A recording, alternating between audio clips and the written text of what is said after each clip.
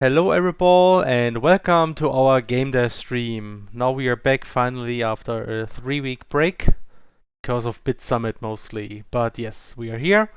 I'm Felix aka Luxen. You see me in the upper right corner. I will do the game dev as usual, and with me in the voice chat today again is Geflügel aka Henne. Bog, bog, bog, bog, bog, bog, bog. Hello everyone. The And, Hannah is here. and also the music bot and the sound bot as usual.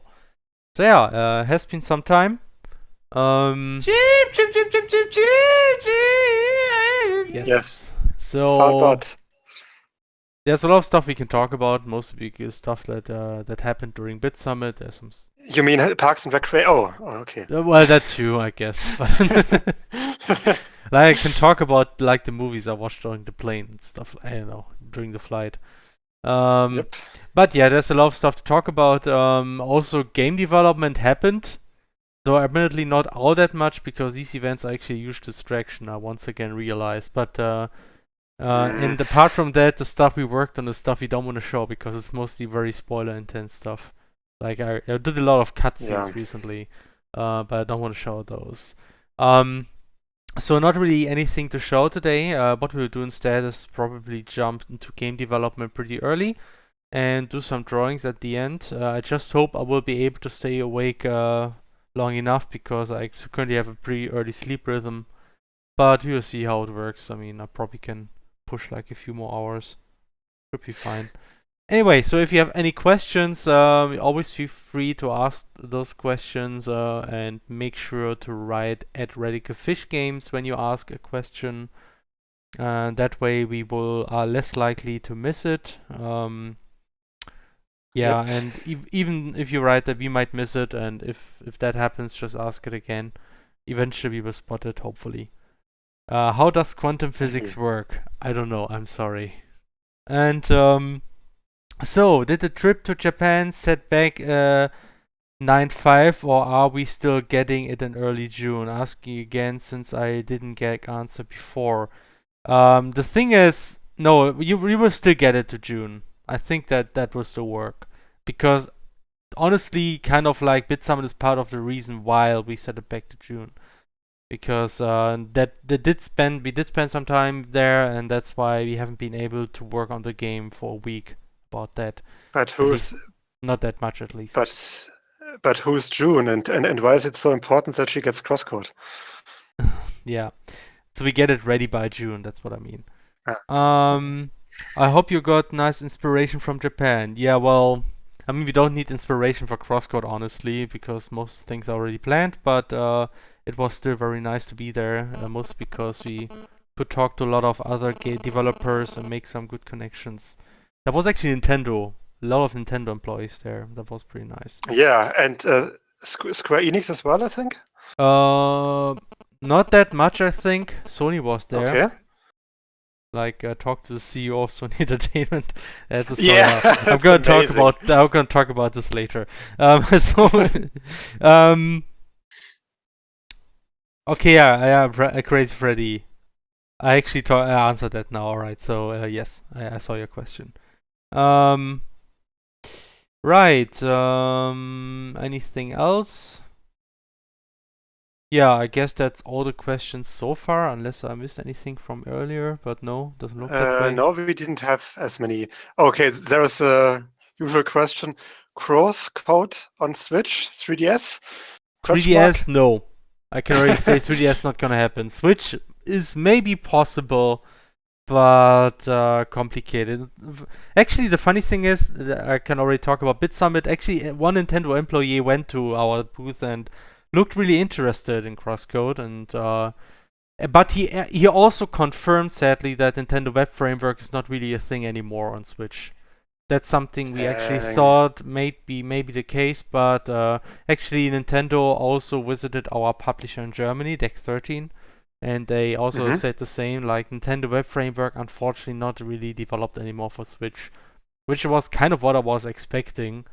I heard something else in between and I was actually surprised, but yeah. So no, it's not like Nintendo has the technology ready for us to actually port the game.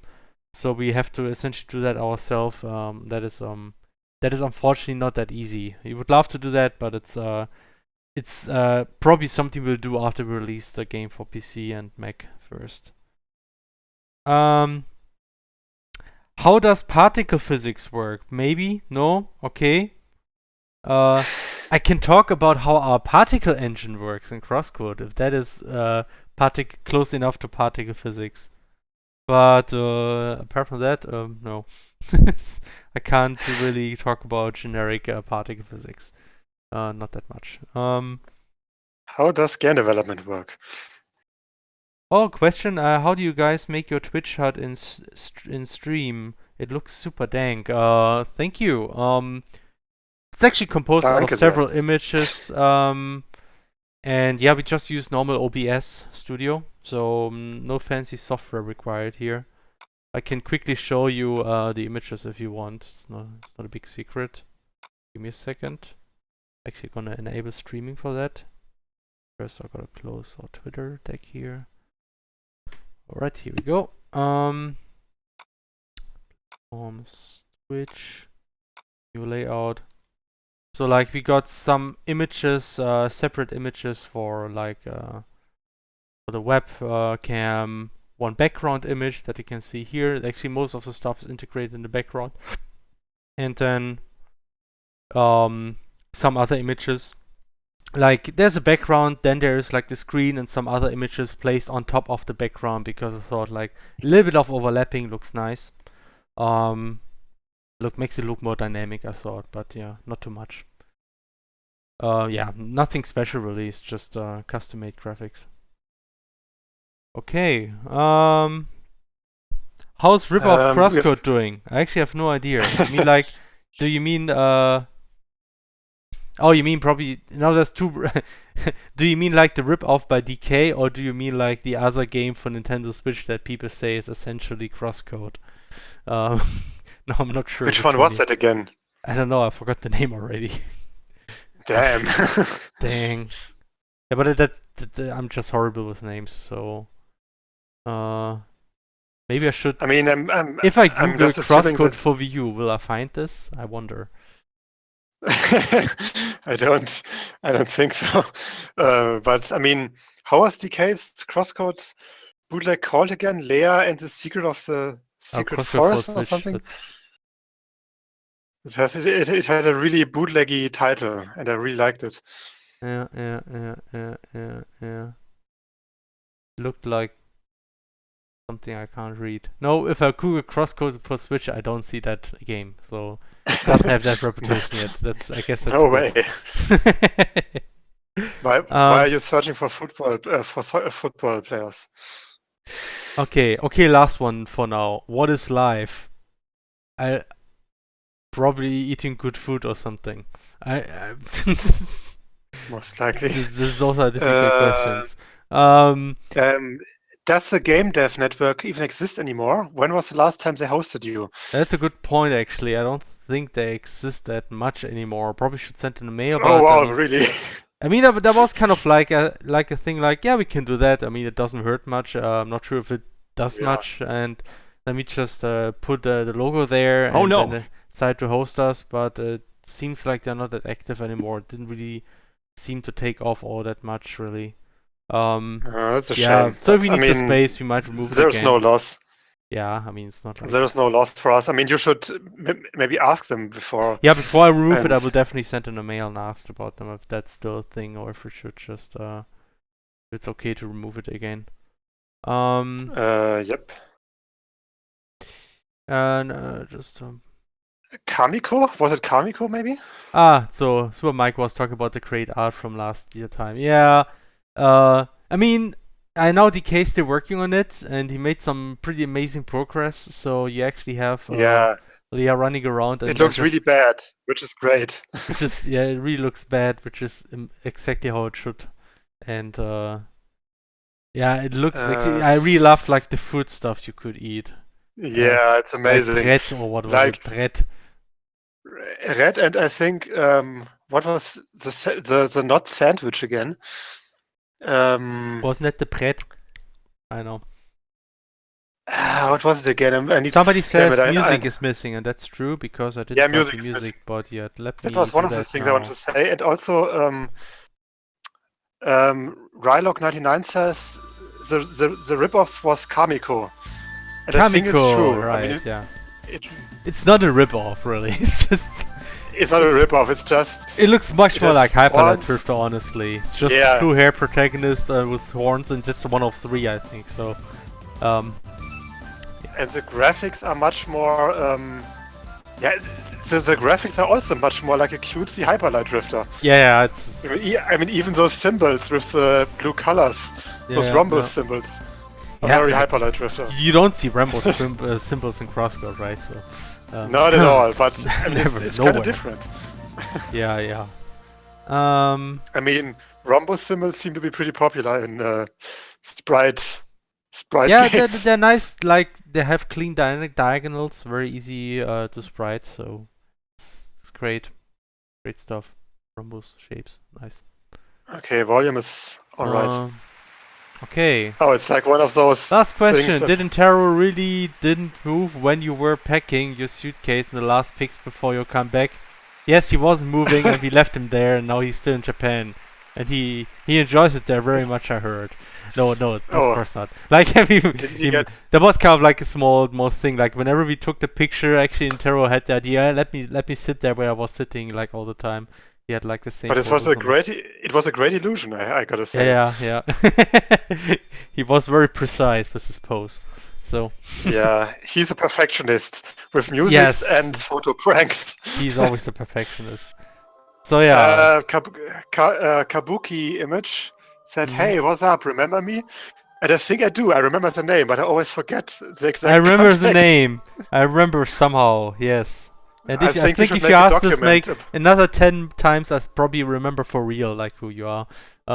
No, Felix, we should make a Google document with all the names from our usual visitors in the stream, and then maybe put a few notes, so we can actually Yeah, like stuff that some Remember people can people. actually remember without that, but we can't. like So Super Mike, for example, is someone Yeah. who joins the chat, but I have no idea. no idea that who is. that is really. Yeah. Are you guys from Deutschland? Yes, we are Deutsche people. We are very much Deutschens. Yes. No, wait, Guten we are from Spain, obviously. Like you yes. hear that from our accent. Yes, it's very romantic and stuff. Every time you that guys Frank, forget right? me, how was in Japan? Japan was really nice. So I mean, that's I probably could talk about this for a long time. So instead of doing that right now, I'm just gonna start the game development, try to do that a bit in parallel, so we get at least a little bit of stuff done. Does the music play properly, or is it just for me? It's a bit. It plays Okay, then properly it- for me. Then it's maybe I think our connection is a bit dodgy right now. So actually, Oh somebody yeah, says Kovac. they are from Saarbrücken. That's actually not entirely true. The only one from Saarbrücken is actually me. We are actually we are all over distributed all over Germany. I don't want to name all the towns now, but yeah, like we work over the internet, and most of us are in Germany. There's one guy in Austria, and somebody who moved to Finland, and also two guys who at least for some time collaborated who are in the US, and so yeah, we're working with the internet, but everybody happens to be in Germany mostly. Yep. Which is interesting because at BitSummit we also met like the devs from Momodora, and they really are all over the place. Like every dev is from a different country, from all corners of the world. Like one is from Netherlands, one is from Canada, one is from Brazil, one is from I think United Kingdom, one is from Iceland. So really all over the place. That I thought was really nice. I mean, it's interesting because, I mean, even though we are also working over the internet, I mean, we still at least can talk to each other in our mother language, and we can, at least with most people, meet each other pretty easily a few times a year. So which is very helpful. And we also, most of us have known each other, like personally for quite some time. So that's Yeah, I mean, especially the part where it's easy to meet is really nice. I mean, it's useful that we can still talk in German, though that's kind of like limiting ourselves. So whenever somebody would like to join the team who doesn't happen to speak German, which is actually not that unlikely to happen, then we have to switch to English anyway. So I would never expect anybody to learn German to work with us. That's true. But I mean, we can. I mean, speaking English when it's necessary is no problem for us, obviously. Yeah, because sure. I mean, we also do this. You can hear we are perfect in English, right? So we are perfect English. I mean, you barely can you barely notice our heritage. Yes, never. But I mean, it would be really interesting if Lanze games were also at the Dacomi, but they weren't, right? Lanze like games. So, like the ones from Big Princess. Yeah. I mean, that would actually be a very nice fit, but I would like to meet that developer. The main developer is also from Germany, from what I've heard. Yeah, at least it seems that way. You don't know much about those developers, but I was really surprised when I read on the Kickstarter that it's from Germany. Actually, never. Yeah, I mean the Kickstarter is from Germany. Okay, but we have a few more questions. Kovac said, few notes. I have been banned accidentally. Yeah. Yes. Right? Yeah. Actually, Kovac, you're like the meme media master. You always create the nice meme videos and images and stuff. So you're remembered. Actually, there was a time when I was like mistaking you for somebody else for some stupid reason, but that I now know the difference, so that won't happen anymore. Yeah. So everything's Another fine. question: have you guys tried some mochi or mochi? Actually no, not mochi, but I ate that already a lot in Germany. You actually get that in Germany too, if whenever you go to a Japanese restaurant, they mostly have that. You don't get a lot of Japanese food in Germany, like curry rice and okonomiyaki and Hello. Oh hey, Intero. Hello. So here too. How you doing? Hello. Can you hear us? Yes, I can hear you. All right. Okay. Right. So, yeah, Intero is here. He was also in Japan, so he can also talk about that if he's up to it. You damn weeaboos. Yes. Yeah. I was also in Japan. And how was it? It was amazing. And then I got sick. Yeah, it sometimes happens. I mean, it's not that unlikely after traveling in general, and that was actually a harsh trip at times, because like the jet lag wasn't that easy to handle. Oh, Felix, don't show off your cheat saves with level 99. Yeah, well, is any spoiler here in the saves? I don't think so. No, not really, I think. Yeah, yes, I do cheat for testing. Yes, sorry. No way. Put me to prison or something. Okay. I just wanted to test that map here in the game to see if that works. So that obviously works. So, yeah, I'm just gonna work on the map in parallel. That's one of these nice situations where you are tempted to jump, but it doesn't work. I'm actually gonna remove that.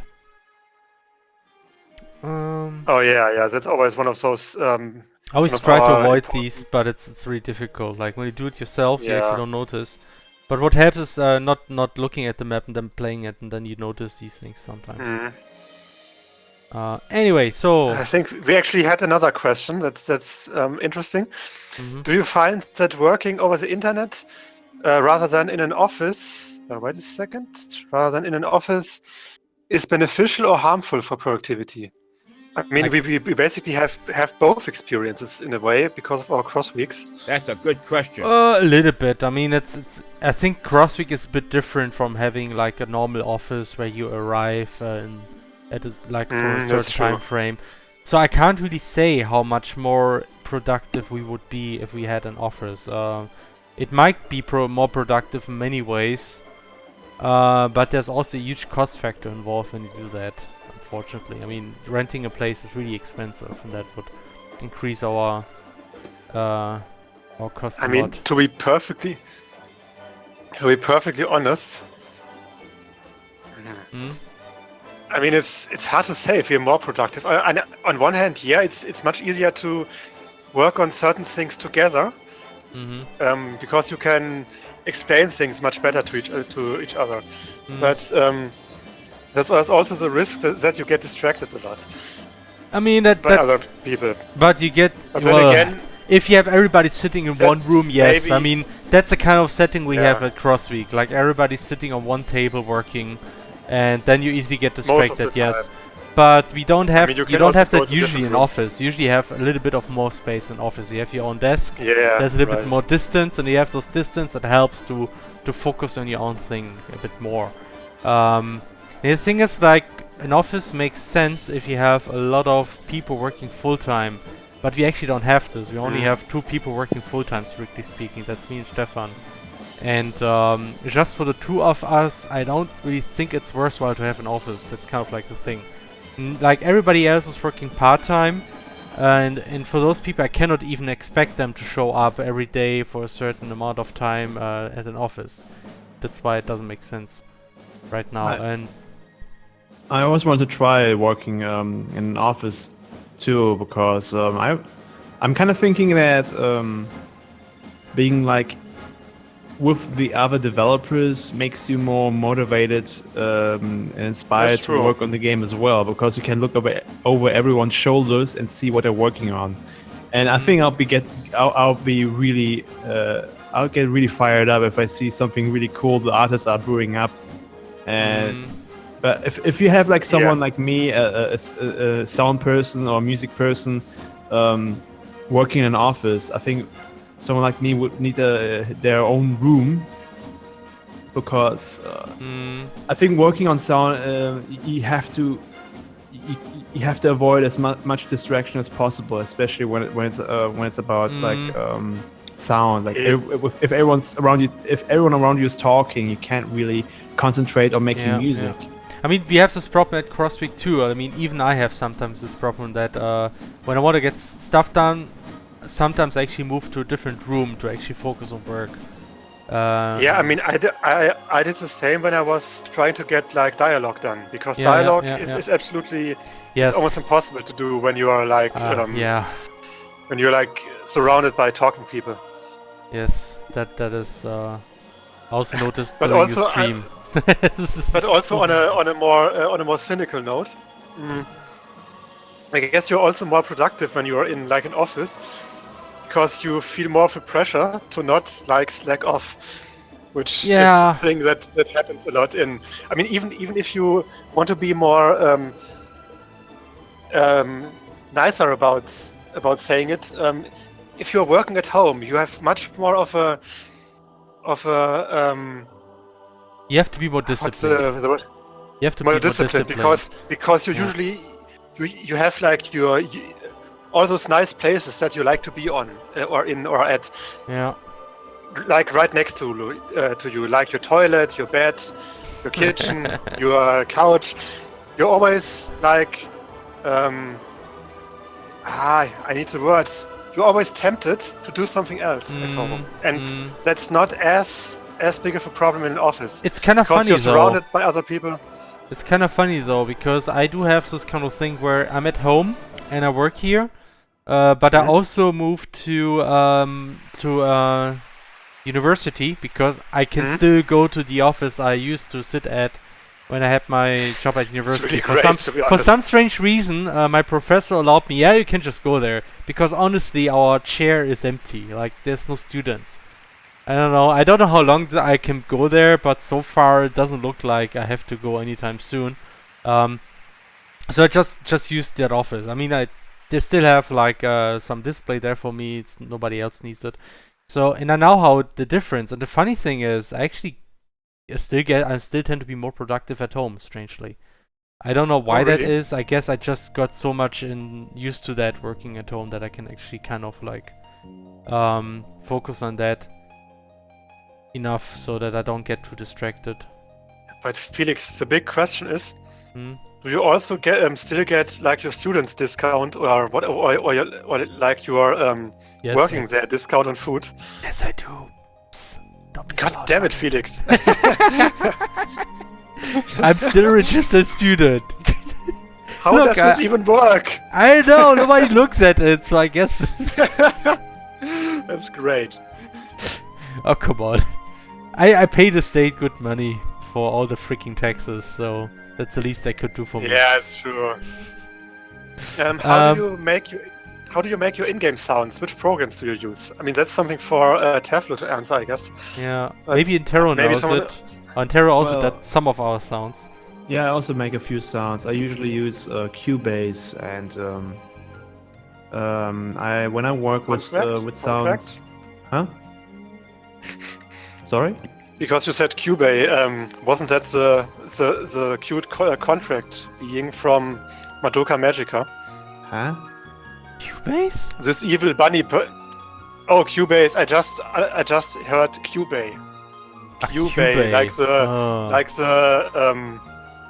I know which one you mean, This like the yeah, cute this thing, bunny thing that always wanted to do a contract. I know. that is super evil and stuff. Yeah. Spoiler. Well, as I was Anyway, saying, I use Yeah. Cubase Sorry. for making music as well, and of course my sounds. And well, it doesn't matter what program you use to make sounds. It's I think it's the same environment for everyone. You just I mean you need something you can layer sounds with, and any DAW just works fine with that. Of course, where I get my sounds, sometimes I generate them using my synthesizers, Audacity, and then just play around with it using filters and equalizers and so on. We also have a few stock sound effects we have the rights for, and we also use these occasionally to create sounds, like for ambient sounds, for example. Yeah, we use them a lot for those. Well, Teflo uses, I think Teflo does it the same as I do, but he uses Fruity Loops to make his sound effects. I think so too, as far as I remember it was Fruity Loops, yeah. Like FL Studio. Yeah. Because that's his most, that's the DAW he's most comfortable with. Yeah, I guess that's essentially it. Yeah, Teflo does most of the sound effects. Yep. But I mean, on that topic, I mean, Teflo seems to have no big problems, like sitting in the common room when making sounds. But he also has like a really good headsets, basically. I guess seem so. to isolate. But I remember him saying that it's difficult for him to work on sounds too long in general, because kind of like you always hear like the sound you're working on, and after some time you can't hear it anymore, and then he has to stop doing that. That's why I can totally understand that. I'm pretty sure that making sounds and music are completely different things. probably. I have no Might be. idea. I mean, I can definitely see that, or rather hear that, because I mean, we all have that feeling that no matter how good a certain sound is, if you hear it too often, it just annoys you. And I can really see that if you're working on a sound and that and when you hear it like very often, which you have to, then that it might like skew your perspective on the sound a bit. And it's really hard to keep. It's always to be true that objective. if you really work on something very long, then your perspective is skewed, which is why it's always a good idea to make a break, get some distance, and get back to it after some time, just to make sure that the way you perceive it then is actually still okay. If you make a sound and you get bored of it really fast, I think there's something wrong with your sound. Because they're supposed to be something you listen to often in the game, but you should never get bored of them. I'm not sure if you could just say it like this, because I guess just people react differently to it. I think some people are just easier annoyed by it, while with others, I mean, for instance, I can listen to music like hundreds of times. I can just open a track and listen to it 100, 200 times if I want to, if I actually really like it. And I know some people who can't do this with any music. So that's just an example, and I guess the same might be true for sounds. I guess I don't have a problem listening to a sound over and over again. At least I think so, if I am fine with doing that with music. But some other people might have a problem with that. I know. Yep. Yep. So, any other questions? Intero was the dude with the bad Persona 4 cosplay, right? I never played that before. Yeah, somebody actually tweeted just... that you kind of look like one of those characters. Was it because of the hat and the blue It was the hat. Wait a second, I'm just gonna... What was the name of that? Blue hat, Persona 4 character. Who was that again? Oh, it was Naoto. It was actually a girl, but I think she looked very boy-like. Give me a second, I got a picture for you. I honestly didn't have any... Oh, for fuck's sake, Pinterest. Oh yeah, Pinterest. More like cancerous. I don't know, I'm pretty sad people didn't like my outfit. What? That's not what they said, Who didn't like right? the outfit? I think it feels hurtful when people tell me it looks like a bad cosplay of something I've never heard of. I don't think that was meant as like your dress looks bad. It's more like it looks like those character, but not quite. I mean, that's what they meant. Yeah, not quite. I mean that's the thing. It's not criticism of the outfit. It's more like, oh, it's a bit like you try to do this. I was saying I can't help but feel that way. Oh, okay. Okay. But I'm pretty sure it's not. Wait, I got a picture in like stream spam. And I mean, it's just the cap, I think. It's just the cap and that it's a blue vest or something. Yeah.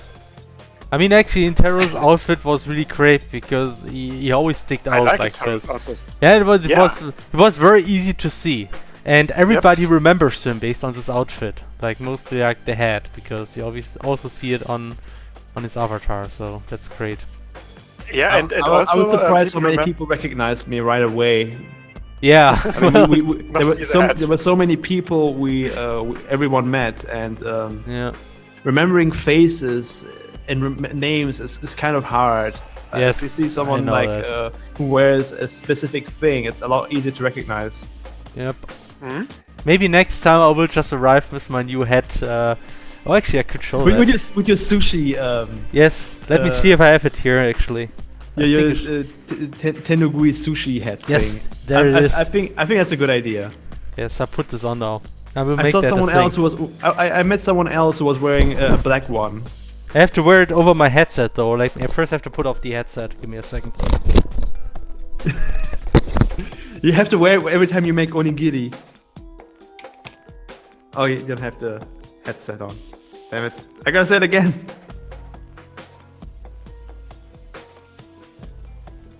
Oh no! What's this?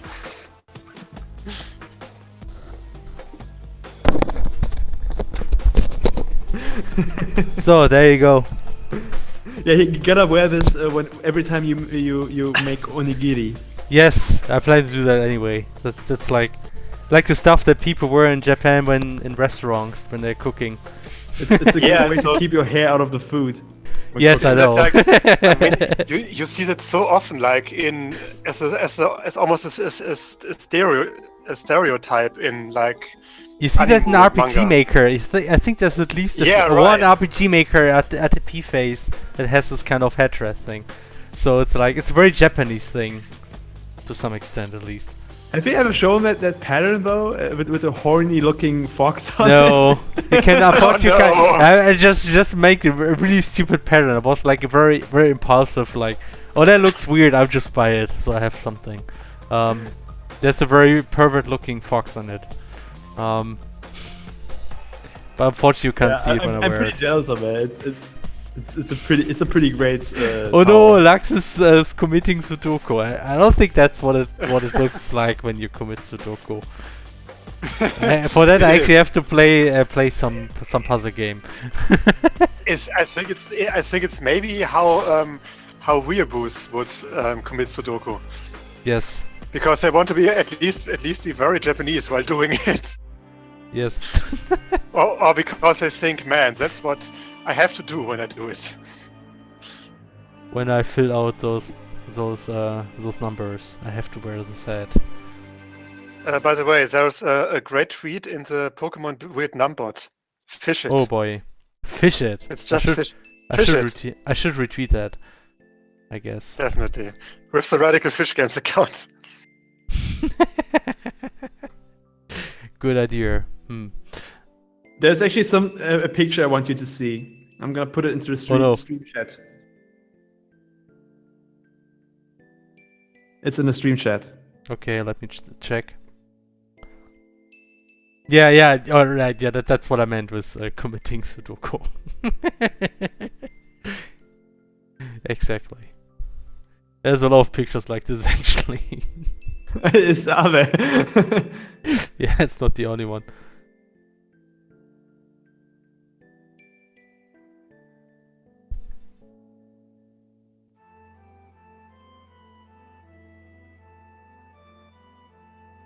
So yeah, Japan was really nice. I mean, I have been there before, so I was kind of expecting how it would be.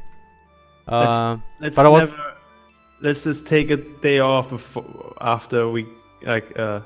Yeah. Let's never be awake for like over 30 hours ever again. Yeah. So next time we do this, I will first make sure that we have like one day without anything when we arrive, because that's important. Like what we did is like we arrived. We took a plane from Germany. We started around noon, but you know, when you have an international flight, you should arrive very early. And I actually couldn't sleep that well, so I actually woke up at, I think, 6 o'clock, was it? You even woke up at 4, 5 o'clock or something, right? Perro? I didn't sleep at all.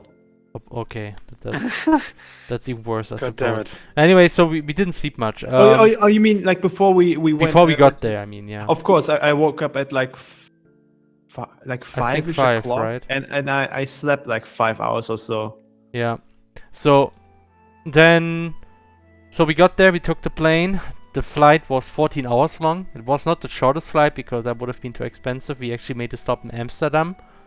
I know that doesn't make sense, but it's was just the cheapest flight we could get, the cheapest and fastest flight.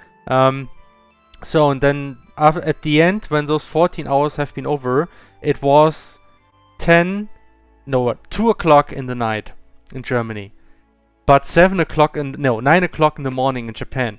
So essentially, we arrived at the airplane at the time when I usually go to bed, and then we arrived at the airport and we couldn't sleep. Like, we were not allowed to sleep because we had to move to some other place. We have to move to. We had to kill time because check-in was at 16 o'clock. Yes, the check-in for our place was at 16 o'clock. 4 p.m. That was like really bad timing overall.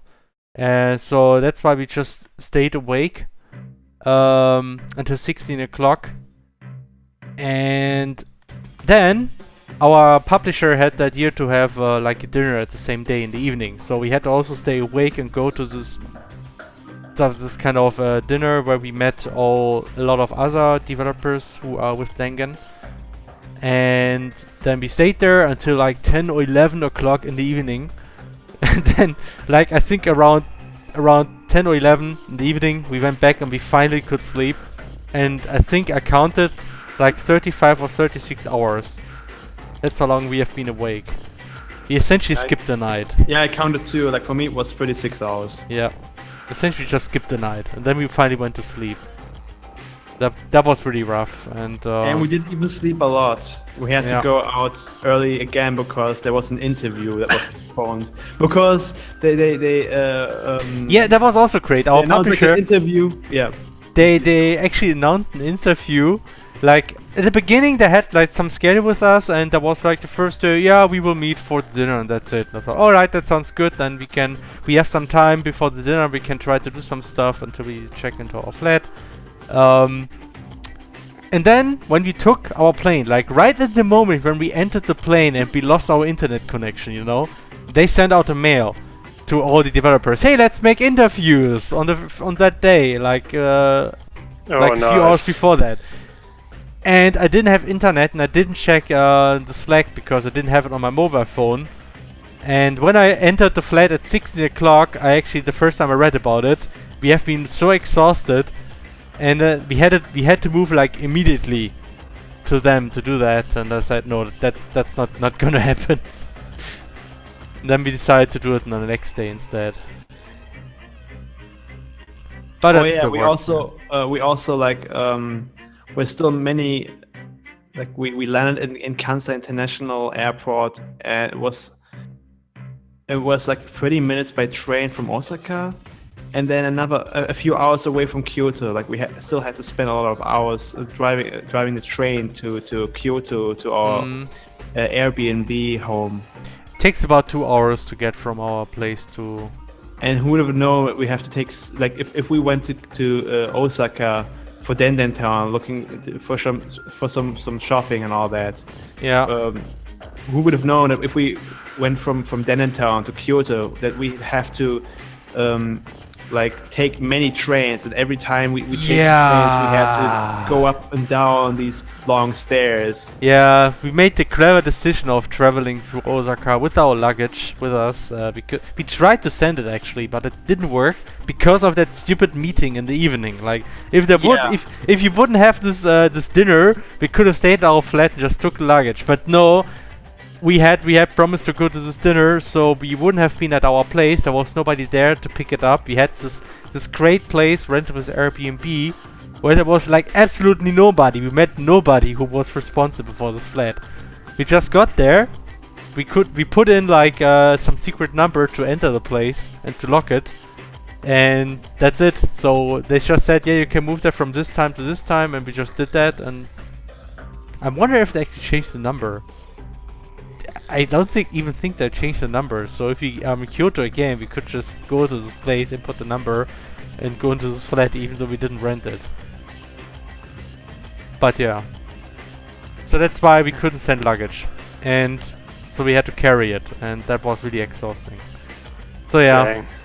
not everything went perfect, especially on the first day, and that was really exhausting in the end. But we survived, somewhat.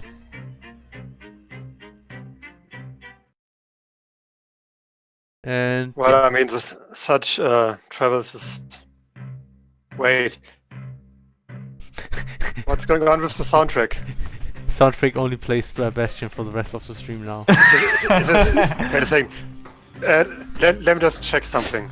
Yeah. Well, Irvin tells us we should stop crying.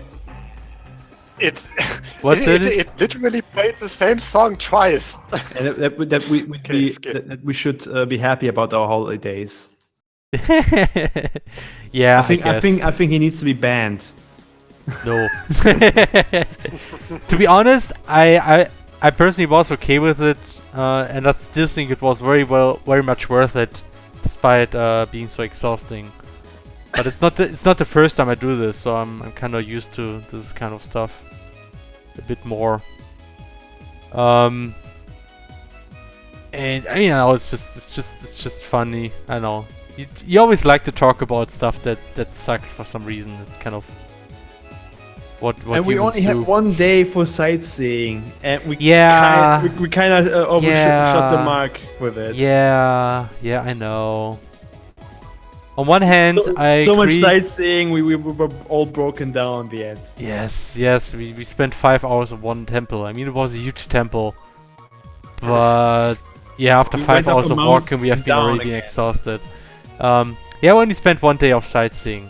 We hiked on a mountain. I mean, that's really exhausting. Yeah, that I guess so. Did the hiking last time I was there. But there were also less tourists back then. Anyway, next time we do a trip like this, I guess we will take a few more days to make it less stressful overall. Even though that also means, less time to develop, but personally I don't take any vacation anyway, so... You don't go to such events very often. Yeah. Oh yeah, and while we were hiking, I miraculously met Hirofumi Taniguchi. We can talk about all the people we met. That was actually something that really surprised me. And he I think he recognized me right away because of the hat, and I didn't recognize him right away because he didn't wear his Tenogui like you do right now. Oh, okay. So he was wearing that before. Yeah, he was wearing like a black bandana Tenogui thing when during BitSummit. Okay. Questions actually, or comments, I guess. I'm pretty sure you had Shinkansen. What was the context of that question? I mean, the thing is, we didn't take any Shinkansen. I don't think we didn't take any Shinkansen at all. Because we wanted to go to Osaka, and I think there's a direct connection between the airport and Kyoto, and there is a fast train connection, but I don't think it's a Shinkansen, it's just some express train. The Haruka Express, something like I think this. we also didn't take any Shinkansen when we were going back, right? Yeah, that's what I'm talking about. I think Haruka is not really in Shinkansen, it's just an express train. But I'm not sure actually. I never was in Shinkansen personally, so I don't know. I wouldn't know. Random question: are there actually any Shinkansen connections between Kyoto and Tokyo? I'm pretty sure yes. At least between that area and Tokyo, there must be a Shinkansen connection. Yes. So yes, if we travel there again and we want to go to Kyoto afterwards, we could take a Shinkansen. You mean Tokyo? Tokyo. I mean yes. It has to go there and then travel to Kyoto. That sounds like a very ambitious plan. Like, because we're already there. Yeah. Other question, the most exhausting thing was coming at midnight in Tokyo, and the only thing I could do was go to a restaurant. But at least there are restaurants open in Tokyo at midnight, you know? If you come to Germany at midnight, like, I don't know, if you land in Saarbrücken airport, I'm not sure why you would do that at midnight. You would be screwed because there was no place you could go. Like there's no hotel whatsoever open. I mean that's something that's really nice about Tokyo. Like they don't have any laws prohibiting people to work all the time. So stores are open all the time. They have like convenience stores open around the clock. And there's always a place where you can go no matter the time, and that's always really convenient, as long as you don't have to work for those places, I suppose. Well, I mean, even then it might not be that bad as long as they have enough. As long as they still have like, as long as they have employees and other laws that prohibit like people working 80 hours a week or something. I wonder if they have those. I hope so. I mean, they have to have some. But then again, it's Japan. You never know. By the way, how far are we with the questions? I mean, did you answer the question? How much hentai did you buy, and how much new game merchandise? Did you honestly ask this? Because honestly, at least one thing was bought, but not by me. In relation to hentai. And in relation to new game, yes, some stuff was bought, and yes... Let me guess, by Freeze. Why would you? Yes. I have no idea. Well... Because he's the artist. He needs inspiration. Yeah, he needs the inspiration. Hentai has good art, often. It's very good inspiration. You hear that? I mean, so a lot of hentai has really good art. So and there was actually a lot of good quality in there. I had a quick look. Yeah, see? I mean, hentai artists are really good in terms of like body proportions. I mean, some at least. Okay, Peter Nilic actually asked, still jet laggy? Can quickly answer that. Not that much. I mean, the thing is, I actually still have a very early sleep rhythm, but I'm kept it this way intentionally because I actually like to wake up early. If I manage to do that, because it helps me to be productive. But otherwise, yeah. Otherwise, I'm good actually. Someone said, I want to see Daxon doing karate moves with that headscarf on. I think in the Karate Kid movies, someone Oh boy. wore those headscarves all the time, or sometimes. Was it Sensei maybe? I'm not sure. It might have been Mr. Miyagi, but it might have but I think the kid also Oh boy. was wore it at times, but I'm not sure. Can I just say, No. all the restaurants were great places, were really great places to hang out too. Like Oh, I yeah. really enjoyed sitting with everyone from Dangen and all the other people like Konjac, the guys from Momodora, Yep. Kalen. Like we all had a great time there. It was always had like a great atmosphere there.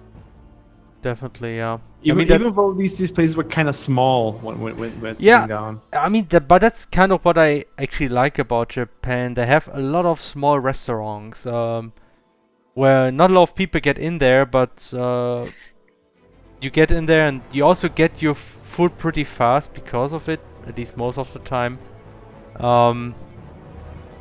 And yeah, I mean, I'm a big fan of Japanese food, so that's why. That's one of the things I've been looking forward to anyway. And there's one place that had amazing chicken and rice went out of chicken and rice. Especially rice. How can a restaurant in this place run out of rice? How is that even possible? Oh Wait, gosh. they ran out of rice? Yes. Nice. Not I think we had joking. like the last orders. Like we only had like 3 bowls of chicken and rice, and then it was all gone. No more. Yep. It was like free. Like it was like this place where we would share our food, and like we ordered like 4 of them, but we only got like 3, and we wanted to like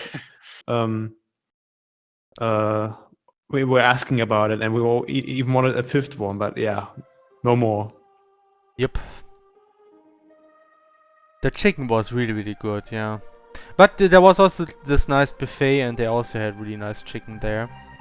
Yeah, the mixer buffet, right? The mixer buffet, that was really nice. Have you told the stream about the No. mixer story? No, I didn't tell the story. So yeah, but I want to talk about like all the great people we have met there anyway. So maybe let's first start like so we met with our publisher Dangan. There were a lot of great other developers there that work with Dangan, like yeah, Konjac from Iconoclast we met, and we have met the developers from Momodora, Bomb Service. That's the name, right? Bomb Service. Yeah, Bomb Service was the name of the Yes, group that made that makes Momodora. That was really nice meeting those people.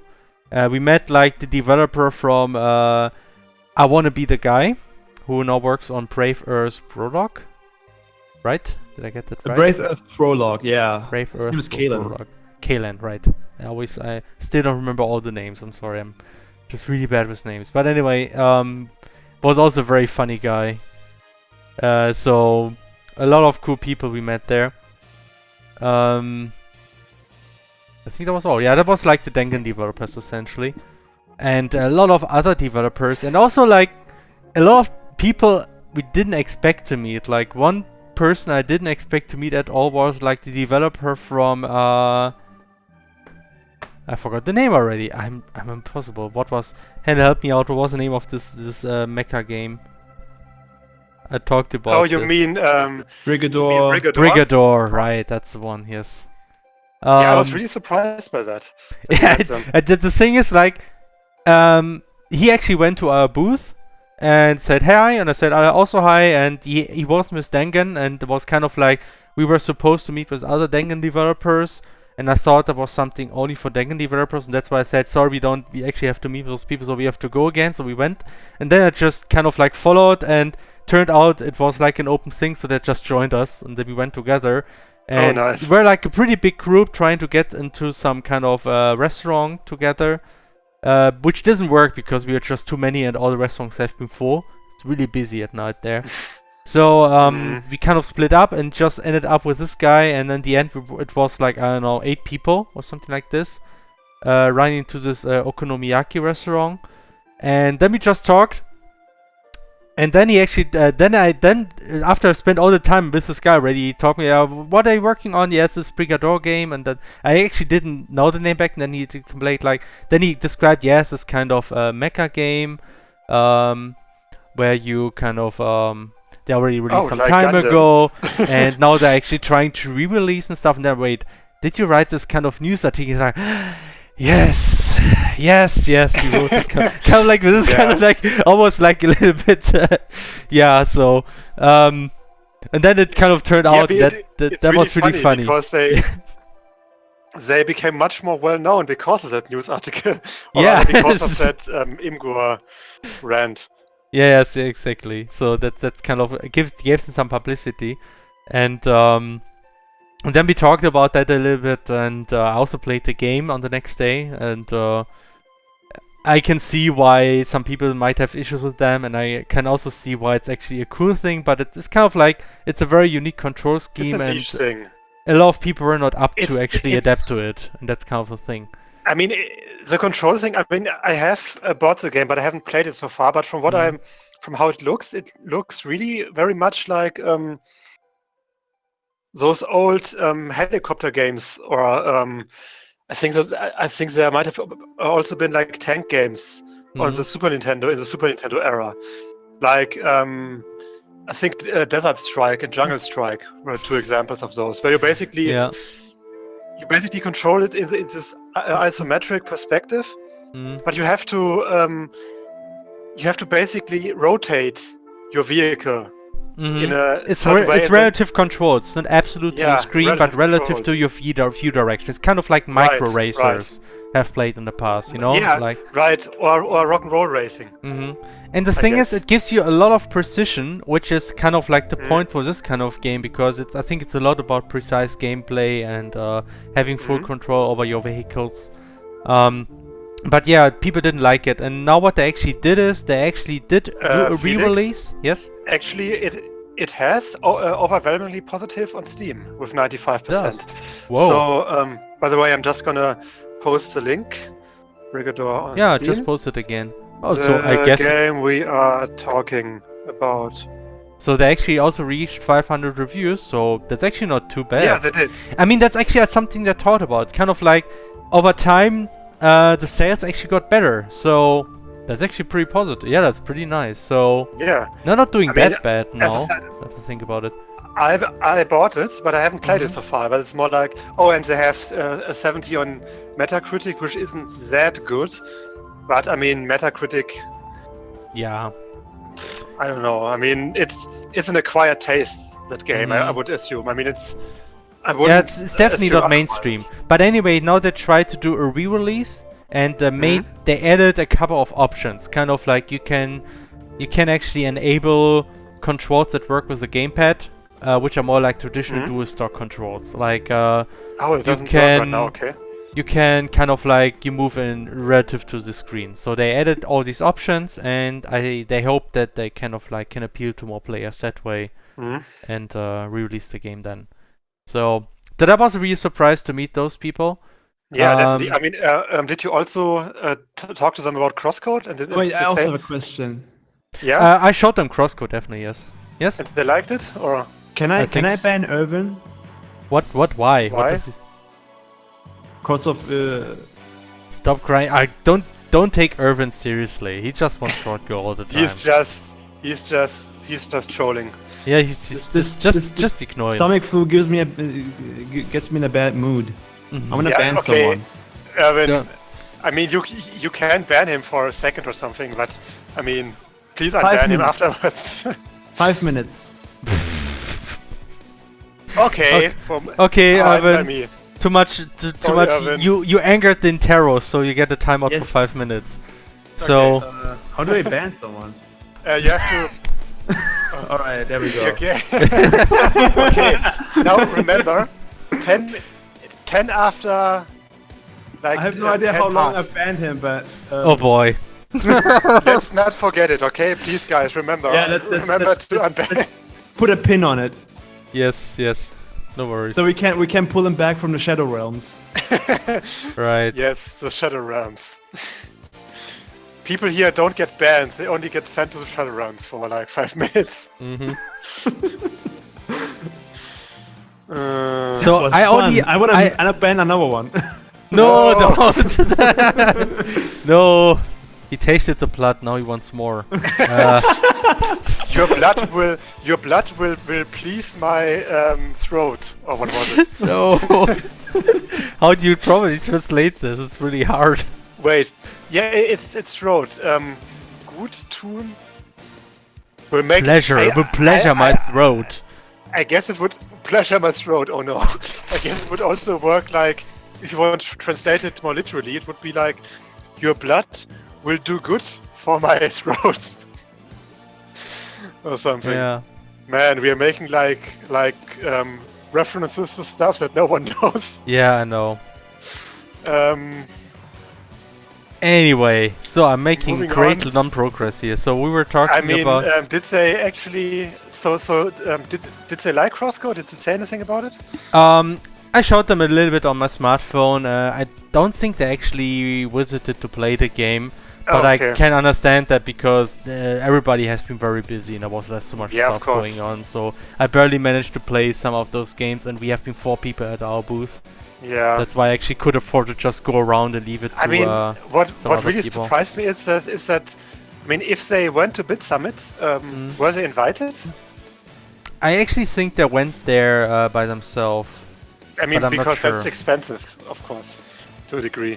Yeah, So of course. they- I mean, I kind of invested into that and kind of hope to get some Mhm. some good press out of that. I think they also tried to talk to the press. At least I noticed something there, but I mean, they did at least get some press coverage thanks to that grant they had. So, Yeah. I guess they have way more press coverage than we ever did. But Maybe. we are kind of an anomaly, aren't we? I mean, we are kind of successful, but we still haven't really received that much press coverage. we have rock paper shotgun, which is better than nothing. Yeah. Definitely. Yeah, Um, Rock Paper Shotgun is better than nothing, but we never got like Kotaku or Yeah. Well, which- strictly speaking, we have been mentioned by Otaku in Austria. Oh, okay. Yeah. But I actually didn't notice this myself. By the way, 2 more minutes, guys. What is then? Then we have to unban Erwin. Alright, I hope you know how to do that. I've actually perma-banned him. Oh Yeah, I boy. Is there actually a? Oh, there actually is a timeout option. I didn't even know that. Ah. Well, I will Alright. just unban him manually in 2 minutes. Okay. Okay, you can actually do that because I only have the option to ban him again. So, do I have to unperma-ban him, but then timeout slap him? Maybe I guess just banning is enough. You just have to unban him. It's just another minute. Yeah. So Yeah, how do I unban someone? I think you can just do it by going to his last message and then clicking his. Anyway, we now unban. got Shotgun 96 anyway, so I guess he's in the chat anyway now. I mean that's how Yeah. it works on the internet. But yeah. Hold on. What was his last message? Something I can click. Ah, there we go. I can just do it. But you have to wait another. I'm gonna do it. I'm gonna do it. Don't worry. And we know we're both gonna do it, and then we basically click. Oh, ban I and banned him twice now. Oops. Wait, why doesn't it work? Okay, wait. Oh, you Unban. did it. I'm You just. did it. I did it. Really? Yeah. It Okay. says Flugel unbanned Irwin. But he's still banned for me, I think. Maybe it's not updated. Who knows? But Okay, it is. He should be unbanned. Erwin, please say something. maybe he couldn't survive in the shadow realms and died. Because Yeah, he's a you- plant and he needed like We are- sun. We are extremely professionals. Yes. So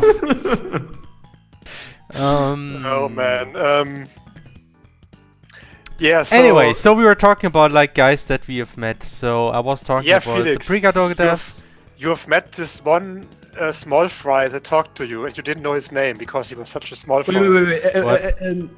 You can tell the story in like 2 minutes. I gotta go grab something real quick. Okay. Okay. All right, sure. I'm gonna wait. I met this one small fry from this one small company. Who are you talking about? This one small company that is somehow able to produce consoles. Oh, you mean like Nintendo or what?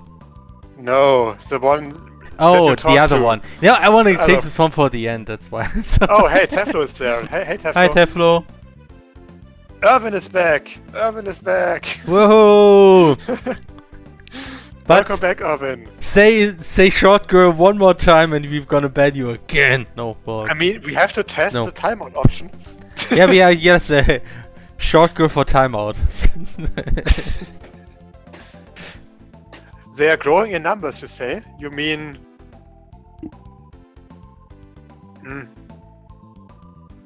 Damn it. No! No! Stop it. Microman wants to be banned. They No. grow in number. We're not Okay. gonna ban people that ask for it. It's our policy. Ban me then, please. No, don't. We're not gonna randomly ban people now. We're not Alright, like back. this. Okay, All time is right. back. Felix can now... I can continue with more stories of people we met, Yeah. and I want to talk like we also met Matt from Midboss. He was also there, oh, yeah. and there was like Valhalla, but unfortunately not like the Valhalla devs themselves. It was Wolf Gaming who's porting the game to Vita. Didn't talk much to him, unfortunately. Again, no time, but at least I came by and said hi. I talked a bit about to Matt about like the Turing Gastro in CrossCode, and he said it would be cool to have it in the Valhalla place. So if we actually implement the Valhalla bar in CrossCode, we can put Turing in there. I mean, it would fit quite nicely. That was what I was talking with him about. And who else did we meet? Like, yeah, a lot of famous people. I think Taro can talk about like the famous people he met. I actually didn't meet too many famous What? You people. met Miyazaki? No, not Miyazaki. Not that. But others. You other people. could have asked him his opinion about anime. Anime was a mistake. We could The have people I quoted- met are really famous in the sense that everyone in here knows about them. It's more like they're mostly known within Germany. In Japan. What? You met Within George Clooney? What? No, so the only famous person that I met was like, okay, let me explain like this. So, Okay. we went at the mixer and there was like, the nice thing about Dungeon is they actually took us and introduced us to all different people, so that was really nice. Wait, you So should that was- also tell them what the mixer is. A mixer, right? Yeah. The mixer is kind of like, it's some kind of dinner that they organized for all BitSummit participants. So it's not like, not just Is it a... like speed dating?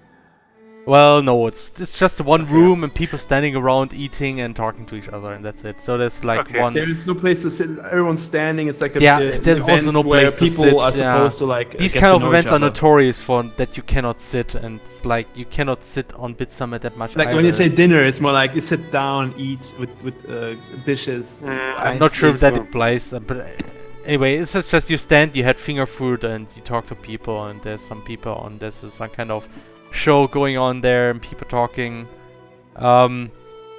Anyway, so there was also our publishers. Dan from our publishers, actually two Dans. It was like anyway, one of the Dans, he took me and Taro to some person, and he actually quickly said who that was, and I didn't catch that, right? Because I always miss things that people say. I'm not very good at hearing or whatever. Anyway, Sushi, so breasts, sushi. yes. So then he said like talk, hello, this is this, and blah blah, and then yeah, hello, I'm Felix, and Taro said hi, and then I just talked about what we're doing, like you're working on, we are indie developers, you're working on CrossCode. Then I put up my smartphone because I actually put some nice videos of the game on a smartphone, and I showed that guy like the trailer of CrossCode, and talked about like stuff that that's what we're working on, right? So, and then kind of like mentioning, yeah, that's kind of like the big inspiration is kind of like Super Nintendo games, you know, that's this kind of graphics. And then Dan actually said stuff like, you know, it would be great to port this game to PlayStation. I was like, yeah, you know, it would be great to port it on any console, but it's kind of like difficult to do that because HTML5 and all that stuff, but we would really like to do that in general. And then it's like, yeah, that sounds interesting. Then this guy actually kind of left like a bit early. He kind of seemed in a hurry. And then after that, but like ask, okay, now who was that again? Yeah, that was the CEO of Sony Entertainment. Oh, okay. That's great. And I actually kind of like could have figured that when he said, like, when he kind of emphasized, hey, it would be great to port this to PlayStation, but no, of course not. Yes. I don't even think I was able to laugh right away because I was my legs were still shaking at the time because it was like I mean, the shooting advantage of that was that I was not nervous at all. I was just like, yeah, we'll work your CrossCode here. Looks cool, right? And that was a bit embarrassing afterwards. Yeah, just a little bit embarrassing. Yeah, it's really. But I mean, I really think that it might have been an advantage not being nervous in that situation. Yeah, I guess so. I mean, in the end, I'm not sure if there was any point into the whole thing. He might as well have forgotten, but maybe he remembers the game, sees it again somewhere. Who knows? Yeah, no, But, I mean, it's just surprising that you meet all these people. I mean, people have also been there that I didn't talk to, but that we heard of is like what was like the guy who created Dark Souls. I actually forgot his name. the guys who create Dark Souls? The director of Dark Souls, or how would you call Director? him? Miyazaki? Is it also Miyazaki? Yeah, Miyazaki, right. Dang. Alright, yeah. Oh, so then, but he's really Miyazaki, what the fuck? yes, actually his name is Miyazaki too. So Yeah, he was there. I mean, he's from And it was really funny because he was actually playing one of the games from our booth, I think. Oh no, wait, that was actually, I think, Igarashi, the creator from Castlevania. He was also there. Oh, you mean the man Of guy? course he was there. Yeah, and he was playing Brave Earth, as far as I understood, because Brave Earth is essentially a Castlevania-style game, so that made a lot of sense for him to try that. I mean, the same applies to Iconoclast, right? Right. I guess one of them also played. Iconoclast was more like Super Metroid. Yeah, it's more like a Metroid. Yeah, really. Metroidvania, but I mean, Metroidvania. Yeah. Yeah, you say that, yeah. Yep. So, but yeah, that was really nice of them to actually organize all of this, and it was really surprising for me that all these people have been there. I mean, it's just close to Japan, that's why they're there. I mean, they don't have to travel far to get there.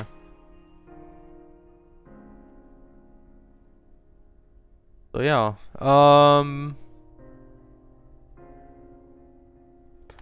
anything else? Anybody else we met? Let me think. we don't have any questions We right made now? surprising amount of Germans there. That's true. Yeah. Oh yeah, that's somebody else. I Also, can a guy. Also, that we met Kevin, who was also like working as a programmer in Osaka. as a web programmer, right? Oh, cool. Yeah, I think Yeah. similar to Like somebody your, arrived and said, "Hello, internship. I know your game Felserbor," but oh, okay, hey. Like some German guy who knows Felserbor was there in Kyoto and was visiting. Yeah, I think for he asked me if I was you. Okay. Oh, nice. And then when we were talking in German, another guy joined up and he said, "I just heard someone speak German." And we're just three people, and then we're just all talking until he came along. Yeah, great. Yeah, there was a lot of Germans there, surprisingly. Not just at BitSummit, but just everywhere. I mean, yeah, you have German tourists. And Yeah. somebody we also met was actually Nudon. Except for those who know him. I would have loved to be there when you met Yeah, him. that was really. He was just there for a short Nudon time, was? unfortunately. Nudon is that streamer, that Japanese streamer that has been playing CrossCode for that long. Oh, right. And I mean, he's a pretty big streamer. He has like 1,000-2,000 views. Yeah, I mean, when he's streaming on you Nico. often kind of forget that. I mean, almost every country has its own like streaming community. You should. And right. I'm not sure how big streaming and let's play watching is in Japan, but I mean, apparently it is at least a thing in Japan. So Yep. So that was a and pretty like big big streamer. streamers. And, the funny thing is, he doesn't speak a single word English, so he can only really speak in Japanese. Doesn't he use like a translation tool for CrossCode? I guess he does. I'm not sure. Really, I don't know. Wait, I was it the think guy he- who played it just recently? there was Jamon too, but Oh, okay. yeah, he also played it recently. You mean like the one Was video where he Snow- played the quests, right? Yeah, the one that's like a week old. Who was that? Yeah, that was Nudon. That's no. Oh yeah, I see it. Right. So he used a translator tool now. Interesting. I know think that. so. I think he uses a translator tool because, I mean, I watched his videos and I mean, he plays the English version obviously, but he always like reads the texts. But I didn't know that he didn't understand them at all. I just assumed that he was kind of able to understand parts of it. I guess maybe he is. It's always a big difference. There's a big difference. People can read English and can understand it, but they might not be ready to talk it. I mean, I think that's actually the case for a lot of Japanese, that they can actually do understand a decent amount of English, but they are probably too shy about talking it. And I think that might have been the case with him. I'm not sure. Anyway, so the funny thing is, there was another streamer from Japan, Jamon. And he met with me earlier. He went to our booth, so I think a few hours before that. And he talked to me a bit, and I actually saw him quickly on Twitter, so I've seen him playing the game. I didn't have time to watch the stream. But yeah, he was also very excited. I don't think he's as big as Nudon, but still. But he could speak English and Japanese, so I could talk with him pretty easily. And then, when Nudon appeared, he was actually around. It's like he actually brought Nudon to our booth, and then he introduced me to him. Look, this is Nudon, and I was, oh, I know this guy. And then we kind of like talked, and he kind of like translated things, and that's how it kind of worked. And yeah, it was just funny because Nudon was really, really excited to meet us. You could really see it. That's like great. He was like taking my hand, shaking my hand like 10 times and stuff like this. So that was really cool. That was probably one of the coolest moments for me, at least. So yeah. I had a video on my smartphone from his streams, and I actually showed it to him and explained to him that where he actually started using the ice dash moves, where he has those icicles. Because I still remember this because I was watching that stream, and in Discord we had a little bit of talk in parallel, and somebody mentioned like, yeah, I think like those icicle dash moves, they're kind of useless. Never used them anywhere, and I actually mentioned, I actually think they're like really useful for some enemies that are actually moving around and who tend to run into the icicles. And then like a few minutes later, Nudon actually suddenly starts using those against the plops, and was really effective. That was really awesome. I remember that. Yeah. I mean, and also, I mean, the ice dash was, I think, was buffed in the last version. Like in the last we actually version. made it actually, and that wasn't even the last version. It was even when they were still a bit weak, but we even made them a bit more powerful. Yeah, right. But I think it. Yeah, that and the other icicle move. Yeah. That one got like the small blast wave in addition to the icicle. And yeah, another thing that actually we were discussing then was that Jamon, he would actually like to do a stream with CrossCode and would like to invite me or invite us to join the stream, so if he for some commentary and stuff. And it's like, sure, we can do that. I think he might stream in English, in Japanese, but he can speak English, so he would translate things, essentially. So we don't have to speak Japanese, obviously. And he also said the coolest moves, literally. Yeah. Right. Anyway, so and he would also like to invite Nudon at the same time, so then Nudon would also join and be part of that stream. So and that would be really nice if that actually works out. It's probably gonna be sometime end of June, so after we release the next version. Someone stole the soundboard again. Oh no. I have to recolor those. Phew, I have to get some stuff done here. No, but that would be really cool. I mean, it's in general, it's like really exciting to have like this kind of connection to Japan now through those people. Because, I mean, CrossCode is kind of a Japanese-inspired game in many ways, and we are big weeps, so... Yeah. Meanwhile, CrossCode's been blowing up in China. Oh, yeah, yes. that too. That is quite a lot. That's the place we should have been. Screw Japan. Screw those Japan people. They don't care about games. You know, while we have been at BitSummit, our publisher has been in Beijing and presented the game at the event over there. Actually, they sent us images, and I probably should have sent those to you as well. We'll do this later.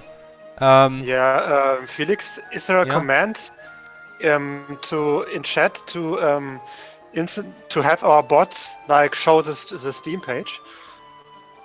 No, I don't think so. Damn it! I'm not Then sure. I don't know I will all that well. We get like 8 reviews a day, all from China. Yeah, I mean certainly Yeah. there's a flood just of Chinese and- reviews, and- and and we Henny- can't Henny- read any of them. And Hannaford was Japanese. Shows what kind of weep he is. Yeah, sorry. For some reason I thought those were Japanese letters. I have no Yeah. idea why. Go back And watching usually your I- Chinese cartoons, Hannah. Go back to Yes. China. Yeah. CrossCode Steam and look at. I mean, we are back at having like overwhelmingly positive in recent reviews, which Yeah, hasn't happened for a while. I mean, it hadn't happened not too long ago. I think when we had the last sale, we also reached it for a short time. It will stay for some. But I mean, the really impressive thing is we have the sales, despite not having any sale. Like there's no There's the price is special not lower. sale. Like, we have like a normal sale, like normal price, and we still get all the copies sold. So a lot of Chinese people have been waiting for a translation. So that's really surprising and nice.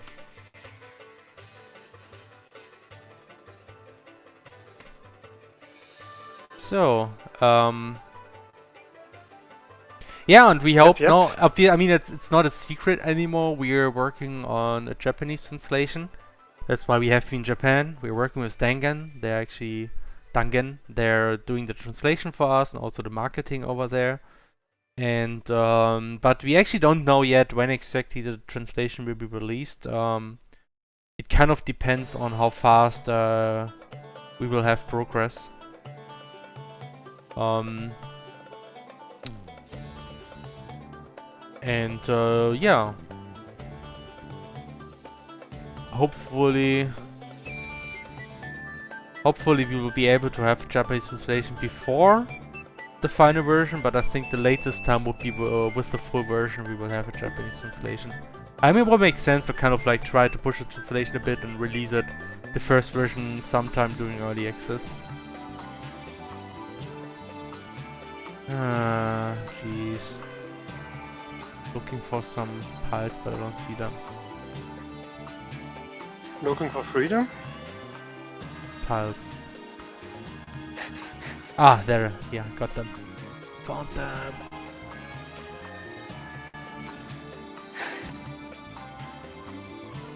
There's a lot of tiles I now have to copy into the cave tile set. We didn't have any of the mechanical lines in there whatsoever.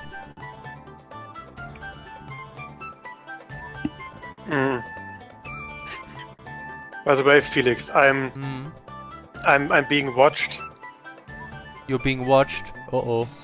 Yeah, no, I just opened Duelist for a second, not to play, I have to say, but just to look if I can basically grab my free card of the day, which just takes like a few clicks and Sure. and I do that, and in those like 10 seconds, our moderator Atlesa writes me and says, "Hey, don't you have a stream?" Good job, Atlesa. And she is Somebody gonna tell you. When Atlasa? What? Our moderator, who's sometimes there but not all that often anymore. Yep. Basically, made sure that I don't play Duelist, which I didn't want to. I have to. Sure. I have to say again. I have my quests finished already for the day. Yes, yes. Good question by Necroman. Question: do you think the indie market is a bit oversaturated? That's a good question. Yes. Well, it's also a very a question that is very broad. I mean, Broad. yeah, it I mean, kind of almost- is. I mean, the thing is, it's just you have a lot of a lot of supply. So like a lot of people trying to create games because it's getting easier and easier. People see that you actually can that you can earn a lot of money if you're successful. And there's a lot of tools available. It's very easy to get your game on Steam. Relatively. I mean, easy look at the RPG Maker, the whole RPG Maker market on Steam. So that it's just natural that there's a lot of competition these days, and yeah, it makes making it hard to actually. It's good. It's good for the players or the customers. I mean, definitely. I mean, to some extent, yeah. For the most part, to some extent. I mean, it's also. If Steam would actually filter like the really good games, or filter out at least the bad ones. Yeah, but I mean, they don't all that much. Searching good games in a sea of not so good games is not that hard, to be honest. I mean, on Steam you at least have the whole review system. That's true. And Steam does make a certain effort to at least like keep the reviews somewhat authentic. Yeah, with I mean, to our disdain, it's back then when it tended to like steal reviews from us like 3 times for some reason. But I mean, it's in the long run, it's more helpful for us, to be honest, because I mean, now we still have a lot of reviews, and I mean, they're doing that to like prevent people buying reviews and stuff like that. So. So overall, things worked out pretty fine for us. Yep. Despite the competition. Yeah, I mean, for us it definitely worked out fine, but for other people, I mean, of course, it's much harder to actually get attention and get the customers to buy your game when there's like tons of other games competing with you, especially if you are doing like a game that a lot of other people also do, like a similar one. I mean, that brings us back to this other big topic for indie games. Like, there's always this saying, like, if you're an indie, start small, start with small games. And that's true, but if everyone does small games, and especially if everyone does like the same kind of small games, like for example a lot of platformers, a lot of pretty normal platformers, and you don't have enough to differentiate your game in terms of quality from those others, then you might be able to finish that game, but it might be difficult to actually sell it. Yeah, that's kind of the hard part about it. Yeah, I mean, that's kind of the thing that is good for us, because we actually like made a very ambitious project, and that ambitious project kind of was able to stand out, I guess. Yep. I guess that's at least one. Despite being an RPG Maker game. Ha ha ha ha ha. Despite looking like one, at least. Yeah, yeah. Oh look, it's Ragnarok. Ooh. Or rather, Ragnarok Battle Online, or offline rather. More like Crapnarok.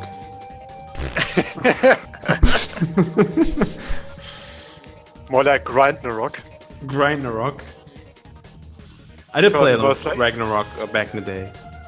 Yeah, me too. I mean, but Ragnarok, I mean, it was a really cool game. It still is to a degree, but I mean, it was I tried playing really Ragnarok, man. It didn't age well. It's nowhere near as great as it used to be.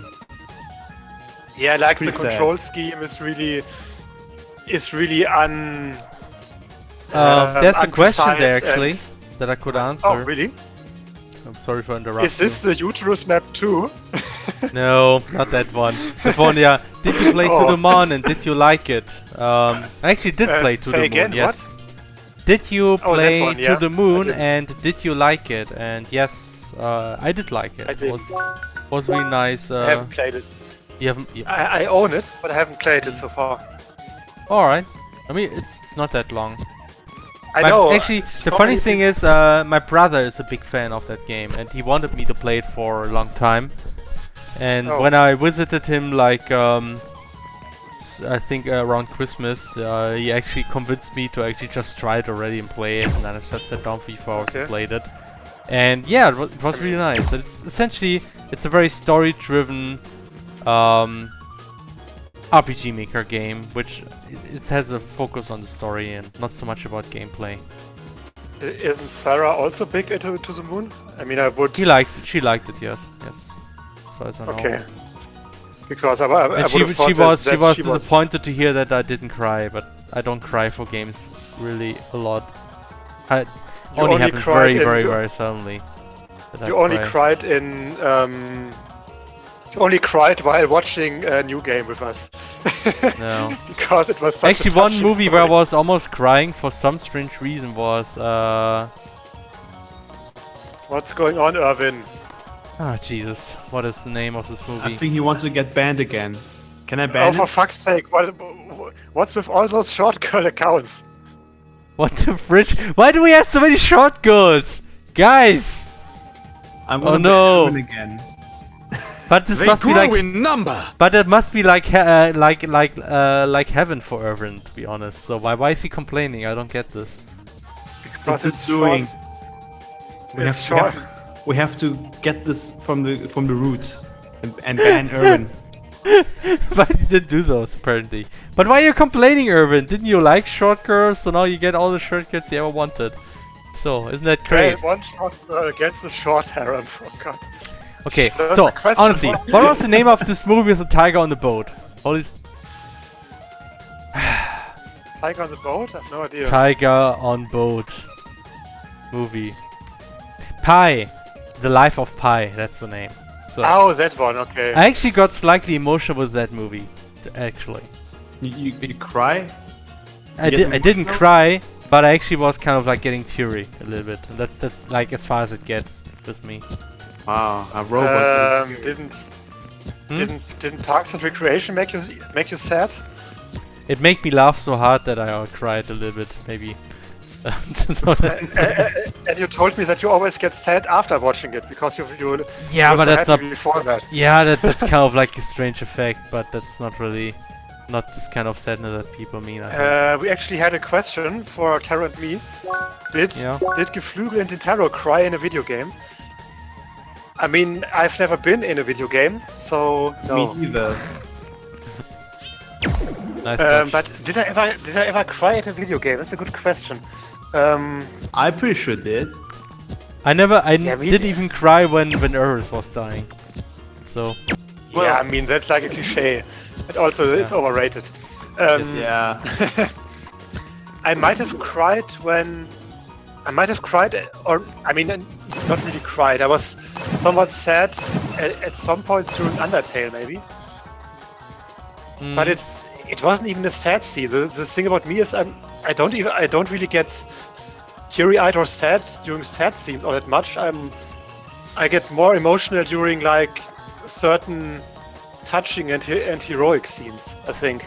Ditto. It's just the same thing with me. I don't get teary with sad scenes because I don't know, just doesn't work with me. But sometimes when stuff happens, which I think is just, oh man, this is so beautiful and this is like so well done. When something is really well done, I actually get kind of emotional. Yeah. I got emotional for the ending of Okami actually, strangely. But I think it may have been related because I was playing this game for so long. But it kind of like the ending felt so great in some way that I was getting a bit emotional because of that. I think there was. I always I get got a bit emotional for. I think I got a bit emotional in one of the Valkyrie profile character scenes, but I'm not sure which one it was. I always get teary when it's the moment in the game when it ends and the hero has to part with the others. That always gets me. I mean, I had to cry during the ending of Klonoa and during the ending of Undertale 2, I think. The thing is, I get a bit emotional when I finished a really long game. That was really good. I think I had that feeling with Grandia 2, for example, when I finished that. I mean, it wasn't even that sad, but it was just a really good game that I enjoyed a lot. It was also pretty long. And after I finished it, which was, and it finished on a really good note. I was just very, I think melancholic or something about Bittersweet, everything. melancholic. Hi, Shitterish. I Yep, think hello. I think Terranigma also made me teary-eyed. It was Yeah, also Terranigma's World. had a very Terranigma's World, powerful right? ending, and it was like there's just something about melancholic and bittersweet endings that it's a great way to end a game. Bittersweet endings. What? Yeah. Yeah. Yeah, and I mean, I had it's the like same. everything's well, but the hero has to go on, or I mean, has to it's not even part. about the bittersweet thing for me. Mm. It's just for me that I've finished a long and really good game. I mean, I had the same for Chrono Trigger. I just Yeah. liked it so much, and then I finished it. And then I was like, I think it's the same. It's like the typical, yeah, you've been so happy with the game, then you finished it. The end. Yep. And that So was you kind of like cried the thing. because the game was so good. Kind of, Yeah. I guess. Oh, I they mean, don't that- make games like this anymore. Like they don't make games like they used to. But okay. I think it's just. No, I I'm just think it's kidding. just. To be honest, I think it's just because I was younger. I was more easily moved back then. I mean, nowadays it just doesn't happen to Yeah. me as much. I mean, to be anymore. honest, I think this kind of stuff always happens to me when I'm actually kind of sleep deprived. Because when I was That too, watching yeah. Life of Always Pi, the mood. I was doing a flight, so I didn't sleep much Ah, okay. because of that. And that might have been because why I got emotional. Same for when I was playing Okami, because it was essentially pulling an all-nighter and kind of like skipping the night playing towards the end. And then it was really late and the ending was really nice, and then I kind of got emotional. That's kind of how it happens with me. Let me just go through my anime folder. I think there were a few animes that I definitely had some emotional scenes with. I mean, I do know that I was really emotional and still am during the end of this one Code Geass episode. Oh, okay. Like one of the early Code Geass episodes, which was still really good in all regards. I think it was the one with Cullen and her mother at the end. If you remember that one. Kara and her mother, okay. You know, the elite pilot, the redhead. Yeah, I know, but I don't remember. It's too long There ago. was a thing when, yeah, it was even before she got her custom machine. It was like, I think it was about her mother being like disabled basically because of those flashback drugs. It was a really good storyline. I mean, it's or a really good episode. When it was basically a Code Geass episode, before they, or rather, that was really good and really emotionally strong, without its without the typical Code Geass silliness, like the over the top silliness that the show had, which was also part of the charm of the series. But you know, There was actually a very important question that we missed. Did you play Metal Gear Castlevania Pachinko? Unfortunately, we didn't. We didn't even went to one of those gaming arcades that much, right? Yeah, I wish we had time to like go into an arcades place. Well, did you meet any Yakuza? I don't think so. No. But they're not always that Did open, you? I think. I never met. I think I saw some Yakuza when I was in Tokyo because there's these kind of street festivals, and apparently they're like very easy to spot during those festivals, and I think I might have seen a few of them, but other than that I never actually met a Yakuza, I think.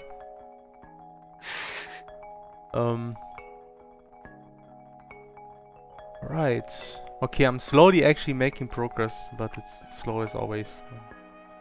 Doing streams and stuff, whatever. Yeah, I mean, it's normal. Yeah, by the way, we should start the stream drawing a bit earlier, maybe. I'm actually still doing okay, so you don't have to do it for me. Oh, stream not- drawing. okay. Could start drawing a kimono layer. I guess, but the thing is about this one is I probably would rather start it without the stream, because it actually helps for the quality be a bit better. And also, don't And also- You also have a plan already, right? Like Maybe. this one meme. Oh well, there was an idea. You mean like this? What was it actually called again? Omo something? actually have an idea. Ohio? Yes. Was it Ohio? You guys remember, Felix? You remember that Yeah. that photo of us hanging around our kotatsu where it's all dirty and all, and we're just really tired looking? Yes. How about we Yes. do that with the looks- CrossCode party? Oh, That boy. sounds like a lot of characters. That sounds like see you at 2 a.m. Yeah, actually, it sounds like a funny idea, but yeah, it would be a lot of work. Especially not just drawing the characters, but actually drawing like a flat filled with The garbage and stuff. environment. Would also sound like a lot of Oh work. yeah, you're right. But I mean those Ohio faces. I'm not sure. Let me check if I Ohio actually see- faces? I Let me think it's see not if- Ohio, it's like if somebody can actually look The that up again. Gyate thing? those meme things, those cute meme things. You know that meme thing on the internet. Yeah, Those Japanese anime meme thing on the internet. It's really cute.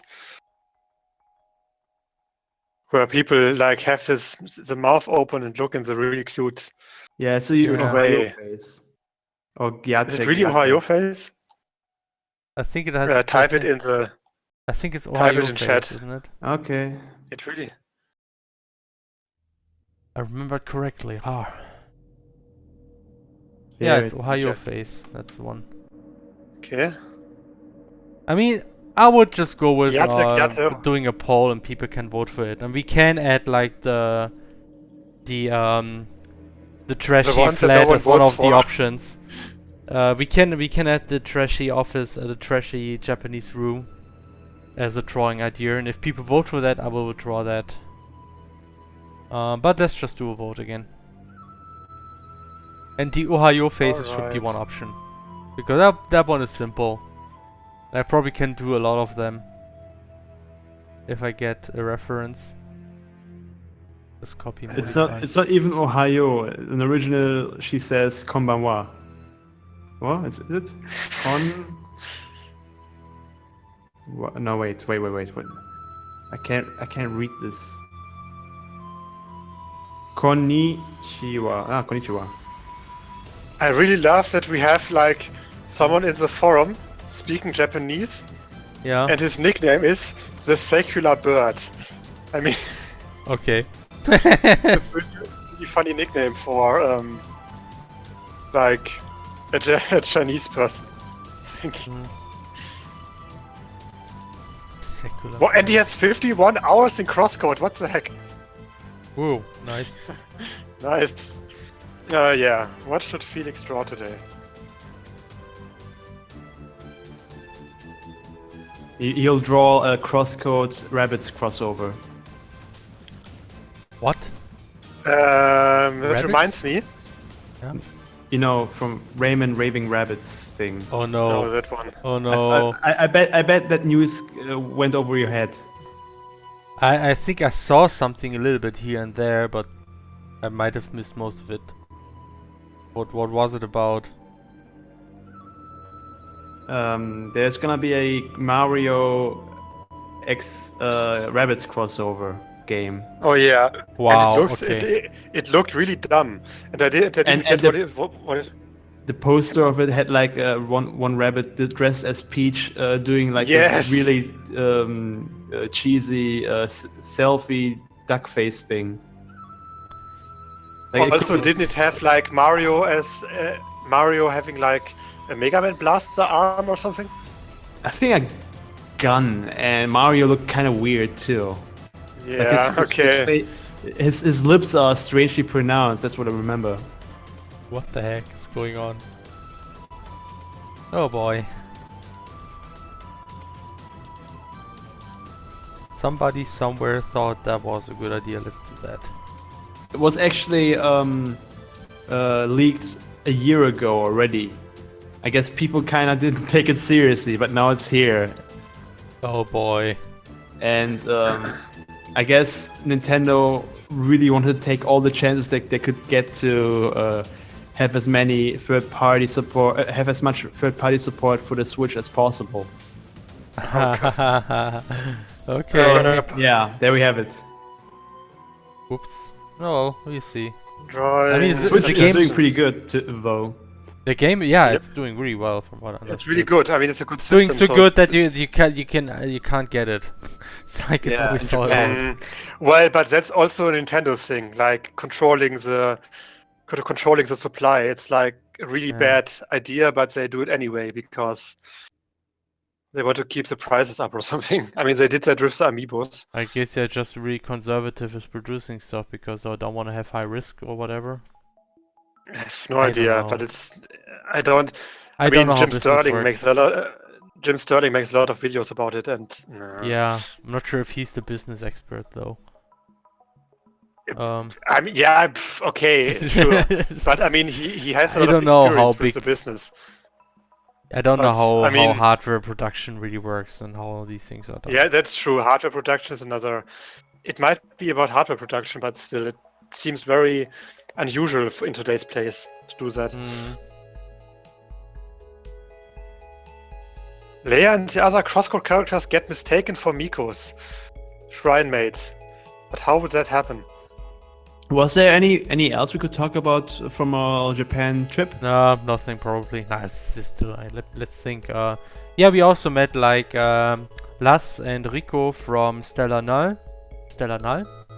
Yeah, I think it was Stellar Null. I could. Oh, you mean the one who won the fan art contest? Yes, the person actually won the CrossCode fan art contest back during the Go campaign, and Hmm?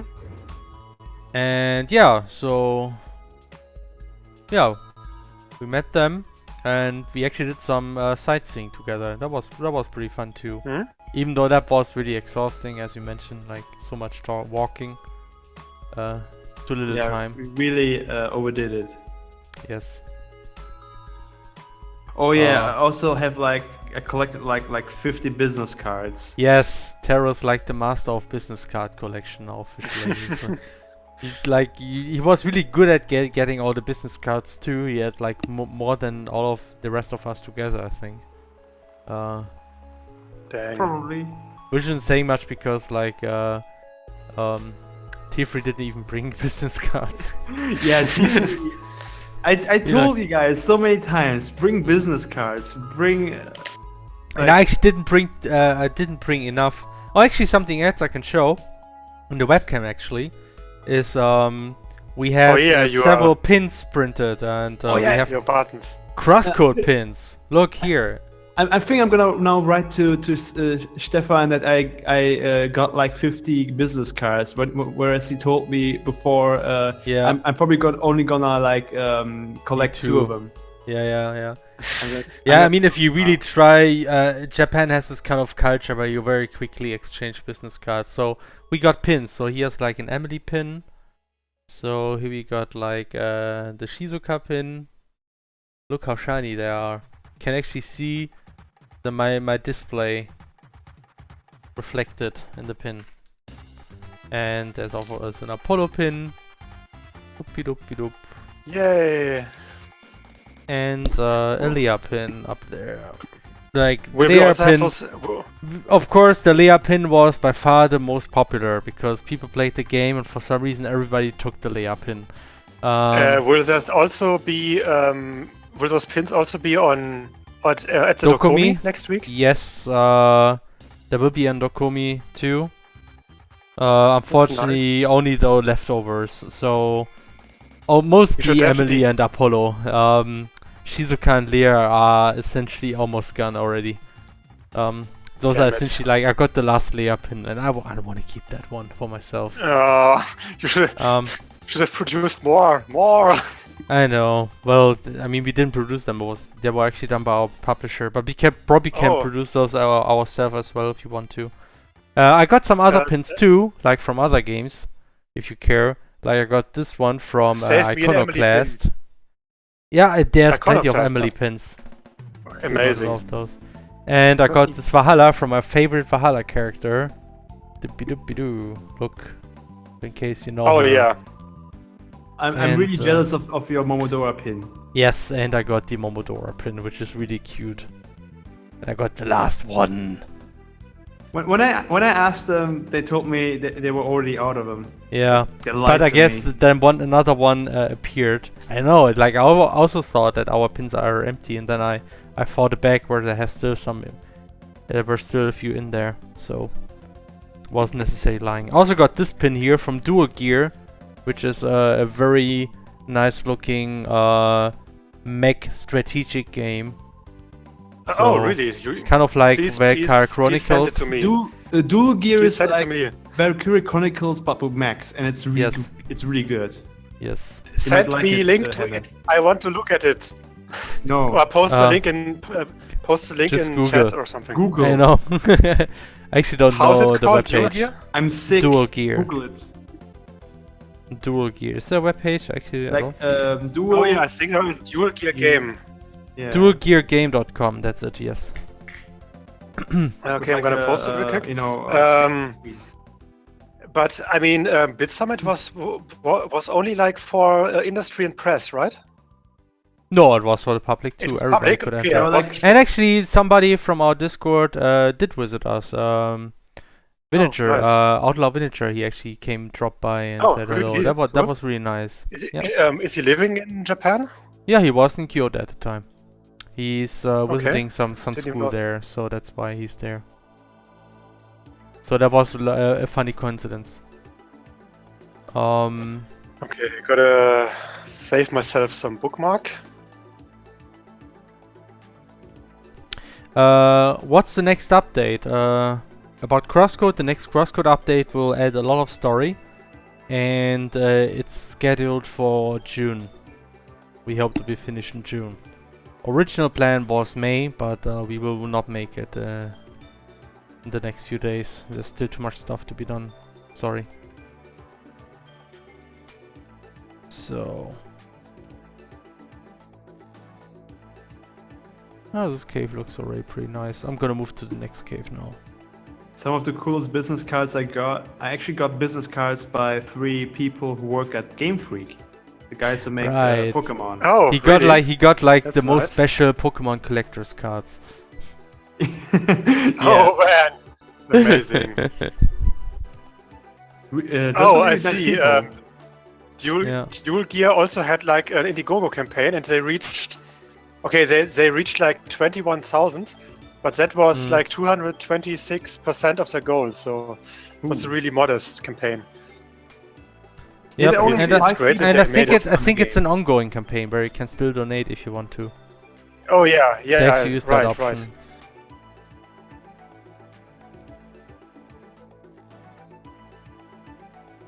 And I might Yep. just do that. Yeah. Who knows? Felix and I also got business cards by Nintendo people. Yes, I got a Nintendo business card. Again, so there was this one Nintendo guy who actually dropped by and he was interested in CrossCode, so that's how I got his card. We also tried to talk to some other Nintendo employees doing the networking mixer, which kind of worked, but The English wasn't very good, so it was kind of yeah. like So we bad English plus and- bad Japanese mixed together. more like non-existent Japanese in my case, at least. I mean, I didn't remember all that much really. You forgot so unfortunately. much Japanese. Yes, I'm not good at You lived there languages. for half a year. Yeah, but I'm not good at languages. I forget this stuff so fast, and I had to really try. Really would have needed to practice a bit to actually be able to talk a bit, and I didn't want to spend time with that. Today I found out there's actually Japanese courses here in the town I live, so I might Oh, actually apply there for next semester. Oh, Oh, That's nice. That might actually be a really good help to like get a lot better at Japanese for next year.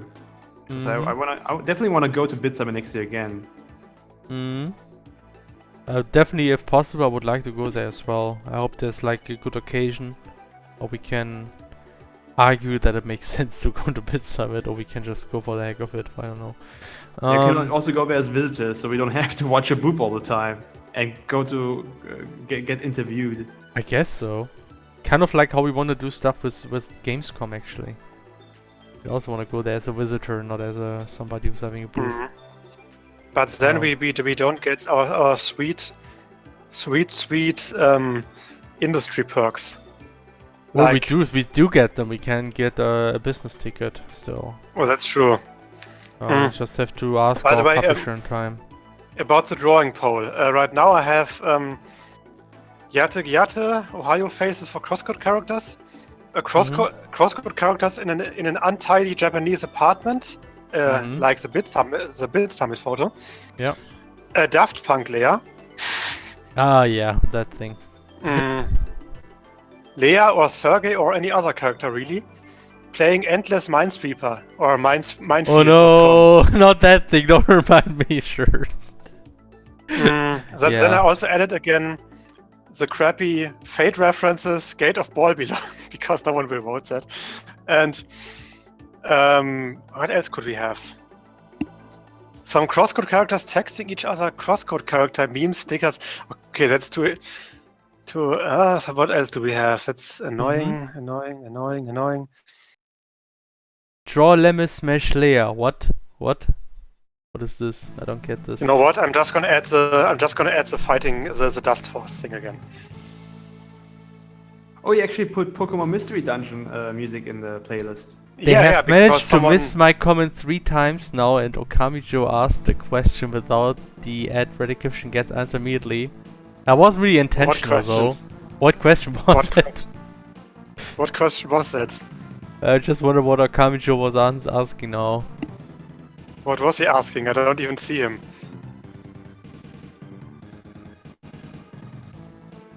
What's the next update? Really? You asked that? Oh. Oh, sorry. Let me check. Yeah, sorry, I was busy preparing the drawing Yeah. poll. I mean, we did answer your to the moon question, so it's not like we ignored you in particular, you know that. Actually, I don't see that question by you anywhere. I have my luck here. Oh, that thing. Yeah. Yes. Actually, I saw that, but then I got distracted. Right. So Rakuen. Yes. A game by the creator of To the Moon.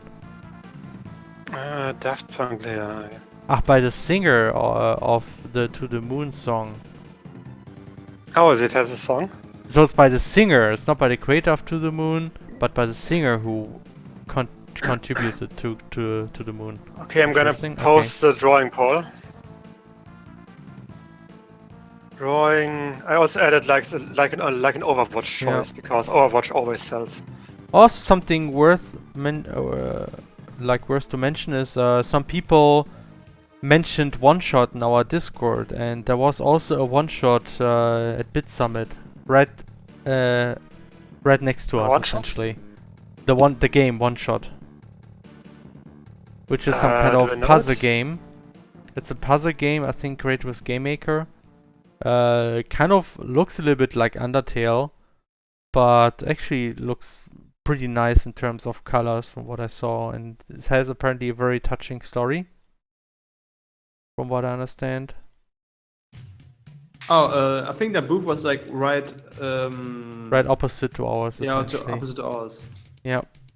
I should have also added Leia trying to sleep on a plane, but whatever. Oh, that's actually a good idea. That would have been awesome. I would like to draw that. Anyway, the drawing poll is done. We no redos. Like if they vote Babylon, we will draw the plain thing instead.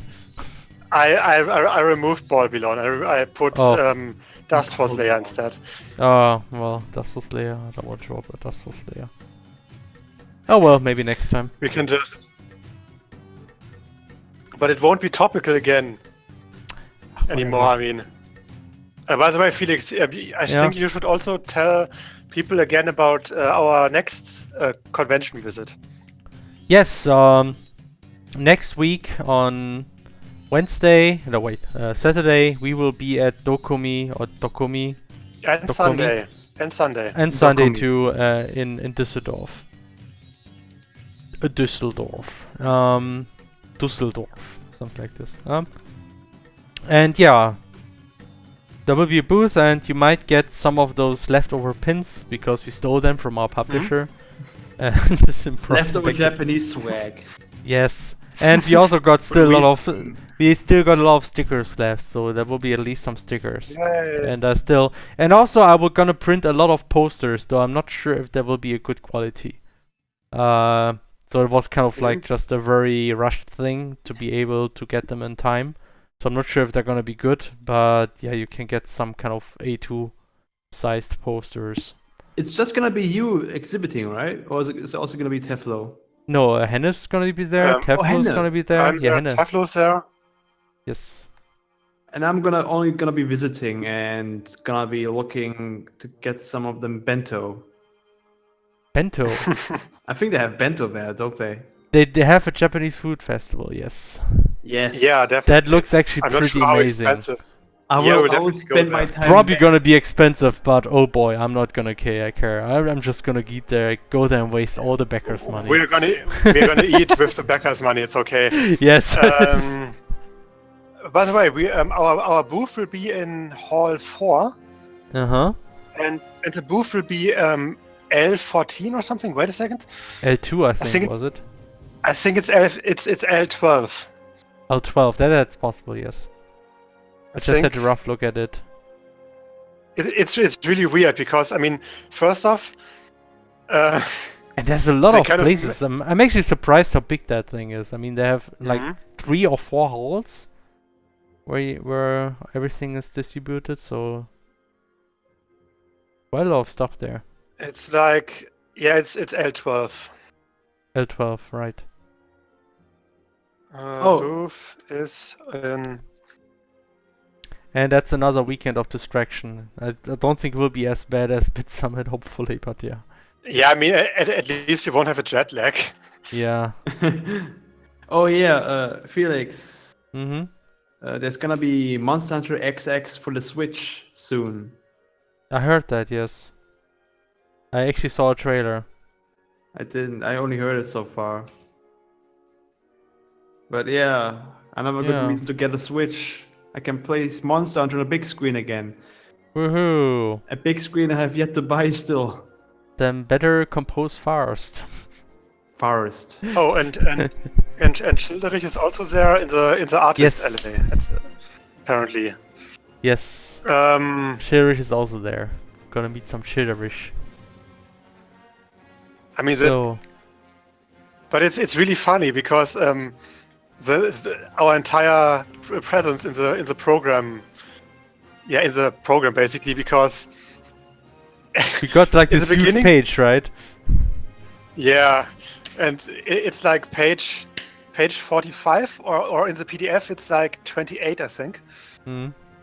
No, not 28. It's on the PDF. It's 23, and they kind of messed up how they integrated the poster into the Yeah. picture. The poster is not. I mean, essentially, I just gave them a whole bunch of assets. I even wrote them a nice text, but apparently they just ignored the text. I sent them and wrote their own text. There's like some small mistakes here and there, but you know what? It's okay. Yeah, why not? It's enough. You see the picture, so. I don't think anyone will really notice how they messed up with the poster. I mean, Yeah. who cares? Usually it's just a small program document, and I mean, I what just really found hope we will funny be is- able to actually organize everything for Dokumi in time. The thing is, probably should have done some stuff last week, but I was still beat up because of BitSummit, and that's we do have a hotel already, right? hotel is already fine. The only issue is that Okay. we need machines for playing. We could just all bring our laptops. That would be a bit like of a downer, and so I guess like our publisher, he was talking to some hardware people if they would sponsor stuff, but I guess it's not gonna work out. Otherwise, I assume we would have heard of them. So I guess we just have to rent some equipment, and that's what I plan to do, and I hope we Yeah, can do that I on mean, time. Yeah, I mean, we don't. I mean, how many machines do you plan on We have like we have place for 4 machines, but I think 2 or 3 would be enough. And then yeah, I mean, we you can should also have some place for I don't know, like some free place to put our stickers there and stuff like that. Yeah, but you have this anyway. I mean, there's Okay. when you put a Whatever. desktop on your thing, there's enough place for stickers somewhere. But I guess like 3 machines would be a good thing. I'm gonna see how expensive that actually is, and I mean, the how thing that is, works. Dokomi is not really all that. I mean, gaming is a thing on Dokomi, but it's not the Gamescom. So I'm not sure how big the Andrang will be. The on drang. That's a good point, I guess. But So 3 I mean, machines should but be then enough. again, since it is not much about games, there's also a lot of competition. In fact, we are actually the only indie game there. So Really? if people, Oh man, if the might actually be true. I mean, if people want to play something, we are essentially the only booth around where people can play stuff. So maybe it has like the opposite effect. Just thinking, but we will see. We have to see. Also, I really found funny that in the beginning, like Question. Wait, on the map- Radical Fish Games at Gamescom. We plan to Most at least likely. visit Gamescom, but not have a booth there, because that's a lot of stress. a lot of stress and yeah. Mhm. In the beginning, like or of the document, where they basically describe the map and all the booths that exist, we are called Radical Fish Games, and at the end, at the list of all the participants, we are just called CrossCode. So it's not Yeah. really consistent. It's really weird. Yeah. Like, Actually, there's another question here. Hey guys, Company did you CrossCode. knew that there's a look-alike Banjo-Kazooie game called Ukulele? Yes. no, I I heard of just, that game. it looks like a bad Fur Fun knockoff. Oh. Yes, obviously. So yes, of course you've seen that. Yep, of course. It's kind of big. It's kind of a rare breed. Mm-hmm. Get it? Felix? No. I'm going to shoot you. It's kind of a rare breed. Ukulele Felix. or what? Yeah, it's kind of a I rare don't think breed. people get it. Oh. Okay, maybe he did. Okay. He did. Yes, He did yes, it yes. just now. Yes. He didn't grow up playing collectathons, so What? Yeah, I didn't play those games actually a lot, so I don't have a strong connection to these games. me neither. I mean, I did like Donkey Kong 64 and Banjo-Kazooie a lot. So Mhm. yeah, I even finished both. So Wow. yeah, I mean, okay, that was kind of the time when I actually did finish games, much Wow. more. Also, Actually, I mean, I did finish a game after tons of work. I did finish Hyper Light Drifter finally. wow. It took me like months to finish it. such a Month, huge month, game, guys. But I mean, to be fair, I still had to finish like one small dungeon with a boss before going to the last boss. So So it wasn't I that. still had to do that. Yeah. Okay. So it was like half an hour that I had to spend. Wow. Also, the final boss was really easy, I thought. Yeah, it was not that difficult. I agree. I mean, And kind of I short. guess it's much more difficult if you don't have like the bullet reflection attack. Because if you have I didn't have it. Okay, because if you have that, you can just reflect a ton of bullets back to him, and it really Wow. does a lot of damage. Wow. Holy shit. Okay. Because But I he still spends, managed like- without that, so it was doable. Yeah. I died a couple I of mean- times, but I basically used the bullet reflection attack and the shotgun, and I basically slaughtered him after. Yeah. Like, and then I had I did the boss rush, and finished that once. But I guess I'm not sure. Maybe I will try to do the other boss rush modes as well, but I will see. But guys, I missed the o ma mo me mo o voice sounds. Okay. Banjo-Kazooie now or what? Not sure. I don't know. I just read a comment. Irvin said, Henning, stop playing Hyperlight Drifter. Watch Showa Genroku Rokugo Shinju. Yes, I have watched a few episodes of that for a bit of time, but it's really hard to stick with it. I mean, it's a really good series, but man, it's slow.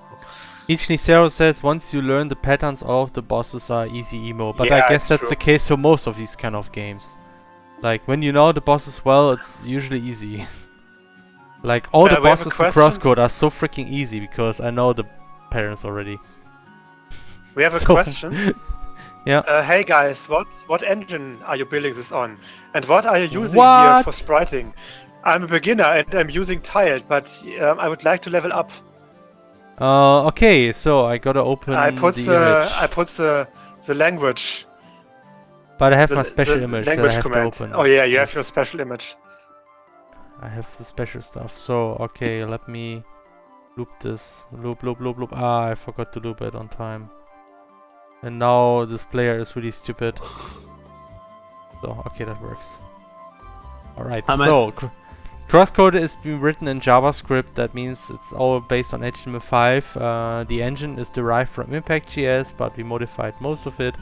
It's like engine is like physics are rewritten. The rendering has been rewritten. And it's essentially a custom engine by now. And the same is for our editors. Our editors are also derived from the editors of Impact.js. They're actually called Weltmeister. We also modified those a lot, so it's not like you can get those editors anywhere right now. It's a lot of custom stuff that we are using. Yeah, so that essentially answers the questions. And I really like working with HTML5. I don't regret it. The only downside is porting to consoles is a bit complicated. That's the biggest downside, really. Yes, we have a layer just for this. Yes. That's why we made this picture.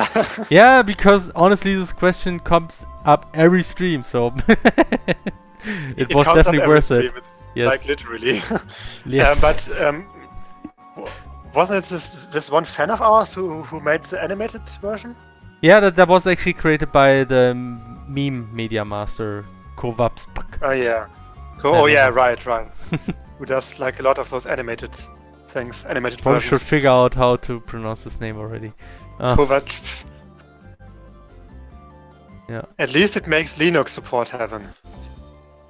Yes, that's at least Linux support is not a big deal. That's an advantage of it. And honestly, I think console port is not like it's impossible. You just need to port a good browser. Can't be that hard, right? Yeah. By the way, how is our drawing vote going? Okay, CrossCode characters in an untidy apartment has 38% of the votes. Wow. So it actually won. 8%. Alright. It's pretty. But then again, there haven't really been a lot of voters so far. So vote. I'm gonna repost it again. Let me actually open it so people can see it. I think this helps. So guys, Yeah. look at Also, this. Look at we this prefer- poll. My poll is amazing. I'm sorry. we also You vote. we You posted the prefer the- result. You vote here. Oh, it's- You actually Oh yeah, right. posted the right, result right. page. It's not gonna help people. Yeah, you just have to remove the R for Yeah, fuck's peop- sake. Guy, Hannah, our viewers can't guys. do that. Guys, Yeah. I might actually head off to bed now. All right, Okay. yeah. Probably better get Taro. some sleep, Taro. So Good battering. yeah, get well Good. soon. Good bet. Yeah, thank you. Good bet stream. That's a good one. Yeah. Right. Good night, Taro. Good night. Bye. Go to sleep, Taro. Go to sleep, Taro. Go to bed. Go to bed. Okay. That's a good time to sleep. You better sleep too. Yeah, sometime. Yeah, at some time, especially with I'm that just gonna drawing break my suggestion. good sleep rhythm now. Because gamedev streams. It's I not mean, healthy. by Streaming the is way, not healthy. audience, we prefer the Gyate vote because it doesn't take so long. Bye. Bye. Bye. Also, Valiant Cheese is here. He said, "Did I hear someone say Linux?" And yes, somebody said Linux. Yes, and Cheese actually one guy who helped a lot with the Linux version. So again, thanks Oh, to nice. Valiant Cheese. And Irvin has been banned again. Oh, yeah, I guess it was Taro. It was probably a goodbye message by Taro. Oh boy. Now he's addicted to banning. What did we do? Wait, is he... Yes. Okay. Is Irvin still banned? It's not banned, okay. Okay, Irvin is still here. Alright. Alright. Was just a short Okay, timeout, I guess. I'm pretty sure the untidy apartment will win. Yeah, looks like it. Okay. Yay! Gonna draw an untidy apartment in 1.5 hour. I'm gonna stop right now and start with this right now immediately. Otherwise, I'm not gonna get much sleep. At least I got a good reference. But we gotta get... I have to clean all this short girl filth from this drawing idea list. Why is there so many short girl suggestions? Short girl. Hey, now I understand actually why Irvin likes short girls so much. I mean, he also likes New Game, which essentially is composed out of short girls. Eh? Yeah, it kind of is. Fuck. And it is also overrated. I mean. Yes. Maybe. Totally. Okay. Right here, I guess that's the picture here. I also got, I got a nice flat, I got the poses, and so that actually helps a lot to make it faster. So I just have to decide on the 3 characters that actually sit there. I would say the current party, or maybe something more original. Make a vote, make a poll, Hannah, like a small poll. I'm just gonna start sketching out the characters, the environment. As long as short girl isn't in the poll. Yeah, leave short girl out. Which 3 characters should be sitting in that apartment? Claire, Emily, Apollo, Tronny. Yeah, Emily, Apollo, Sergey. I'm gonna put Citron on at 3 because he still needs more drawing because he's new. Yeah, nobody likes Citron. But no Sergey because that would be not canon. Because he can't sit in the same apartment. But the same is true. The same is true for Shizuka, I think. But I would still put Shizuka there. Maybe. Carla. You know what? I'm gonna put Schneider and all those people in the top because they need more love. At least in the top after the main characters. Schneider, Berlin, Buggy, Apollo, Jörn, Carla, and Jet. And I'm gonna put Shizuka way down so no one will find her. No. Okay. Because she's special. Leia, Emily, Citron, Schneider, Berlin, Buggy, Apollo, Jörn, Carla, Jet, Shizuka. Did I forget anything? Anyone? Oh yeah, Beowulf. I forgot Beowulf. Goes to show how popular he is. But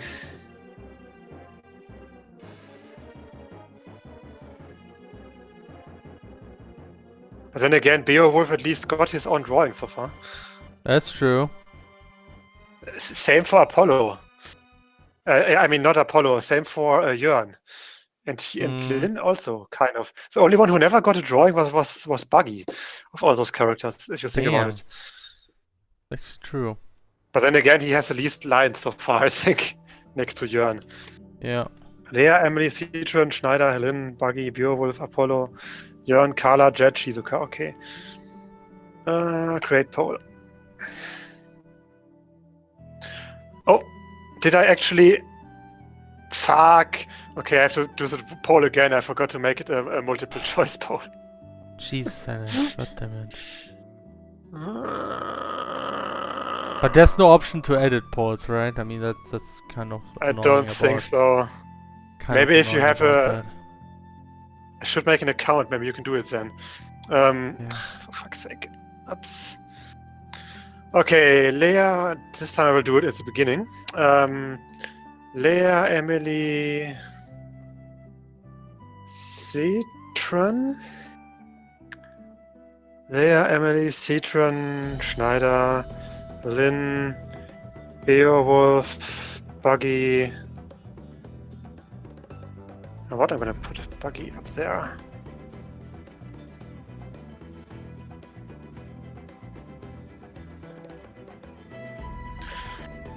Jörn, Citron, Schneider, Buggy. Follow Jörn. Carla, Jet, and Shizuka. Okay. Okay, I think I got everything now.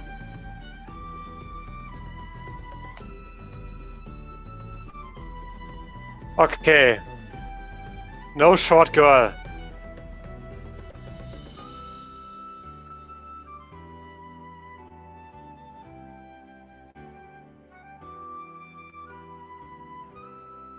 Okay, the poll is up and posted. Woohoo!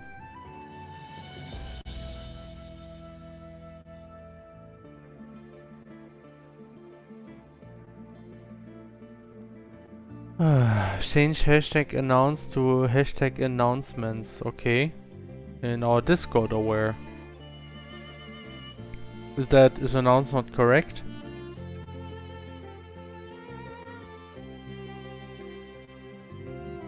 Do you mean? Somebody mentioned that in the chat. Announce?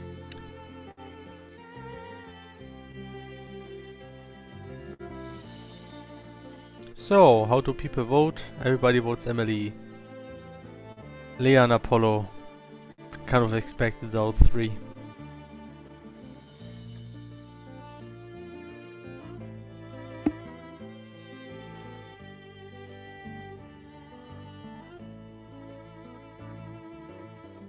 Yeah, this drawing is gonna be really crappy.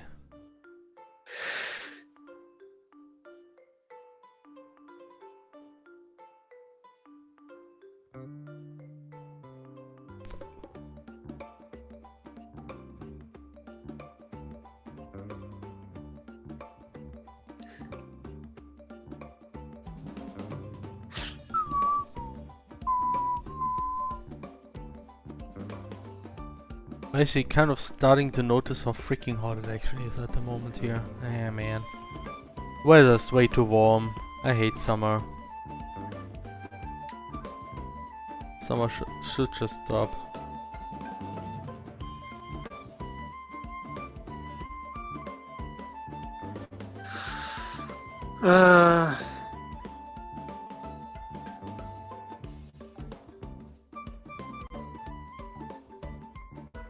Okay, how is the straw poll doing?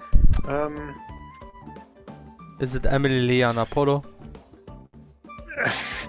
Most likely, but I'm still want to cast my vote. I'm gonna vote Buggy because he needs the love.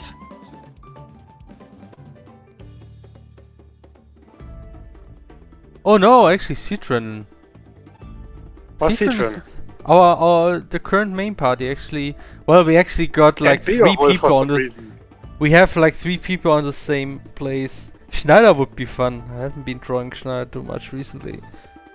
I'm gotta need a bit more time. Gonna look at it again like in a minute.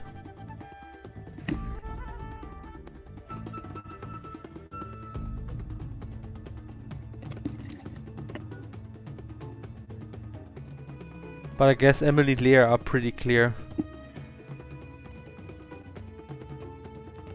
Yep.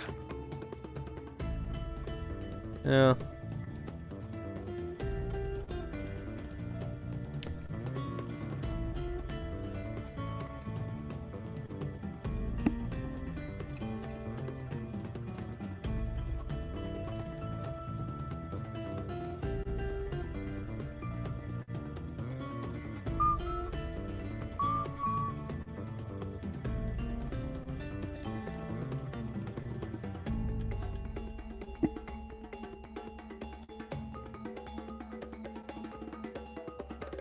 Okay, I'm gonna start adding Emily.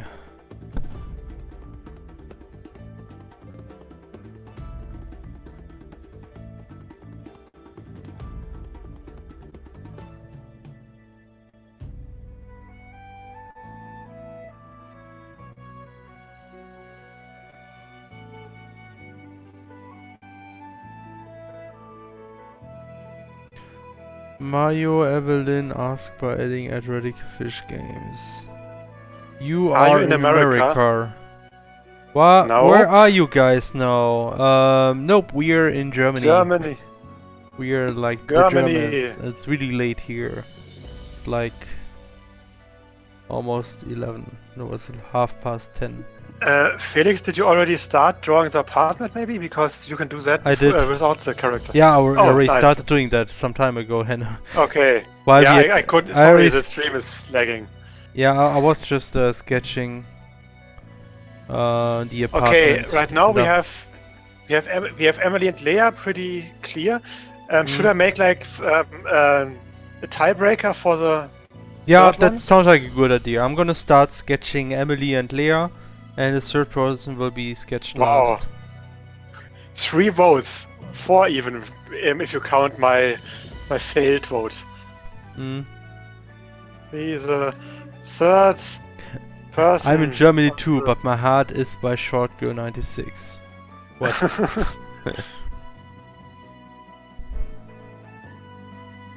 Chibi? Who is that? What do you mean? What do you mean with What? Chibi? I think he saw like a folder name of yours, because Chibi is one of our... Yeah, Chibi is one of our Radical Fish Games team members. I mean, she did our avatars essentially. That's why. And she did it... didn't she also do a tree that doesn't exist? Yes. Oh no, like- what? No, what I mean is that she did a perfectly normal tree that I can see in the game. Oh yeah, right. Yeah. Just another boring tree. So, Citron, Beowulf, Schneider, Polo. need Emily Ref. Also gonna put Buggy in. Of course, why not? Okay, Citron, Beowulf, Schneider, Apollo, Buggy. That's our tiebreaker. That's good.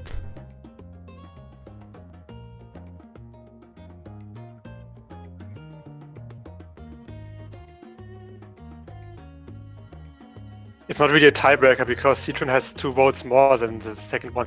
I don't care. Shut up, I'm gonna... And it just doesn't want us to draw Citron, so. vote again. For great justice. That reminds me, I started playing Regalia, which came out recently. And let how me is just, Let me just give it a link. Regalia. It's like an indie game from Europe. It's from Poland, most of the team, I think.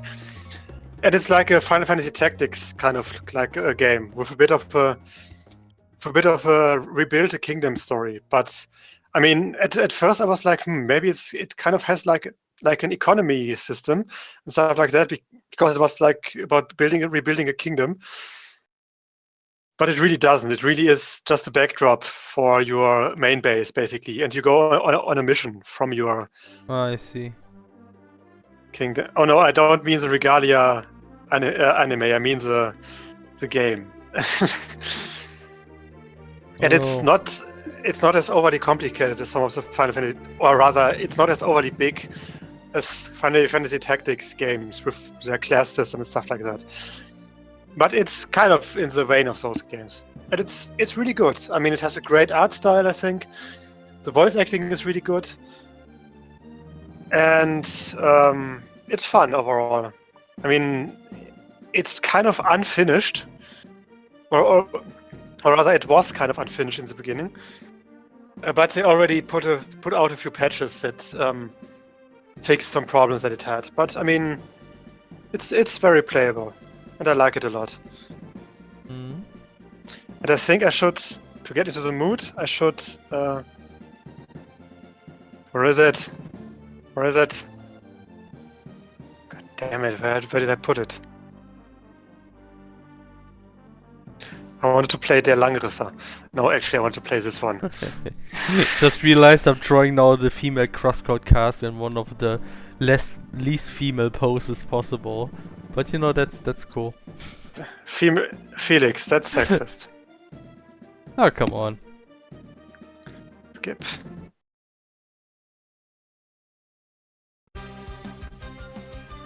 Okay. Want to play this one because it's actually a track from Regalia. It's a Oh, really good track. I haven't heard it so far, but I mean, it has to be in the game at some point.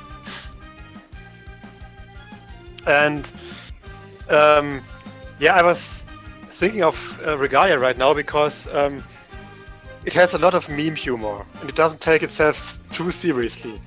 I mean, the entire game is, the entire atmosphere is very tongue-in-cheek, very fourth wall breaking.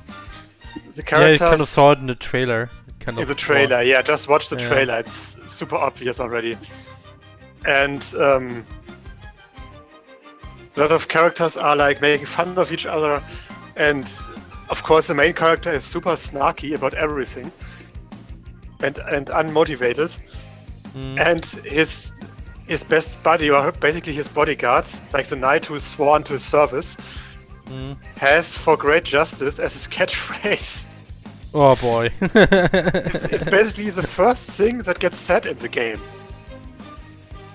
The first thing that anyone says, like that any of the main characters says is the knight guy entering the town square of the ruined city and then saying justice. "For great justice."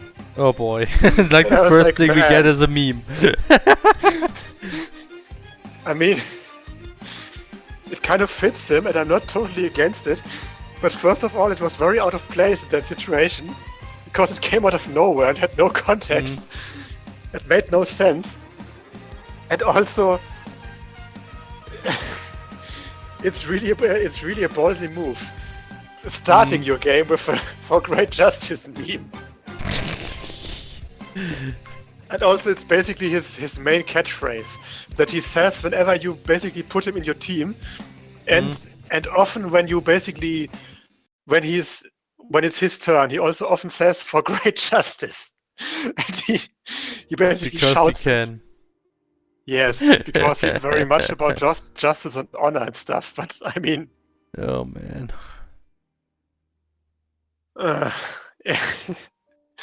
I mean, I don't dislike it, but I mean, this game is really hard on the memes. I mean, we of Radical Fish games are often or sometimes worried about overdoing it with the memes. So we try to do it. We try to implement them somewhat subtle and not too obvious, and not too much memes, and keep it a bit not too mainstream. Keep it a bit classy and vintage and stuff. But some other games, they just take the memes and they just throw it in there. Throw them in there. All the memes. But I mean, it's still fun. I mean, the characters, it's a lot of fun in the during combat having like the voice acting, because it adds a lot of character to the people you're fighting with. Even though some of the characters can be a bit annoying because of the overly humorous aspects, like the whole "for great justice." The whole "for great justice" actually grew on me because it fits the character. Teflo actually asked, "What are you drawing?" I was gone eating, so I missed it. We are now drawing the CrossCode task in this kind of messy apartment post that we posted on Twitter. So let's see, like this vote. Citron is still, Citron basically won. So okay, we should just accept it.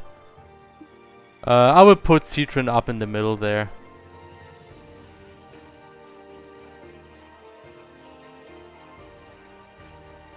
So I will be Citron.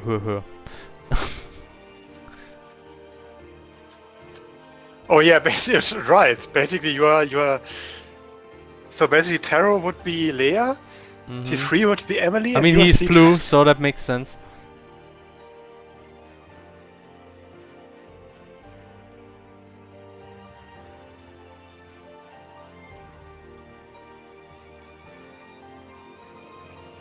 Media reference. But you could put some crosswords related things on the table, like a hedgehog sandwich. Yes, please. Think of more stuff I could draw. Because I mean, you I have have to too much time left. You have to draw some garbage, otherwise it's not. Yes. But first characters, and then I will just add the garbage in between. Yeah, I noticed you have your CrossCode library access turned off. Does that affect performance for Photoshop? PS any? What is this question? From Ichni0. I noticed you have your. Oh no, it's CC library, not CrossCode library. I guess it's. I think I just never used it. Okay. That's why it's turned off. Damn. Great to see decent Polish games. The only games I know are the Witcher games. I think Poland is actually pretty good. What in terms of games? I mean, of course, The Witcher and The Witcher is like a great example because The Witcher is so big.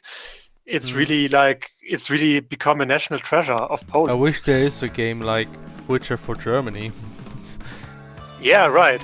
Exactly. All we have is the Surge. Oh yeah, by the way, the Surge was released last week by our dear publisher Deck 13, and well, they seem to be very happy with the results so far. So if you like, I know people hate that expression, but a Dark Souls like a game kind of like Dark Souls, but with the focus on looting animals, like and a sci-fi scenario. Not enemies, like hitting off enemy parts and using them for loot. With a sci-fi scenario, a lot of mechanical suits. That's the Surge, and yeah, definitely worth a look, I would say. And I'm gonna take off that head scarf because it's actually too warm. Yeah, I was just also. And I'm gonna open my window. Sterling also liked it. Jim Sterling also really liked the Surge. So for what's worth. Mm-hmm.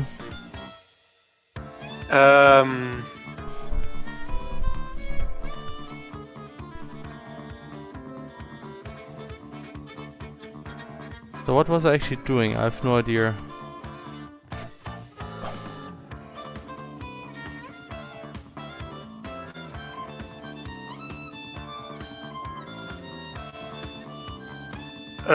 Also about Poland, I mean this other very ambitious game, Kingdom Come Deliverance, is also from Poland, I think.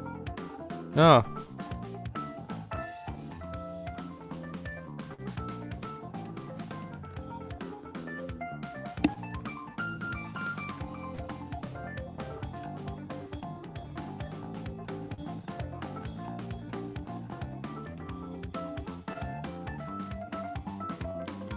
I'm slightly gonna adapt the posts to make them look a little bit more like beat up and lazy.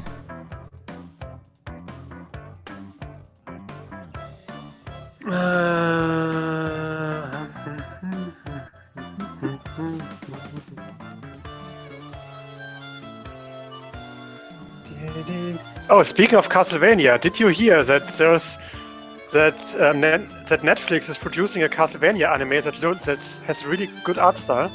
Yeah, I saw it. Looks really promising. So that's definitely something cool. Someone said,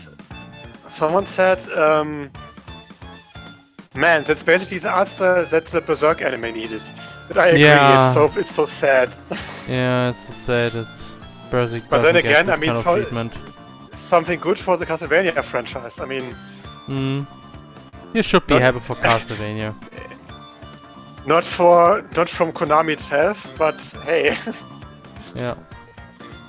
But I mean, Castlevania, like the scenario and everything, it's something that can be really good for like a nice anime series. So why not? And the art style is amazing. So.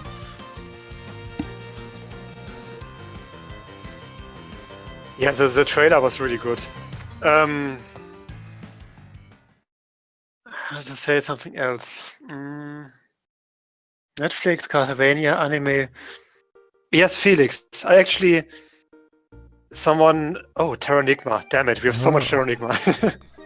Yeah. Actually, Terranigma is pretty rare these days. Mm.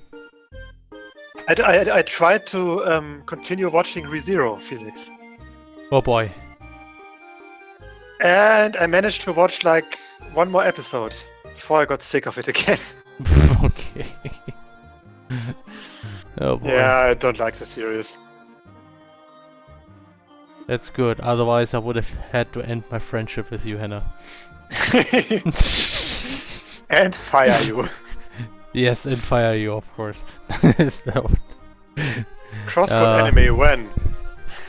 Well, CrossCode we'll see. anime. Once you produce it, I mean, you seem to be very good at producing videos, so please make the That's CrossCode true. anime. Make the CrossCode anime real.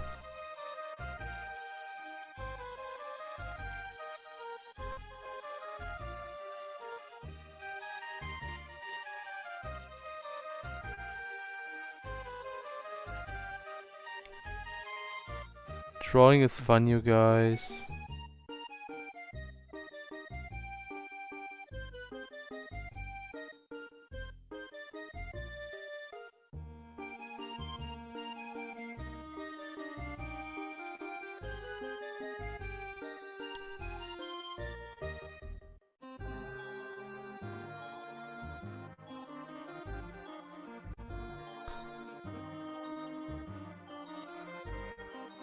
Actually, you know, this music really sounds so much like French and somebody drawing.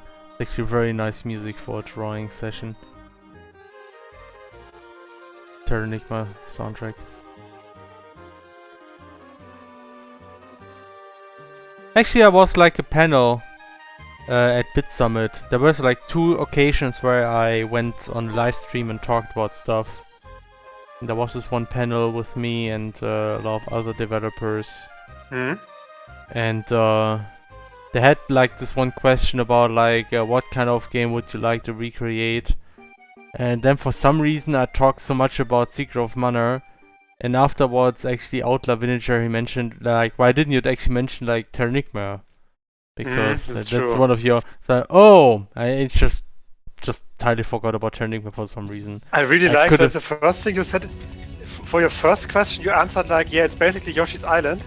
Yeah. But as an RPG. Yeah. Yeah, because I kind of noticed that this is actually kind of catchy way to describe the game that kind of sticks. I mean, that's games that people mostly know and that kind of stick to that, yeah. That was like a very short answer I gave. And then I gave like the very long answer about how... long answer. Yes. Like, and then I had to translate all of this. How did we do funding? The long answer was funding. But I mean, it's really interesting answer, so it's really important to give a good answer for that. Actually, like Cognac also mentioned that like later, like saying like, man, you really gave like the full answer for like the funding. He said, yeah, sorry, but he also thought it was a good answer. Yeah, I mean, it's like we just made through everything, so we kind of like can talk about all of it. So we did early access and we did in crowdfunding. We did early access, we did crowdfunding, yes, crowdfunding for CrossCode. The only thing that we didn't have was the failed crowdfunding. And then a successful one. Yes. I mean, that can happen too. Yeah, I mean...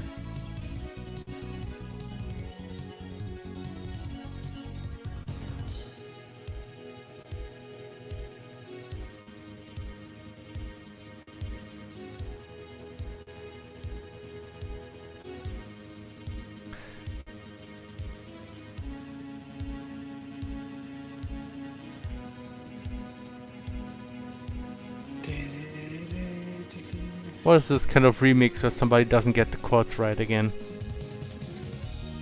It's an arrangement of Sacrifice Part 3. Is it from VG Remix something? I have no idea. It sounds like the chords have not been wrong right there.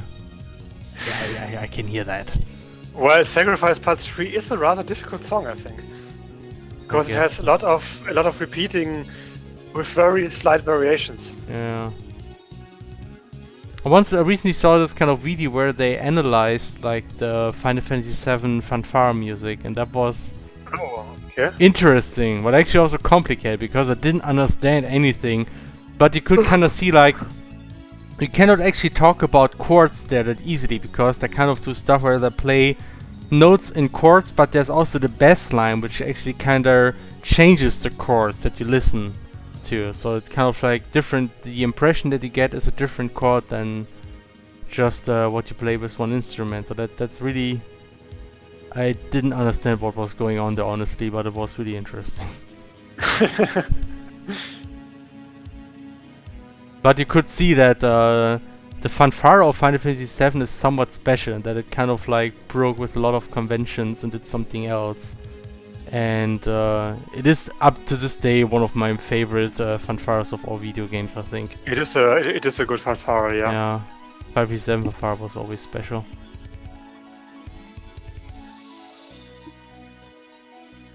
Dun, dun, dun.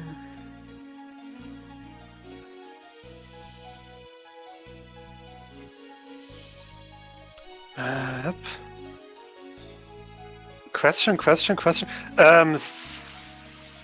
Taran.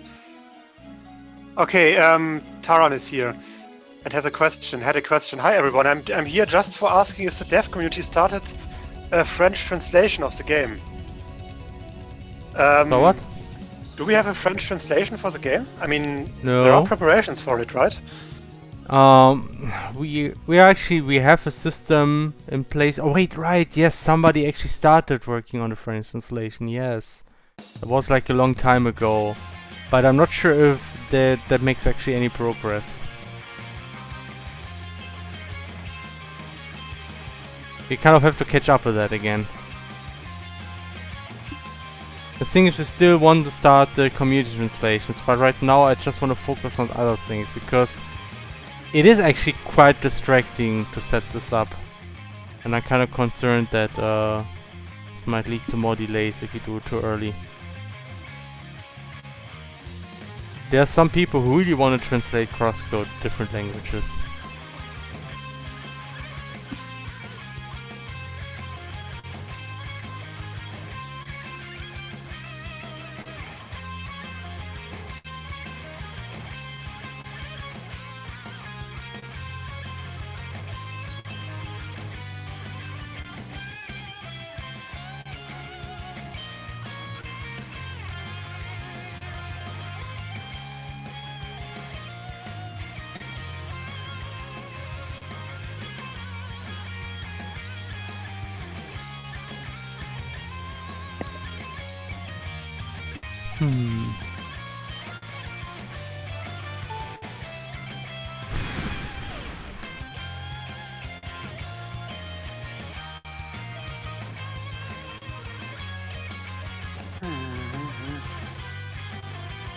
Yeah.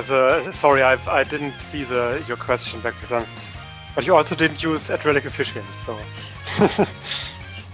Yep. Then again, doesn't really change that much for me when I'm not looking at that point.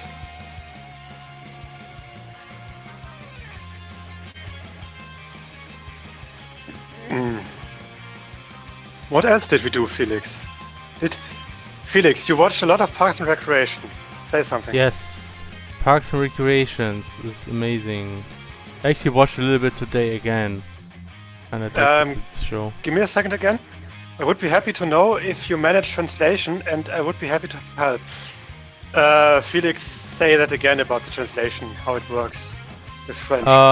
We have a Google document with all the entries of text entries for the game, and you just write a translation in one column, and then we kind of have to import it back into the game. That's how it works. It's actually pretty simple, the whole process. And prefer to work with Google Documents because that way, it's easy to synchronize, so you don't have to worry about synchronization essentially. And also, it's easy for many people to work on the same translation.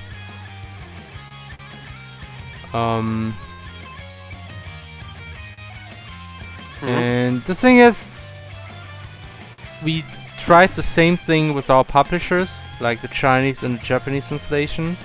And that was a good thing because there have been some issues with the system here and there that we managed to fix.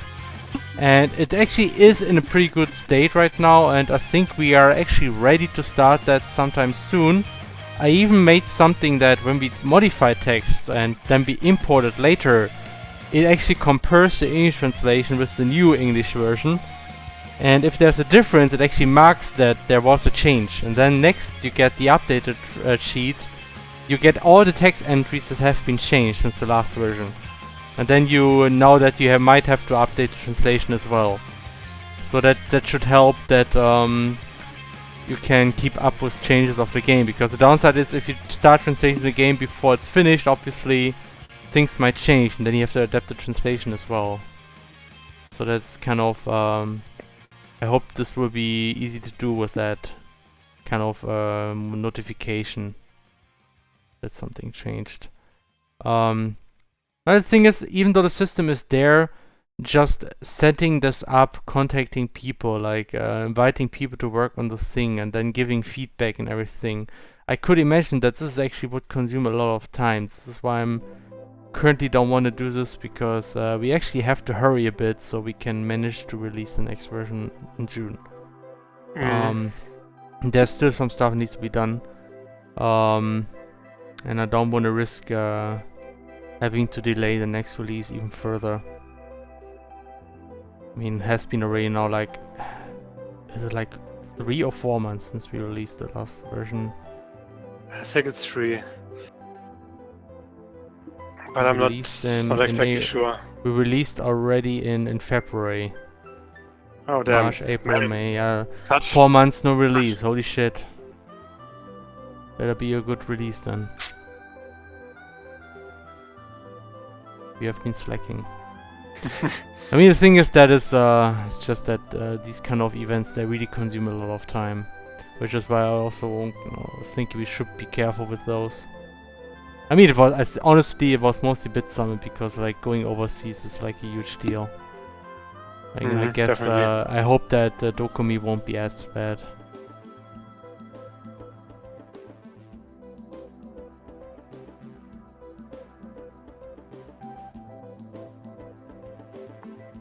So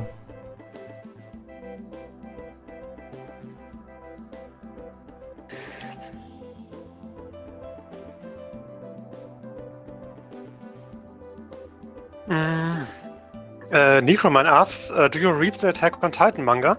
Do you like the way it's going? I noticed that the author is vastly improving in terms of storytelling. I read it, and I really like the direction. I mean, I've heard that a lot of people don't like it because it's very different to what you normally associate with Attack on Titan. But, I mean, it was like that even before that for a while. What do you mean? You mean like the manga is very different? The manga. So it goes in very different direction, or what? Yeah, I mean, what do you associate with Attack on Titan besides screaming and shouting a lot? Titans?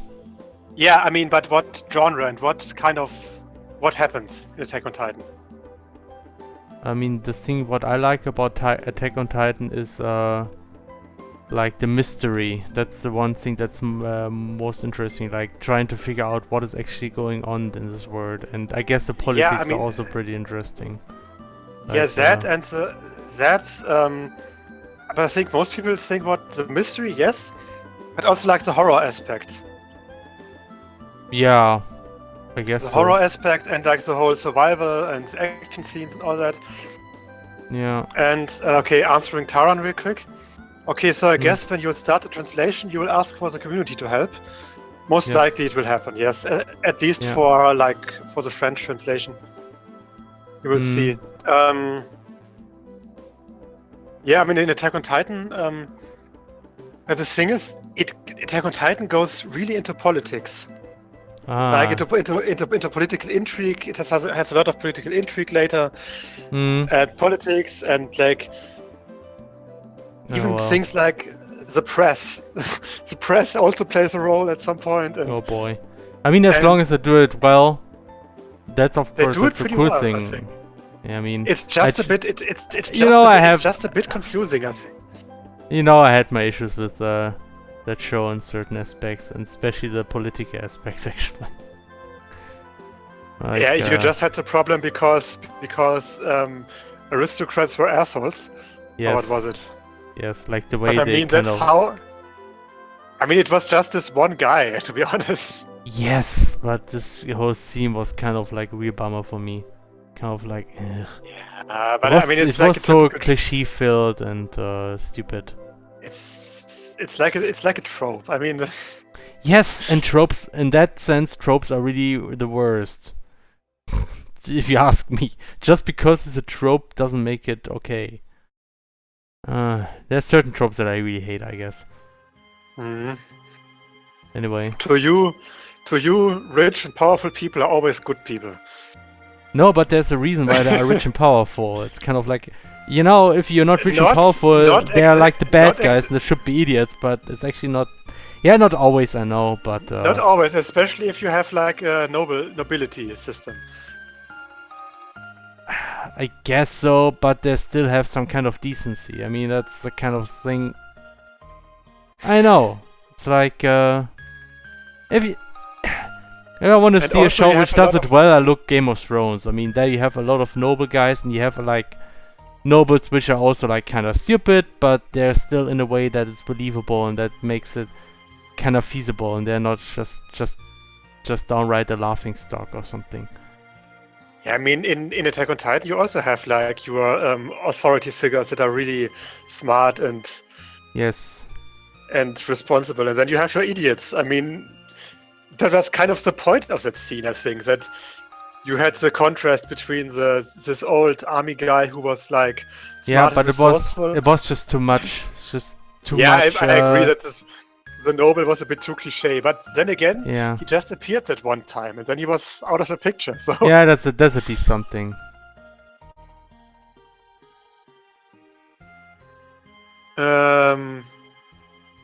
yeah, but I mean, they Yeah, do a lot whatever. of they do a lot of politics, and the only thing, it might be a bit confusing for a lot of people. I mean, even I was really confused at certain points because the Okay. politicking was really, man, oh man, those are some really convoluted, like Situations.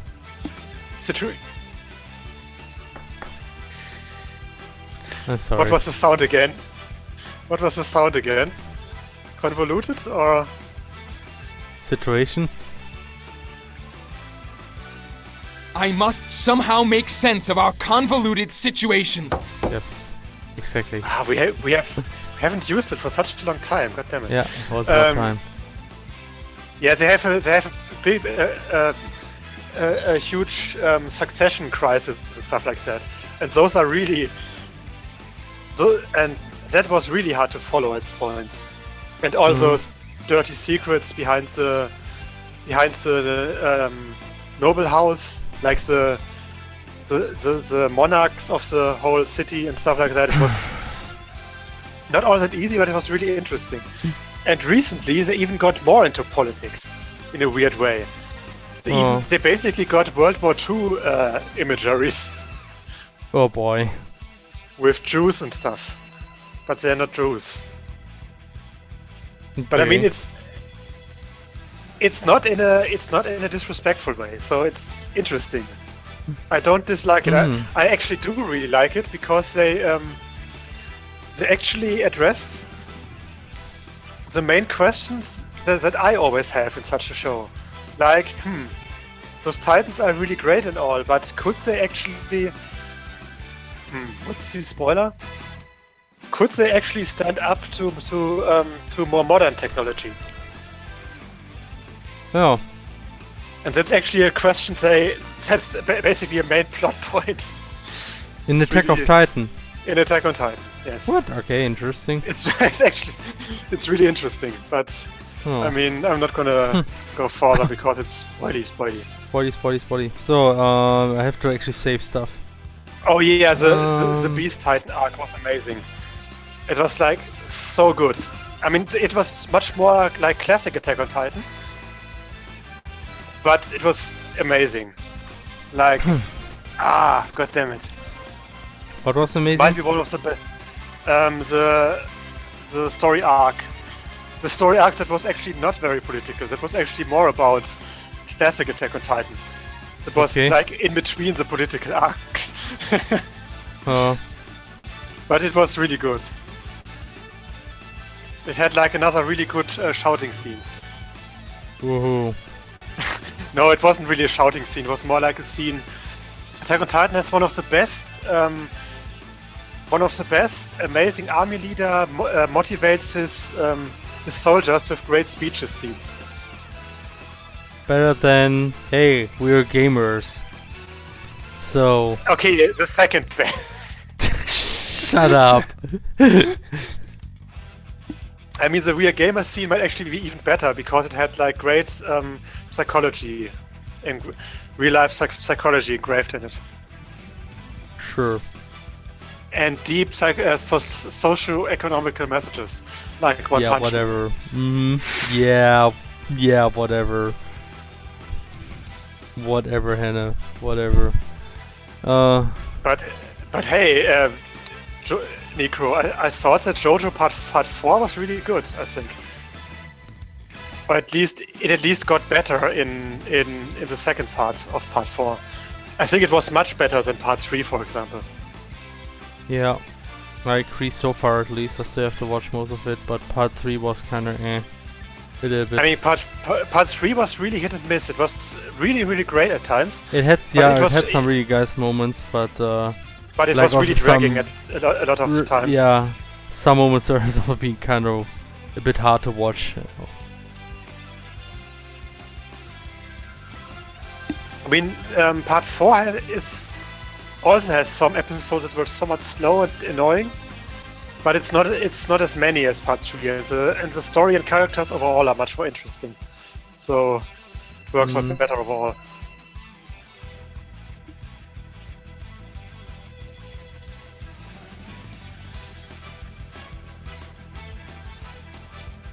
Okay, I need a citron.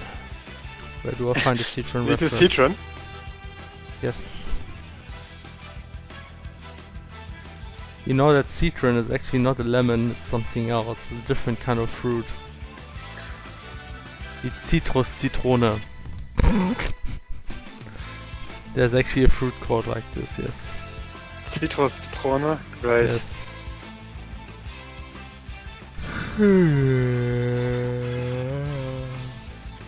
Oh, look, I'm getting tired. Why would that be, man? Weird. No so idea. But I mean, you are actually pretty good in terms of time. yeah, I'm drawing really sketchy. It's gonna be a Actually really trip. skipping this track because it's actually 7 minutes long. I didn't know What know the that. fridge? Okay. But it's a good battle theme. But still, Isn't that Langrissa? I think it's Langrissa. Yeah, man. No, Give us all the Langrissa. It's Neo Holy War from Der Langrissa. Der Langrissa! This is I Smuggler. still don't really know what Langrissa actually is supposed to mean. I guess it's. I really think. It risses you lang. So, I really think it's about Langreisen or something. yeah. Or maybe it's like I a didn't sword. want Smug Girl. It's- What the heck? We already had Smug Girl. God damn it. Too much Emily. I wanna get classes guy. Oh, for fuck's sake! Because it really happened. Like animation happened? fails. What failed? Look at the last link that Necroman said. What is this? It's like an animation cheapness from JoJo Part 4, apparently. Didn't even notice that. It's kind of like this one image from Gundam, like low quality. Yeah. How was she called again? Astra? Asta, Atra. yeah. Atra, No, yeah. Atra. It was Atra. Low quality Atra. Mm. It was so funny. I miss Gundam. Gundam was great. It was such a great show. Felix? Hmm. I need to be AFK for a bit. I need to play some Duelist. I mean, go to the toilet. Sure. No, I'll be right back. Hmm. And I think I'm also gonna get something to drink So, And I'll be asleep when you get back. yeah, definitely. Bye bye. Bye bye. Music? What? Why did you stop? Alright, at least music is still with us. I'm gonna go later. I have to say something. Okay. Irvin, actually, Pain vs. Naruto wasn't actually low quality animation. It was like this really weird animation studio style that has like super fluid animation, but looks really dumb and off model. So I just want to say that because it really isn't low quality animation because it's really fluidly animated, but it just looks Just a very dumb trade-off. because they It's a trade-off, like yeah, right. That's the thing. I just want to mention it. I mean, it's kind of like those other really great animated Naruto episodes, where when you actually pause during animated sequences, you see that really the characters weird, look super weird. It does super you get like, off-model. I see you, Sasuke. You know that one still? Yeah, right. Okay. Low quality for the employers. Whatever. Gotta go. Alright.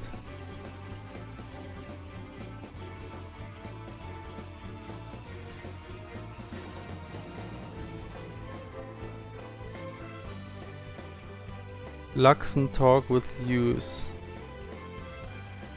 Oh, with you. Yes, I'm talking with you. Hi. Hello.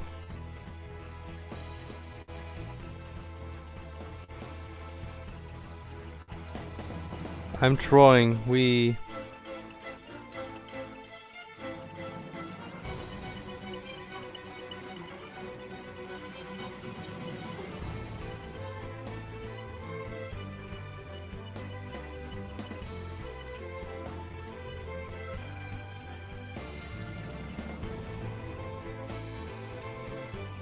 I wonder if this will actually look good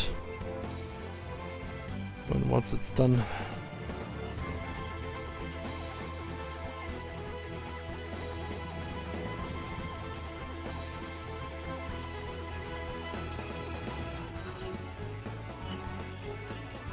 Yeah. So Felix, you have now the chance to erase all this stuff and draw a quick short girl 96.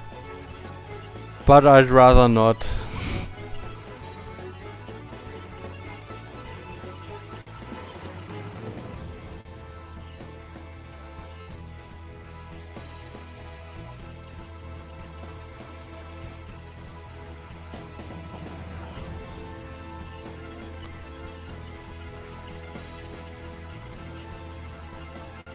So, Citron the nerd is on the laptop.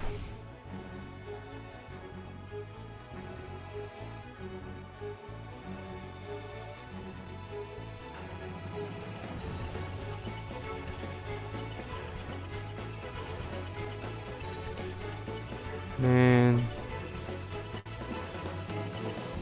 You know, I'm like sitting here, I'm tired, and my bed is like right over there. Bed is calling. Oh well. I still can go on for an hour, I think. That should be okay, hopefully.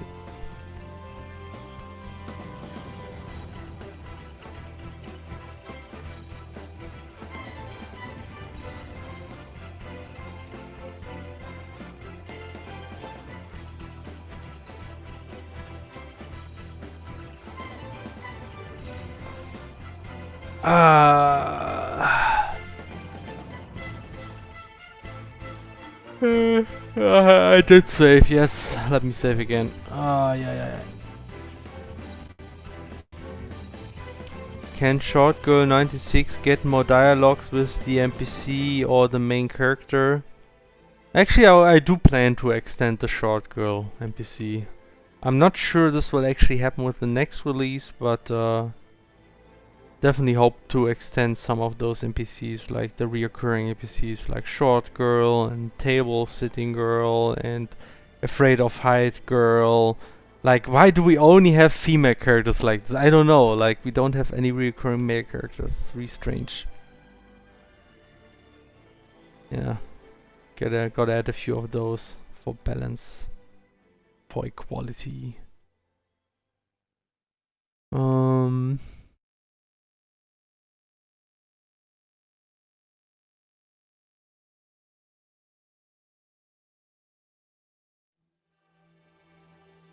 Alright. So here they are. Gotta add a laptop thingy. Make this one more wider.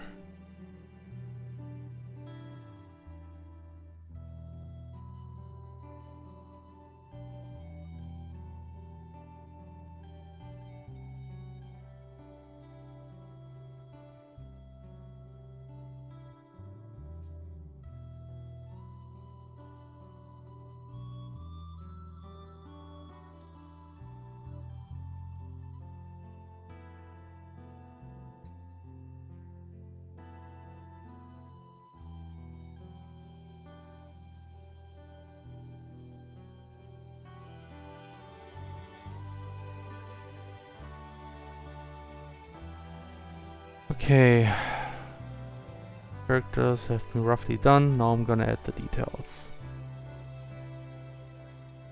Gonna start with Nerdy Citron.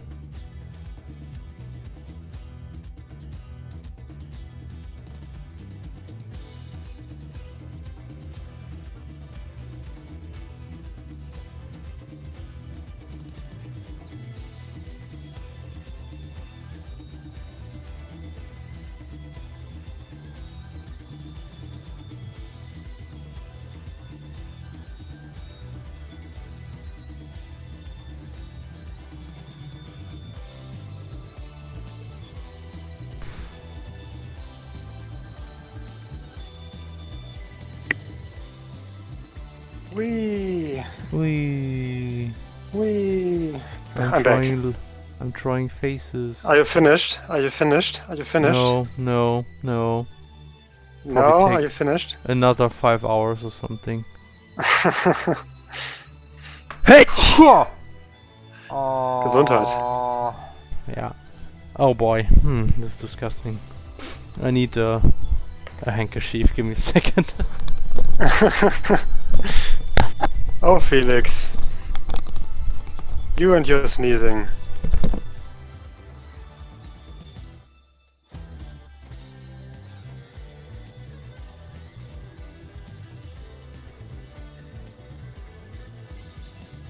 So anyway, everyone, how are you doing?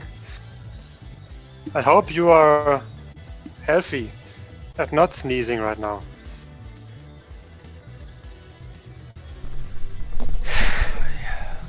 I'm back. Man, I have this kind of thing like whenever I sneeze I get a headache. I kind of know that. It's not that unusual.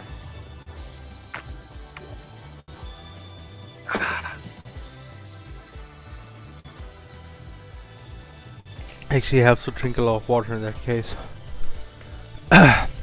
Interestingly.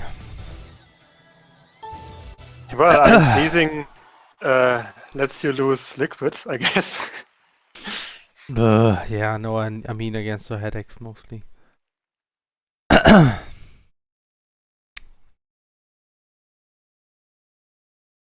So... No questions? There are no more questions. People already know everything about us. About the game, about Animu.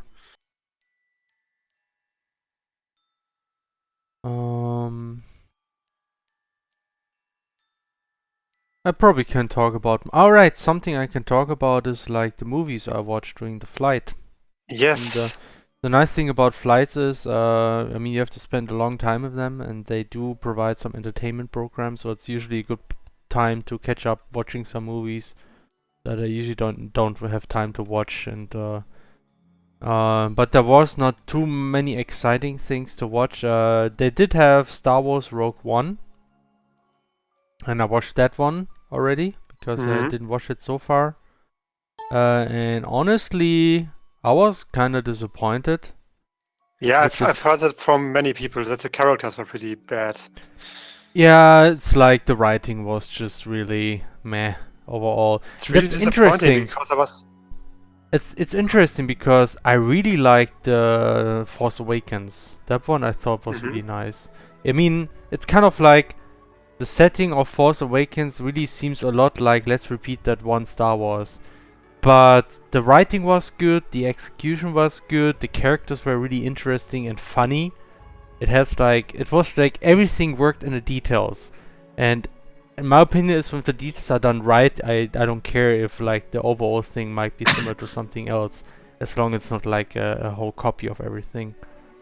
So that's why I really like the Force Awakens, and Rogue One had kind of like, it had a lot of stuff going on, like there were a lot more traveling around different places and a lot of stuff happening overall, but kind of like the characters, the humor, and just in general the way characters have been acting and talking felt so generic somehow. It's like it felt like something you have seen and read so many times before. It wasn't really all that fresh. It was like really classic and kind of boring because of that. And there were like some scenes which are kind of like borderline cringeworthy. Like they honestly had this without. I mean, come on, this is not really spoiler because it's not related to the whole plot whatsoever. There's like some random gunfight in the city because some stuff is going on, and our main protagonist is there shooting, and then suddenly in the middle of the battlefield, a crying child. Oh just no, there. seriously. Just No. like this, like no fucking reason. There's just a crying child in the middle of the battlefield, and then our hero does some stuff, and she saves her and risking her life doing that. But she's okay, and the girl is safe, and everything is fine. Scene is over. No point in all of that whatsoever. They just inserted that to show the character is like good. No, it's not. Are you serious? Are we really gonna do this? She's like a rogue cannon, but she's still good at heart and gets things done. Yeah, I mean, it didn't even went full rogue at this point, I think. This was so stupid. I mean, there was one of these moments where I thought, oh gosh, really? And the movie didn't pick up. I mean, kind of like what I did is kind of try to explain one of the weird plot things of the original Star Wars trilogy. So trying to add from what I know, I mean, it's about how they got the Death Star. Yes, exactly. Kind of like. Mean, I think it was explained, and I think even much better, in one of the expanded universe novels. Well, how did they explain it? Do you remember? I have no idea. I haven't read it, but I've heard many people say. I mean, the explanation was okay. That wasn't really the issue. I mean, I thought the whole premise was interesting. It was more like the execution, like how the characters acted. I also love the premise, like this smaller story, which is not about those super big heroic figures, but more about those smaller figures who made certain things possible. I mean, it's kind of like I agree. It's kind of like how I really like part of the Clone Wars, like the animated series of those stories that were really good because it had some of those small side stories and some of those soldier stories, and also to a greater degree even this new or rather current Star Wars series, Rebels, which is basically about a small smuggler. I mean, it's not really I'm not exactly sure, but it's basically a ragtag bunch of people who basically support the rebellion, but not really by being in the center of everything, but more through smaller things. And it has really great characters and stuff like that. I see. I really like that as well. And I thought that Rogue One might be similar, even though it's a movie, of course, but you know, you can have any kind of premise, but it can always fail on the execution, the details. That's kind of the sad thing. It's like, you always notice, like, no matter how it looks on a paper, no matter how the description is, no matter how the trailer looks, it might still be good or shit. That's kind of like the sad thing.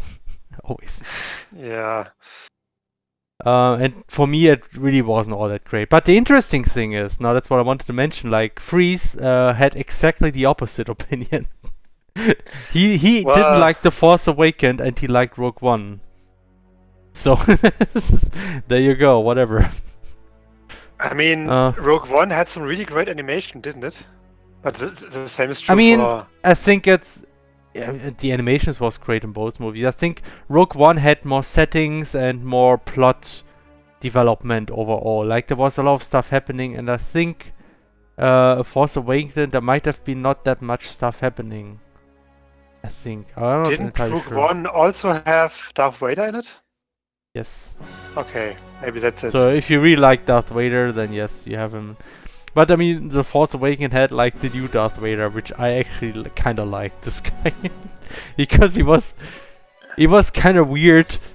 That he tried to be Darth Vader, but he was kind of not, and he was really somewhat funny actually. This guy. Was it the dog with the cross the dog, laser yes, sword? yes, the dog with the cross laser sword. He was kind of like. I actually like this character. Yes, yeah. so. It's basically a fangirl's favorite character. Yeah, because he tries to be dark and he's so funny and dorky while doing it. He's basically like an anime fangirl's favorite character. I mean, he's not really funny, but he's kind of like he's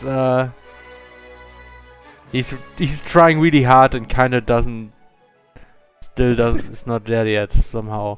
It was really interesting. It was just kind of new, I thought. So I mean, people saying that it's just The Force Awakens. Yes, it's the same basic plot, but the characters are definitely different. And if you ask me, that's what makes it fresh. I mean, in the end, you don't care about the plot. You care about the characters, and they're kind of retelling the story with a set of new and fresh characters. And that, for me, makes it more than new enough, if you ask me. So that's in the end what counts. So yeah, I'm actually looking forward to the next part of that trilogy at least. So, but yeah, I watched that movie and something else you want to say before I continue? No, continue. Like I saw 2 other movies. The next one was actually also some other movies I kind of cancelled, but I also watched Passenger, which is another sci-fi movie, which I thought had a really interesting premise. And can I talk about that? Yeah, just assume. I think that was even in the description of the movie. Just assume you have, like, in the future, you have space traveling, but if people want to colonize to a different planet, they actually have to get on a plane and have to go on hibernation and sleep for like 100 years to get to another place, and then they're awakened. And essentially, so they have space travel, but it takes forever, this kind of setting. And now assume like there's an issue and one of those passengers kind of awakes on the ship as the only person. Everybody else is asleep, and he still has like 90 years to go to reach the destination. That was the premise, and I thought that was really interesting. And it kind of evolves in this kind of strange romance, and there was like a lot of moral ambiguity there. Like, the main character did something that really wasn't morally good, but on the other hand, you really could understand why he would do that. And I thought that was really nice because of that, because like the movie had this really complex, difficult moral problem, and you can argue. I think I read a bit like about reception. I think some people didn't like how the movie handled the whole thing morally, but actually I kind of liked it. It wasn't all black and white. It was kind of gray in that sense. Though I mean it kind of had like a sort of happy ending in the end, so it wasn't all that really deep, I have to say. Boo, boo, happy endings, boo. Come on, it's Hollywood, what do you expect? It also had like this Chris Pratt as actor, and which I realized is a pretty cool actor since I watched Park and Recreations, even though I already knew him from Guardian of the Galaxy, and actually no, I actually really loved him at this movie. So he's like one of the real life funniest actors that is currently Did you actually big, watch basically. Guardian of the Galaxy yet? No, I still have to watch that. Do it! I'm It's so amazing. I'm This movie's amazing. I'm It's so really good. behind in so many movies. But I still didn't watch the second one actually. There's a second Yeah, one. but now, I mean actually. that's pretty new. So Yeah.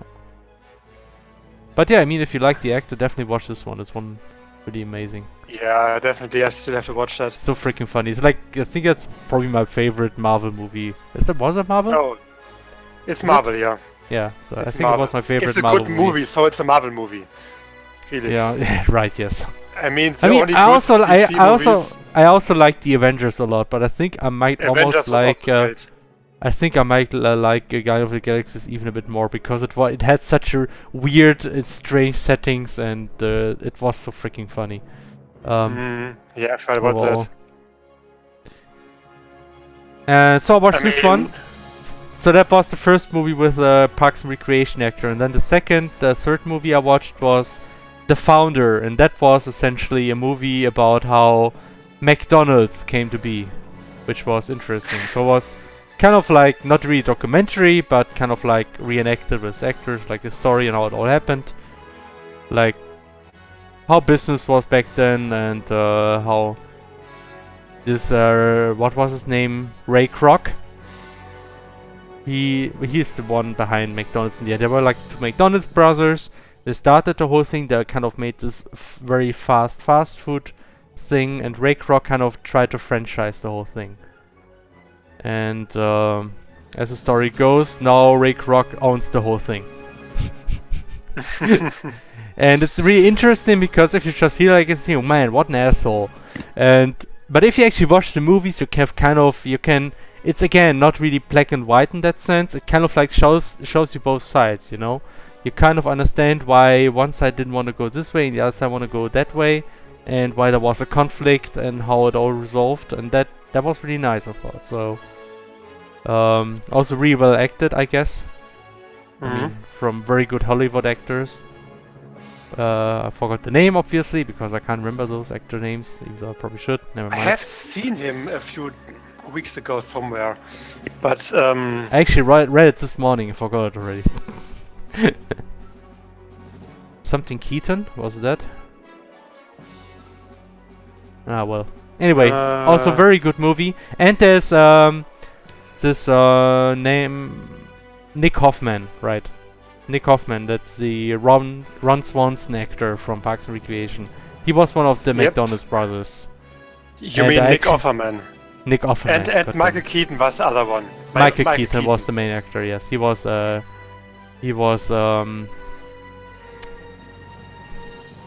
I forgot the name. I just said it before and I forgot now.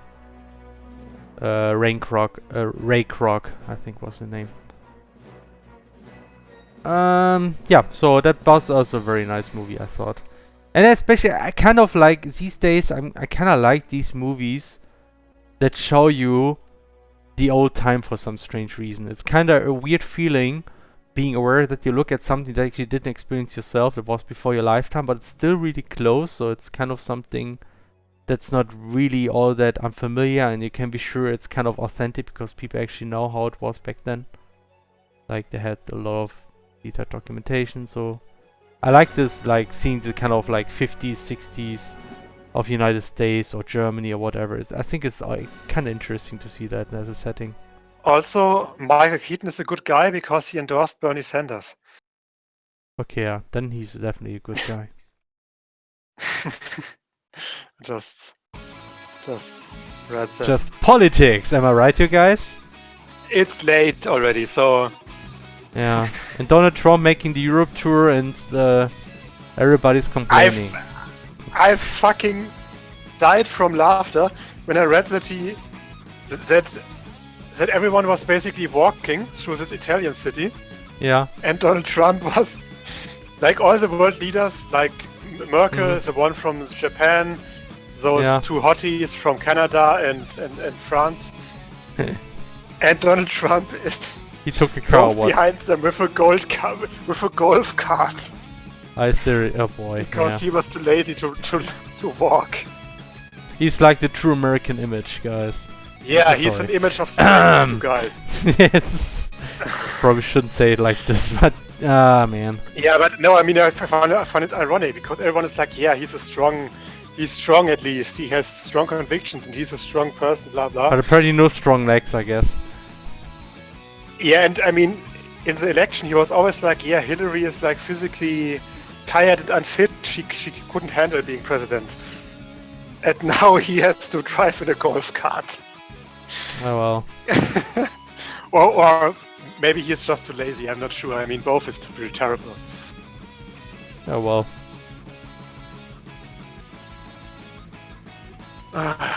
And then there was this thing where when he was in Israel and said, "Yeah, I just came back from the Middle East."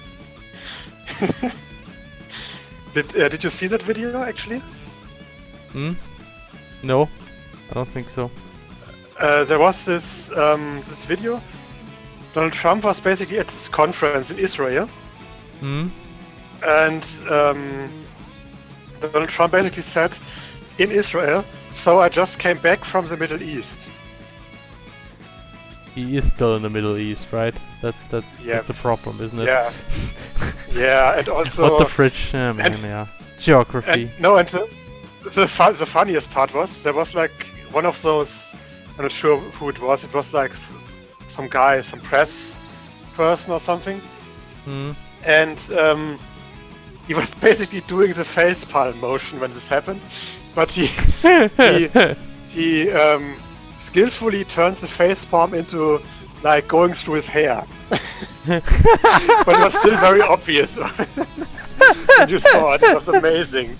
Oh shit! I want to see that later. Oh boy. I'm not sure. I hope I can. It should be pretty easy to find, but it was like, man. Yeah, politics. Am I right, you guys? Yeah, so maybe, yeah. It's really. I mean, it gets. Oh, look, it's the Regalia theme again. But it gets really harder and harder to not be like, yeah, okay, come on, guys, this is just a joke, right? Yeah. Yeah, well. I don't know. Who knows? We'll see how it works. Who knows how long he actually gets to stay president? So.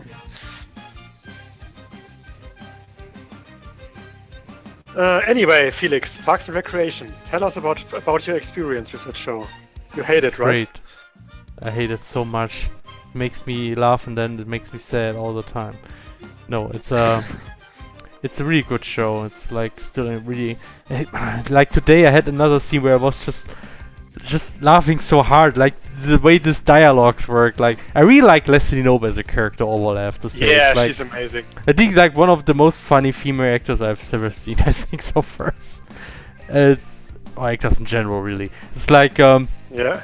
She just like there was this one thing where kind of like, how can I do this without spoiling?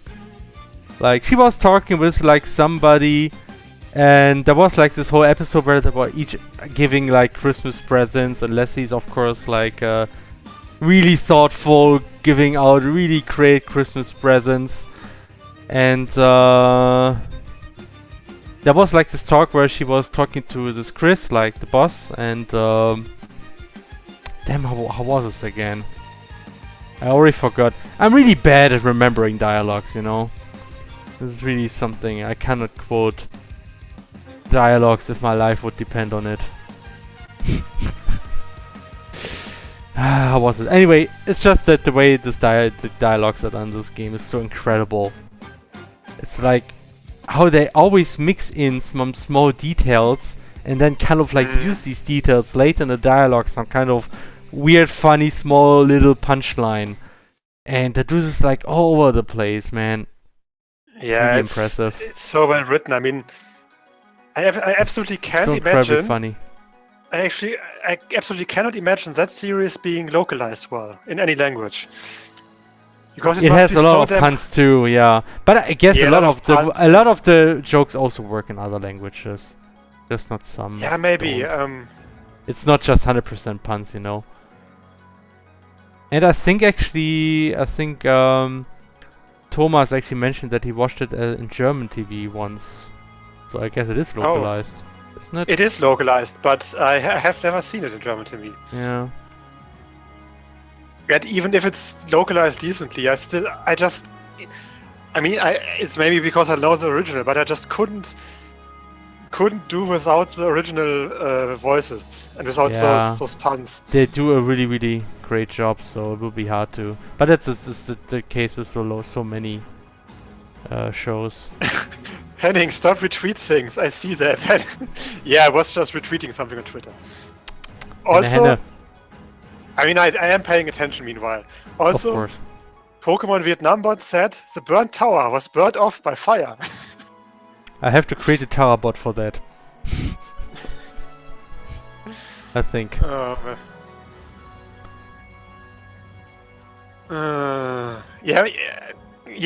Comedy Central maybe. That would make sense. Yes, it was in Comedy Central. Yes, I think he even mentioned that. And I just don't look TV these days. Anyway, Parks and Recreation is an amazing show, and those who didn't watch it yet, definitely, if you want to see a very funny show, watch this show. It's amazing. I think I haven't laughed that much since Scrub or something.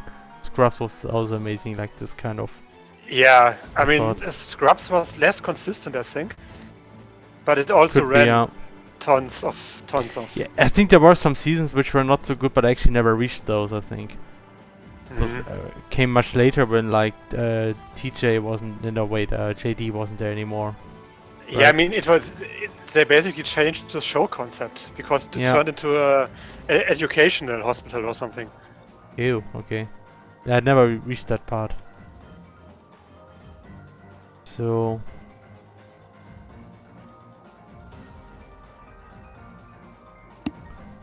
Yep. Okay, I polished Citron. Now I'm gonna polish Emily. Then I'm gonna polish. But don't polish her so hard that the freckles will vanish. And then we have a room full of polished people. Oh no. Oh no. And then those polished people will make good games. Then it will make Witcher and Regalia together.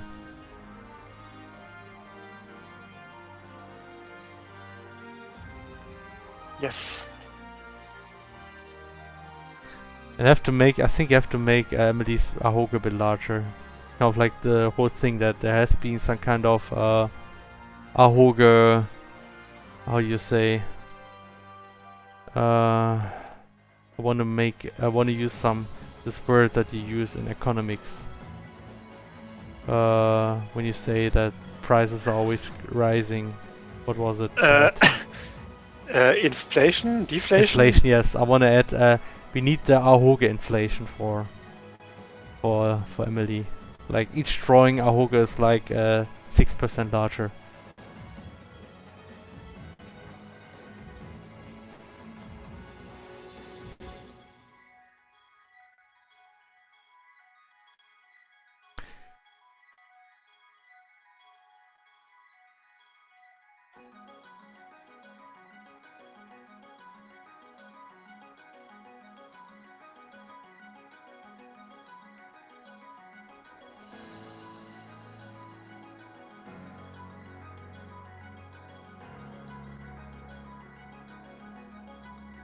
Oh man. I will make them look really beat up.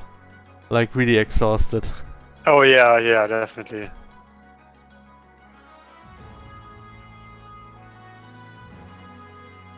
Does anyone know the name of this song? Yes, actually. So it's not displayed right now because sometimes it's bugged out. It's from Fire Emblem Fates. It is called End of All. But it's the instrumental version, and it's an extended version that goes almost 13 minutes. So awesome. I might actually skip it at some point. No, it's a good song. No, it's a good song, so whatever. Yeah. Oh man, I love this Emily expression. Good.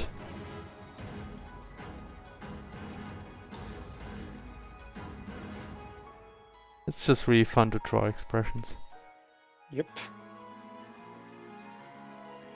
I'm really looking forward to Komi. Yep. Sarah's also quite a few. really looking forward to it. Yeah, quite a few pretty cosplayers that I will meet for the first time. I mean, quite a few cool people I will meet for the first time. Also, by the way, speaking of, I saw that they actually have a speed dating event at the Dokomi. Yes. Oh boy. But it wasn't possible to. Wait, what? You can't register anymore? No, you can't. No. Apparently. I guess I will be alone forever then. Oh man. No, I'm also I'm almost. stubborn. I guess I might even be too old for that event anyway. Ugh. I'm not sure. I mean, those events. So. Those events have people of all ages, I would assume. They actually, I went to this kind of comic convention in Frankfurt. They had the same thing actually. This kind of speed dating event. But also at a time when I wasn't there.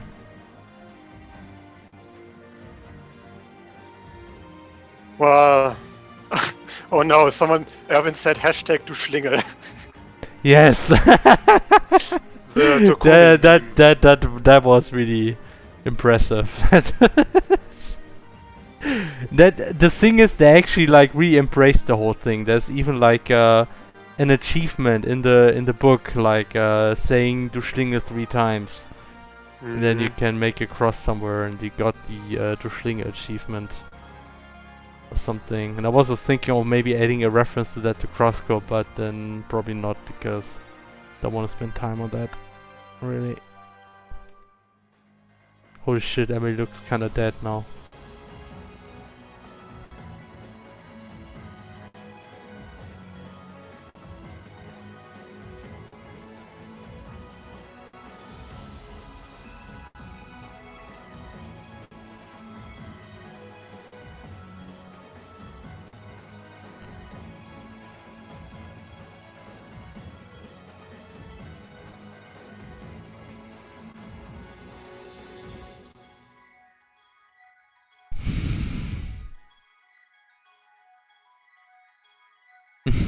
Secret Easter egg. If you zoom in after first dungeon Emily run, you will see her exhausted like this, but you can't zoom in, so that's not gonna happen.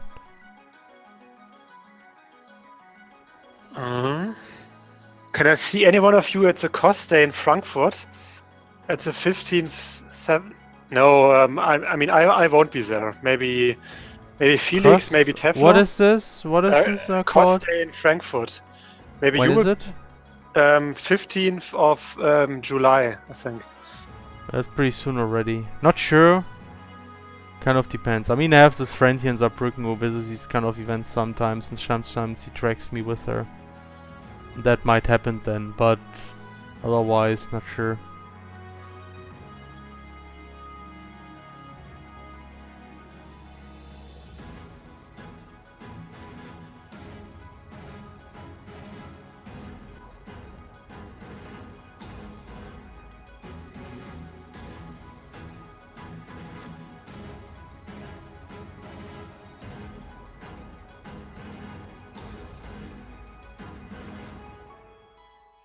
So...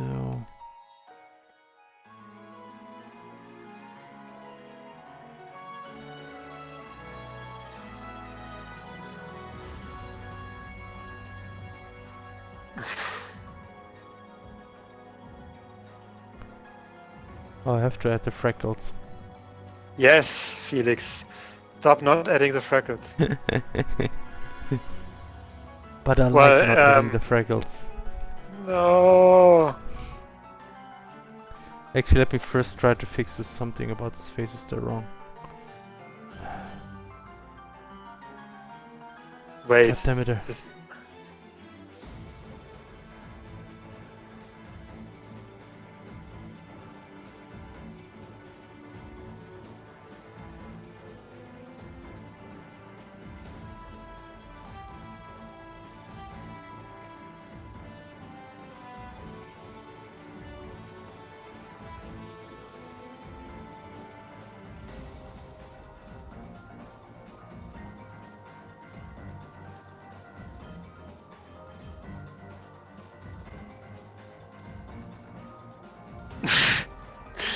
Yeah, it's a very fitting face for Emily.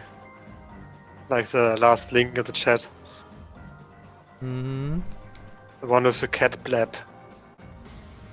Lol.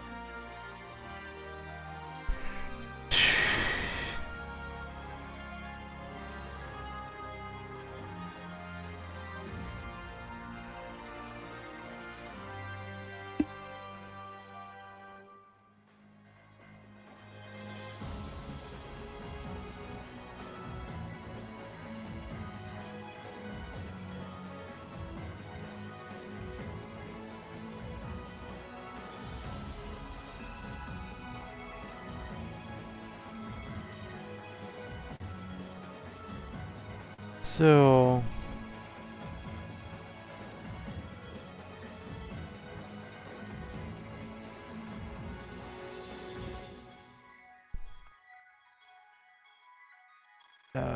saved.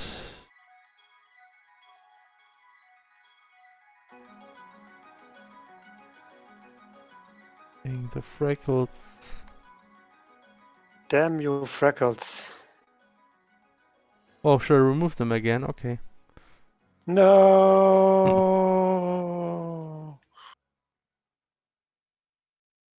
Bye, Irvin.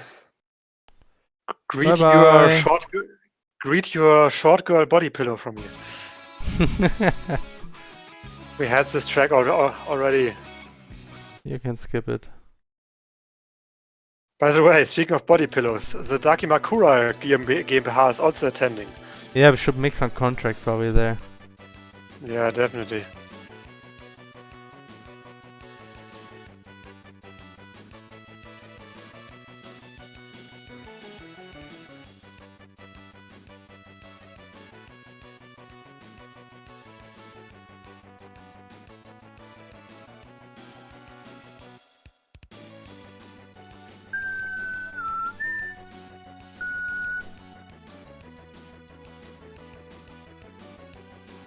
My apartment is currently filling up with flies and other insects because I have the window open because it's so freaking warm, but there's also light in my room, so everything's flying in now.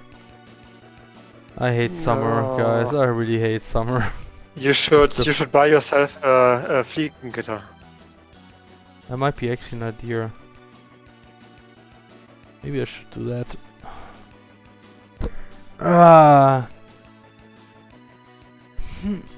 Removing the Emily freckles equals a death sentence. Yeah.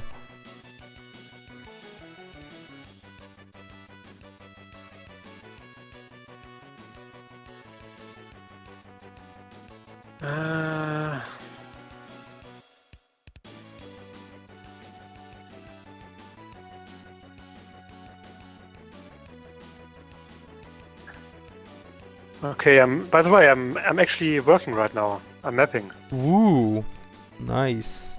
Trying to get another. Mapping some duelist quests. Yes. What? No. No, I'm not. I'm actually trying to get this room for this quest done. That comes before the boss enemy. Because at first I was like, yeah, for this quest I will keep it simple, just a boss enemy. But now I'm like, no, sure, at least another room before that. It never happens. The quest needs to be at least 20 minutes long or whatever. Yeah, right. Where the fuck is Celio? Yeah, Celio haven't been around recently. I don't know. Maybe he's busy. Maybe he's dead. Also, I haven't seen him in Discord for some time now.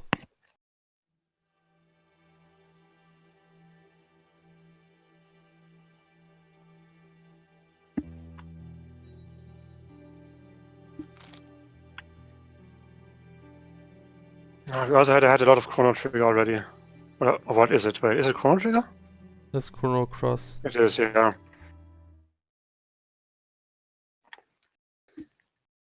What else do we have? Ooh, I like this one. Secret of Mana. That's Secret of Mana, yeah. I was actually listening to the Secret of Mana soundtracks because earlier, before, Hiroko Kikuta, he retweeted a video of Smooth McGroove performing one of the Secret of Mana songs, the Ice Temple. So he retweeted that, and I thought that was funny, so I just tweeted on that. Yeah. Music of my childhood. And he answered to that. Saying, Really? yeah, thanks, yes. Oh. He's really accessible, that's great. I like that.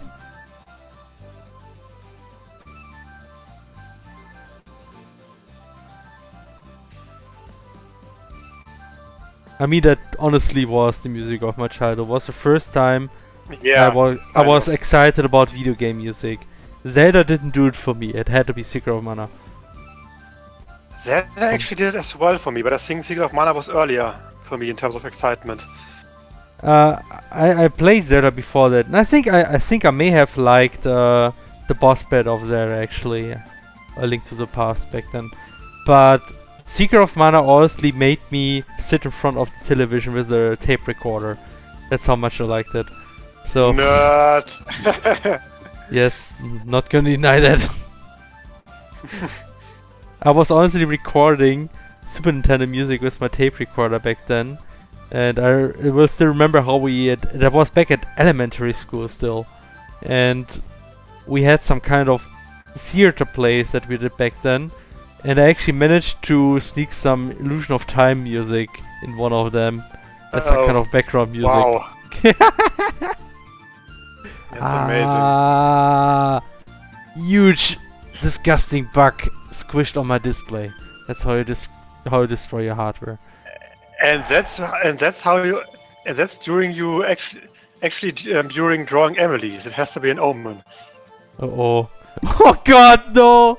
I'm squishing bugs on top of Emily. What am I doing? No. It honestly was a bug crawling over Emily. I should make a photo of that one if that happens again and tweet that. Felix, just make a screenshot. 10% real life debugging. Yes! Yes, I'm real life debugging. Look, I'm working two-handed. Summer means real life debugging. And that's how Freckles came to be. Freckles are the bug of the face. Oh boy.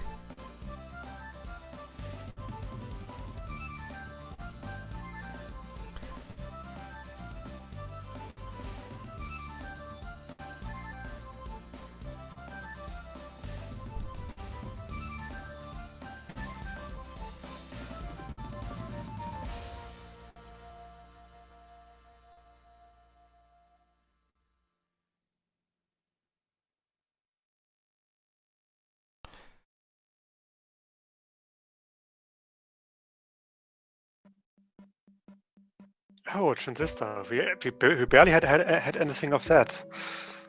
That's true. So far. You still have to play Bastion, right? Yes. Ah man. Because you were distracted by this scrubby Oh, Zelda another game. news. Yes, I actually finished Zelda now. Something I can talk about, but yeah. Now that Terror isn't here, I actually could talk about Zelda. Without Go to getting sleep, Terror. Go to sleep, Terror, if you're watching. Yes, I bet to find a boss of Zelda, Breath of the Wild. And it was fairly easy. I wonder But who the final boss is. You won't believe that, Hannah. No, Is it I mean, Dracula? if there's one thing about the new Zelda which didn't surprise me, it's the story. But honestly, I don't play Zelda for the story. Never did really. I mean, the only Zelda that was kind of interesting in that sense, I thought, was Twilight Princess. It was kind of interesting. Had a nice setting and some nice scenes and some nice atmosphere.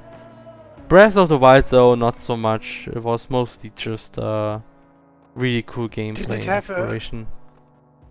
Didn't it have some really nice characters and setting? Yeah, some of the there was some nice character development based on those memories from Link, and some of the characters you meet are kinda nice, but there's not a very big focus on story, because there's just so, like, the majority of time you're just walking around, exploring and solving the puzzles and enjoying the gameplay overall.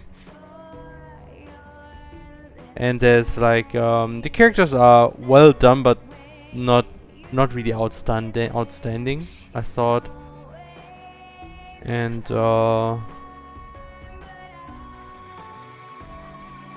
so I mean the thing is, what Zelda does great is that they have every character has a little bit of charisma in that. So there's a lot of small NPCs that I thought were really well done, nice and funny. So that was definitely great again. But like, Didn't you actually have a waifu in this game? Yes, of course. Paya is one true waifu, obviously. No, it's okay.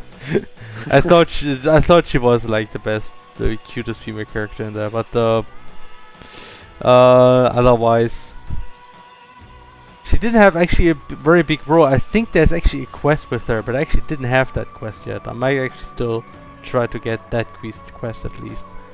I didn't beat everything in the game by far. I mean, there's do it for your waifu. Yes. So there's still a lot of stuff in there I could play, a lot of items I could find. I mean, one thing that kind of seems to be a bit of a down of the game is if you far enough, there don't seem to be too many real challenges there anymore. Well, except there's one type of enemy that I didn't fight, which every time I tried I was dying immediately. So I gave up and said, okay, I will try this sometime later, and I didn't try it yet. Some kind of optional enemy in the desert. That's the only enemy I didn't fight yet. But apart from that, even like the strong Lionel enemies are now pretty doable. So that's kind of like, I think some people actually wrote that it said that once you have good equipment, it doesn't have any good combat challenges more anymore. So that's kind of like a downside. And I mean, the game does like a little bit of enemy variation. That really is a valid point of criticism, I think. There's not a lot of different enemies. Oh, I see. But, oh man, this game. Some of the enemies they have are really so well done. They really took up the game in terms of animation.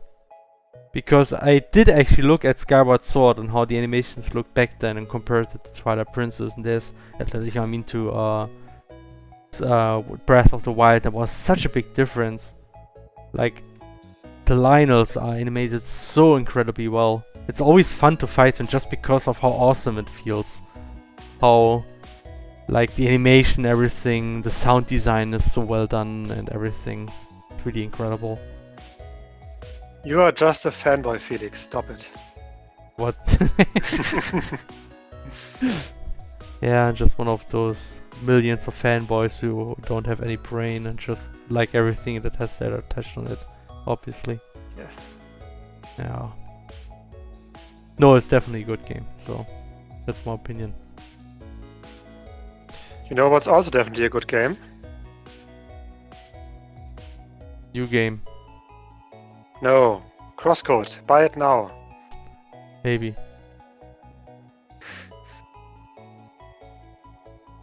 Okay, how do I... Fuck, it should work. Okay, Emily's kind of finished.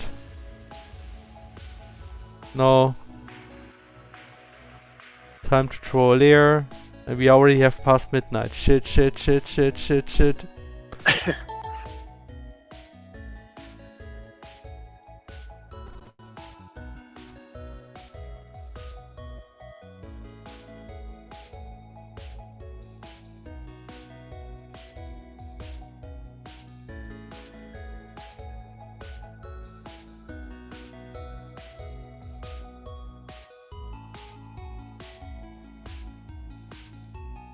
Okay, I'm gonna put this block up here. I make Leah just yawn. Actually, this is so cute. God damn it. I don't draw a lot of characters yawning. That's true.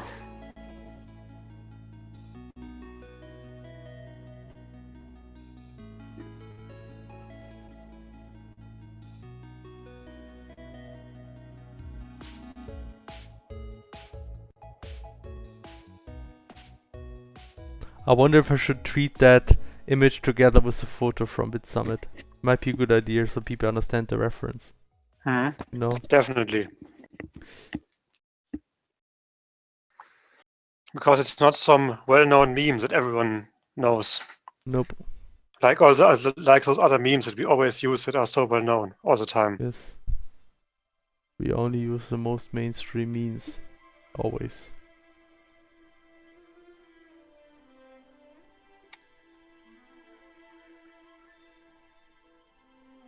More memes all the time. Okay, I think I should...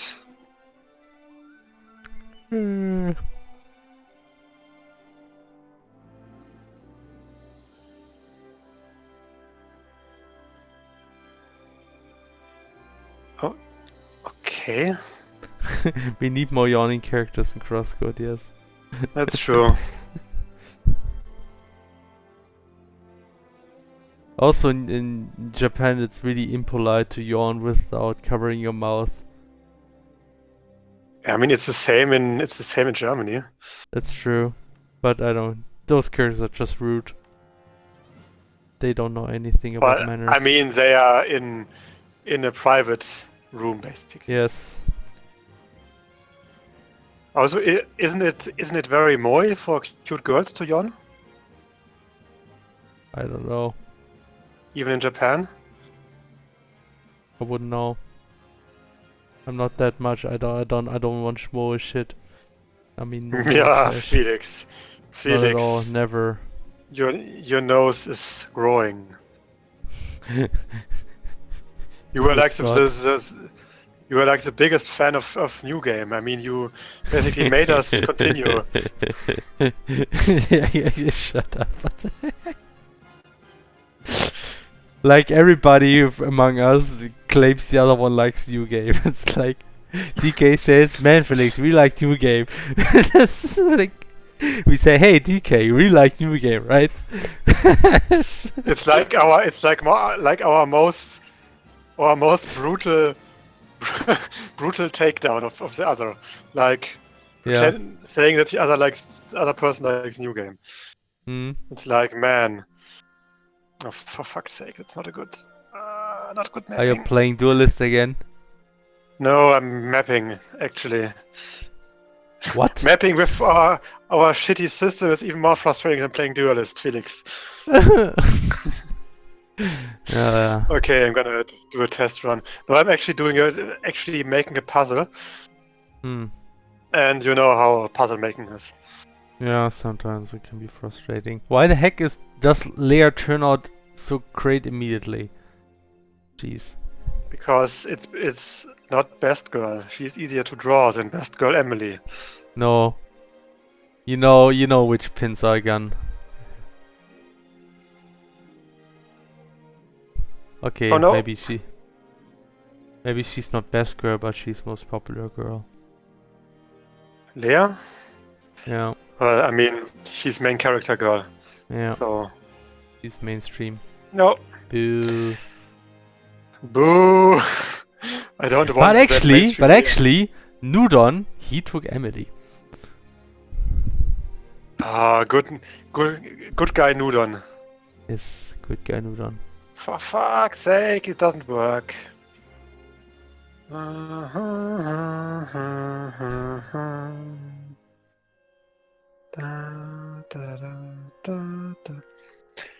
By the way, when I first, for the first time played Seiken Setsu 3, Yeah. which was when I think I was like,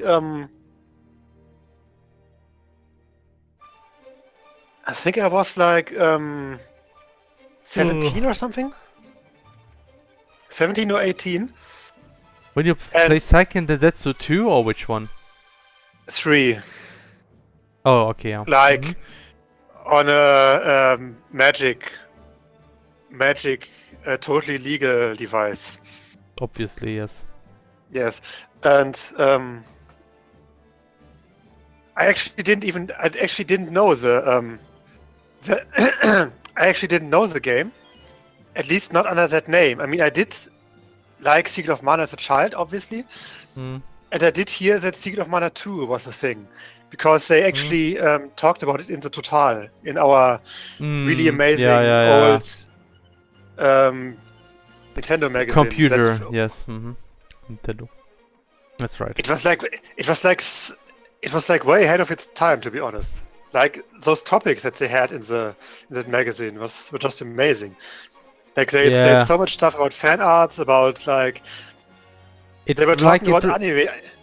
They were had basically so much charisma in general. It was just charisma, yeah. And they also talked about anime and manga way long before it was a big thing in Germany. Did they? That early? Okay. They did. They talked about it way before the Pokemon thing. Ah, I see. And well, I mean, Sailor Moon was a thing back in the day already, but yeah. I mean, it is. Was Animex already around at the time too? I'm wondering. I have actually no idea when the Animex. I mean, I could actually just look it up, but I think it's like at the end of the 90s. Yeah. Animex is from. I think 2000, it was actually. 2000. 2000. Whoa. Okay. And Pokemon became big way before that, like 98 or something in Germany. Interesting. Yeah. Pokemon. And I know. I mean, Red. they always talked about imported games too at Tota. I think that's actually one of the reasons why we got into this whole thing. Yeah, that's what I was getting at. Yeah, right. Pokemon, the Red and Blue was 99 in Germany, but the anime actually started earlier than the game came out, which was interesting, to be honest. It started like a few months earlier, and with it started like the anime boom. With I mean, the normal Dragon Ball started. Yeah. Dragon Ball started before that, like the normal one. Yeah. DBZ came like 2001 or 2000, and and with Dragon Ball came Ranma and all that stuff. Ranma, Inuyasha, and those legendary MTV series, like in German MTV, like Escaflowne, Lupin, Golden Boy, Cowboy Bebop. Cowboy Bebop, of course. Yeah, all the good stuff, man. All the good stuff. Golden Boy, man, that was a show. That was an amazing show. It's been so long since I watched that one.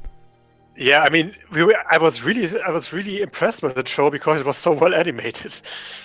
Not just well animated, but the art style was really super detailed for the time. It was like, wow, man, those are some really well-drawn titties. I mean, you know.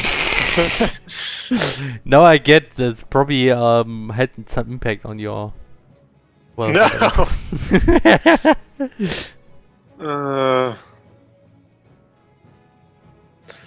No, that's not true. It's not. Actually, what I was getting at, I mean, I heard of Secret of Mana 2 and saw some screenshots. Man, that was a tangent, wasn't it? I saw some screenshots in the Total, but I never played it back then because we never imported games. I mean, my RPG Horizon was basically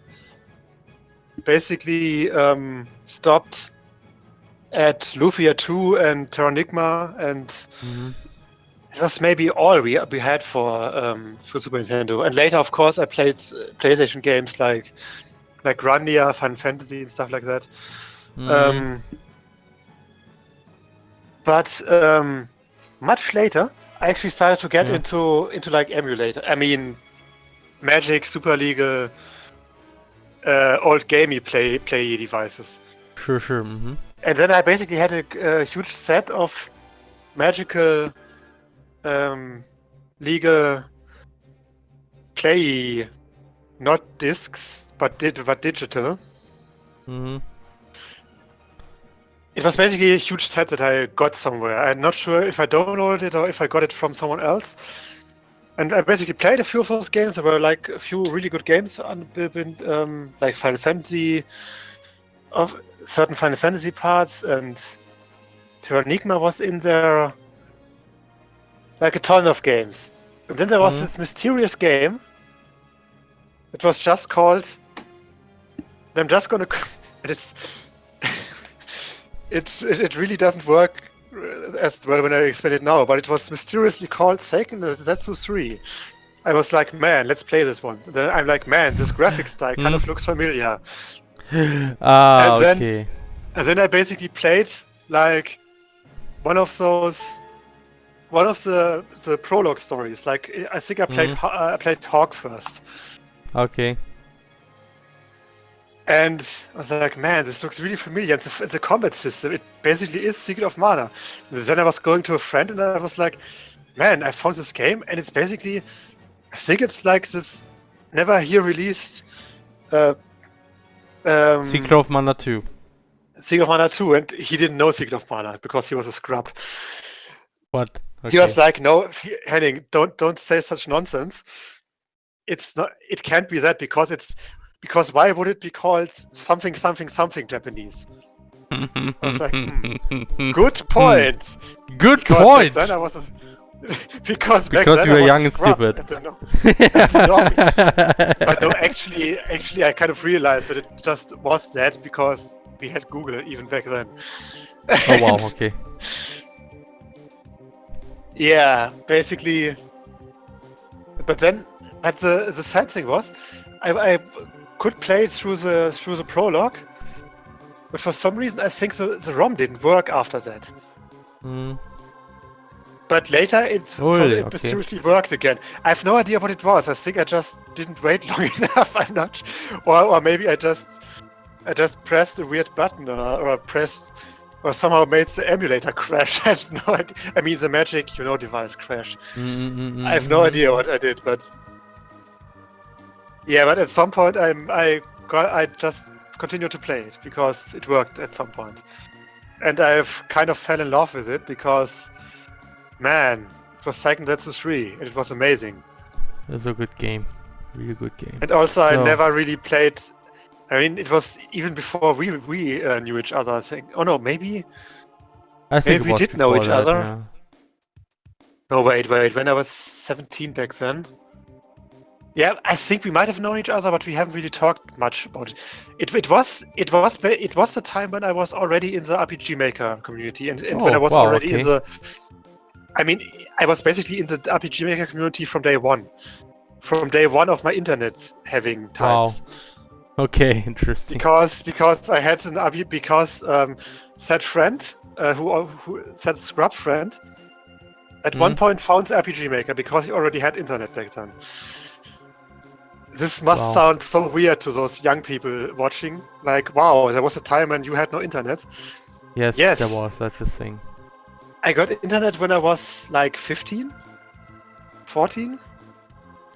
Because it wasn't all that. I mean, it became common during that time, but still, it's yeah. Anyway, he basically found the RPG Maker somehow, and he basically gave me a CD. I still didn't have internet with the RPG Maker. Some stuff on it, some resources, and also, which was funny, there was also like an RPG Maker tutorial course on there, made by Radical. Radical, oh man, yeah. Yeah, seriously, it was made by Ratti. Because Ratti was a big person in the RPG quartier back then. And I basically worked through that, and that's why I was like actually not a total super noob when I first came into the RPG Maker community, because I already worked through the tutorial, found out some scripting stuff on my own. Actually already did some standard battle system scripting back then, because I had some programming background already in the day, like some really casual programming, hobby programming. So I wasn't totally lost when I started with scripting and variables and stuff like that, and it was really. And that's why I basically, one of the first things I did when I got internet was search for some RPG Maker community.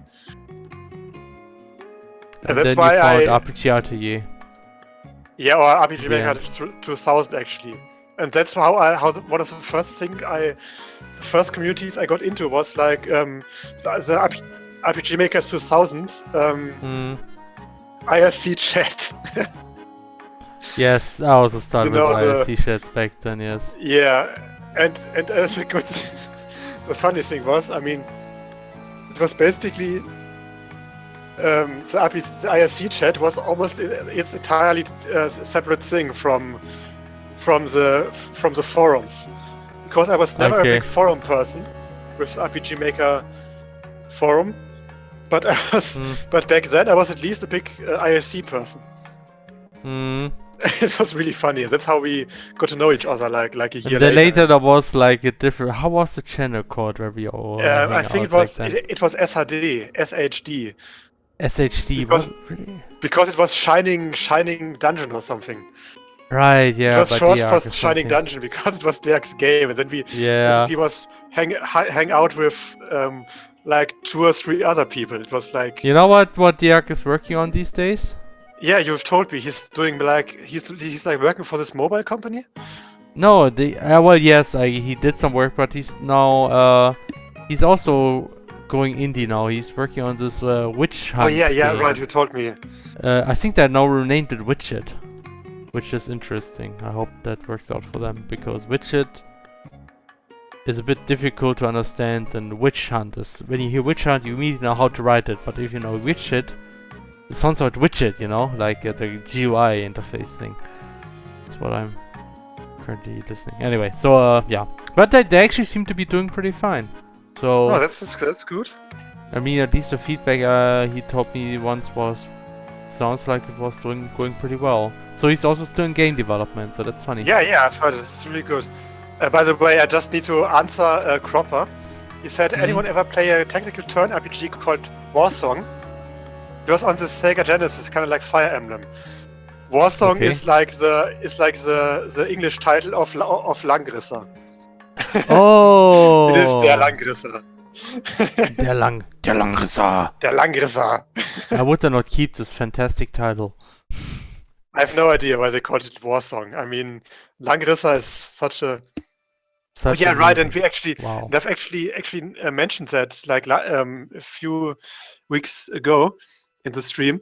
Langrisser actually got a pretty recent installment for the 3DS called Langrisser Reincarnation Tensei, which came out in 2016. I think I need to look it up and see if it's actually a good game because I just have to have a game called Langrisser. Just because of the name. Because I want to play it in public, and then I want to have people asking, "Hey, what are you playing?" And then I'm just answering Langrisser in the most. Der Langrisser. in the most German pronunciation.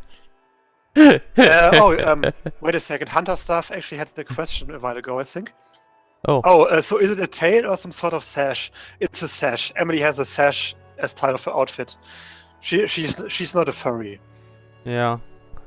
Or is she? Or is she? Anyway.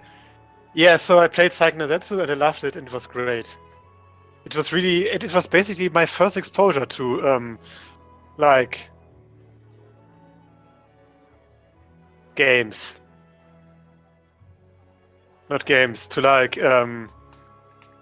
like fan-dubbed games. Fan-subbed games, basically. Because I was also later I also played Star Ocean 1, which I also really liked, despite it being quite of a mess for its time. I mean, it had so many systems that were really experimental for the time, I think. Yeah. But the same is also true for Romancing Saga 3, which is one of my favorite RPGs for Super Nintendo at least, because that game had so many weird systems. If you think about it. Same for the Shin Megami Tensei series. I mean, that game was like, wow. Even if you play it today, you are like, man, this is a really complex game. Man, and they made it back in the day. I mean, compared to like those really simple RPGs like Final Fantasy. I must somehow make sense of our convoluted situations. Yeah. I mean, seriously, it was so hard to play that game. I mean, Shin Megami Tensei was really, really good, but I mean, at some point it was really hard to find where to go, and you barely find any good walkthroughs for that game. I can see that. What is this? Wait. For a moment, I thought it was a CrossCode track, but it isn't. This is Xenoblade It's X? Xenoblade, actually. For a moment, I thought it was like the Maroon Valley theme for the first few notes, but it's actually Xenoblade X. You know what? I should play another Xenoblade X track. Wir fliegen. No. When you play with fliegen, I will draw like twice the speed. Because you will Because basically. I will fly. How was it again? You will basically engage in the overdrive mode, and then you will have huge overdrive chains, and because you also stacked. My skill is optimized for overdrive, so please play with fliegen. What was it again? Was it potential? This one attribute in Xenoblade X. It was potential. This one attribute in Xenoblade X that it was really hard to understand what it does, but it was, if you understood it, it was like the super broken attribute because it made you overdrive like super overpowered. Now, of course, I'm planning to play Neo Los Angeles Night or something. I'm not sure if day and night was worse. But then I will draw like with half the speed. You will draw in the rhythm of the rapper. Like, yeah, with every 30 set air, I will make one stroke. and then you will stroke in the wrong direction because it's so annoying. Yes. Did you add the scarf layer, or is it covered by the hair? I didn't. I will add. Remind me later. I mean, it's not as important as the freckles, but. I know. By the way, it's half one, half past. I know. I'm on it. I'm on it. I just have to draw all the trash now. How do you draw your freaking trash? I just take a picture of my mirror. That's sad. But not when I'm. Yes, I know. No, you remember this one, right, Henne? Wie malt er eigentlich einen Dreck? Wie pixelt die eigentlich einen Dreck? Yeah. Oh man, that's amazing.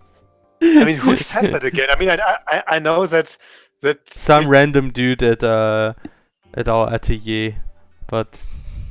Oh yeah, right. It was his RPG atelier. Yeah. Oh yeah. Did he like the? Oh yeah, right. He just asked that in the Pixels thread. The Pixels and then Man, someone can we explain that one? It's also I think we can. Just imagine somebody said, "How do you actually draw your shit, or how do you draw your crap or your shit? How do you draw your crap, or how do you draw your shit?" And but what he meant was literally the crap or shit, but not shit, but actually Dreck, Not which shit, is German. dirt. It's more like dirt. Like, how do you draw your dirt?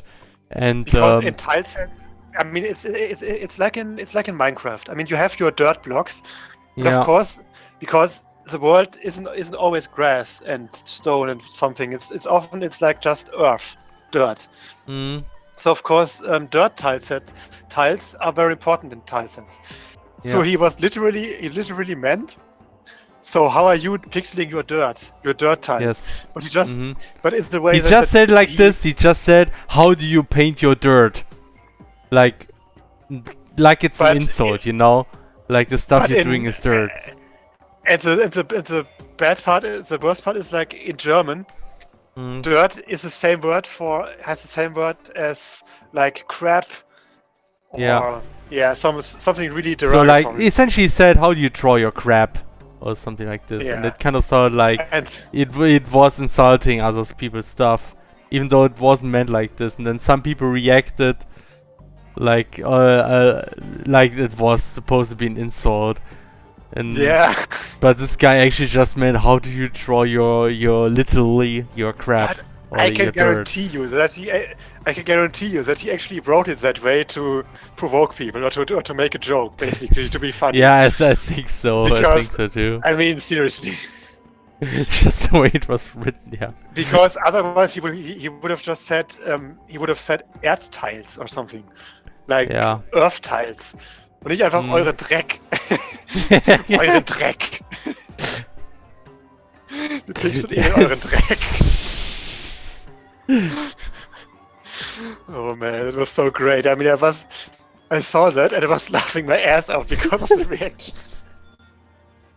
Yeah, that was silly. That was something else. Yeah. Actually, I noticed that Leah has dynamic scar, as most times she has a right. Yeah, we flip images. Big deal. Yeah, I mean that's what everyone does for such sprites. That's why the scar is actually moving. Yeah. Because please don't expect us to create graphics for both sides. You don't want us to do that. So yeah, dynamic scar it is.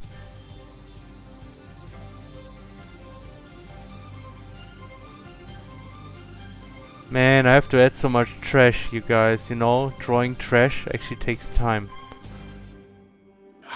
So how are you drawing your trash? Yeah, man, how are you?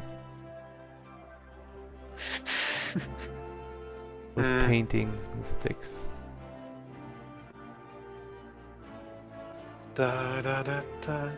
Grandia was also one of my first real JRPG, I think, if I think about it. Or rather, one of the first ones I've actually really liked. Aside from Luffy, of course. Yeah. Because I was never a huge fan of the PlayStation Final Fantasies. I mean, I played them for a while. But I never really got extremely far because I just got bored with them at some point. Okay. But Grandia I really loved. I mean, it was such a great game. I still didn't beat the original Grandia. Yeah, me neither. I mean, at some point I just didn't know where to go. But like at the very end, I think. I was in this really weird tower. And I just couldn't find a way to get through this because it was such a huge labyrinth. And I think Grandia was really brutal with its labyrinths at points because I think you didn't have... They were really sprawling. You had like tons of teleporters that were teleporting you around. And I think you also didn't have a proper map. I see.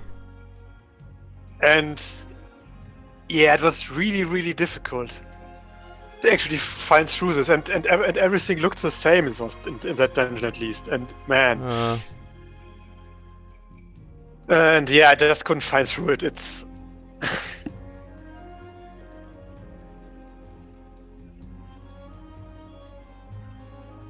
Man, what kind of trash do we have there on the... Oh yes, of course. Some sweet stuff. definitely, yeah. I mean, obviously. Like in Teruhi, we like the sweet red beans you get in Japan. I was a big fan of those.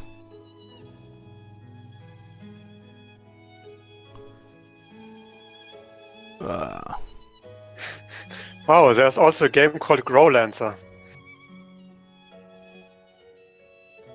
Okay. Wait, it's actually. Oh, it's its own series. What is it even? Role-playing game, tactical role-playing game. Okay. Man, there's so many. Oh yeah, right. We talked about that once. It's the game series that has like this this famous hentai artist through the character design. Ah. Who has this really easy to recognize style because it has a lot of roundness and fluffiness in the way he draws faces. Hmm. You know it definitely. You definitely know it from tons of hentai. Of course, yes. Yes. Yes, Anna. Yes. So.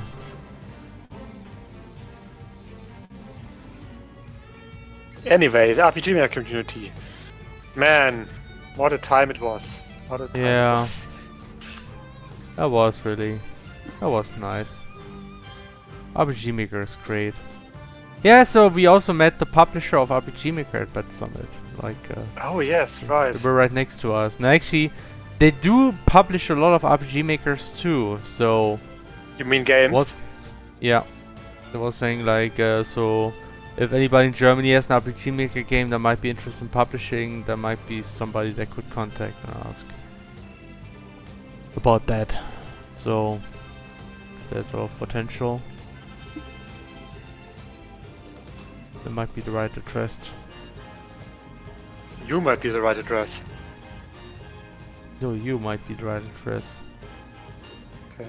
You and your mom. So. My mom is publishing RPG Maker games. Yes. Obviously. How did you know?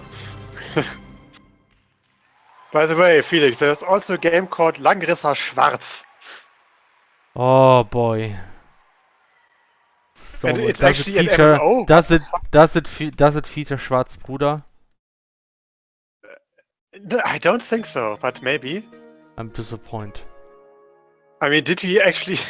I'm sure we showed Schwarzbruder once, but I think we didn't show him actually on the stream. okay. Wait a second. I'm just gonna.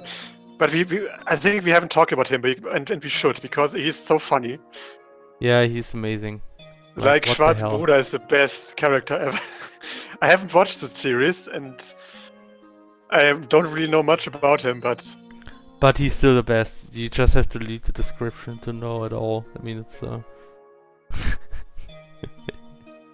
it's amazing. German fucking ninjutsu. yeah, he's like a German ninja, Gundam pilot. Yes. And he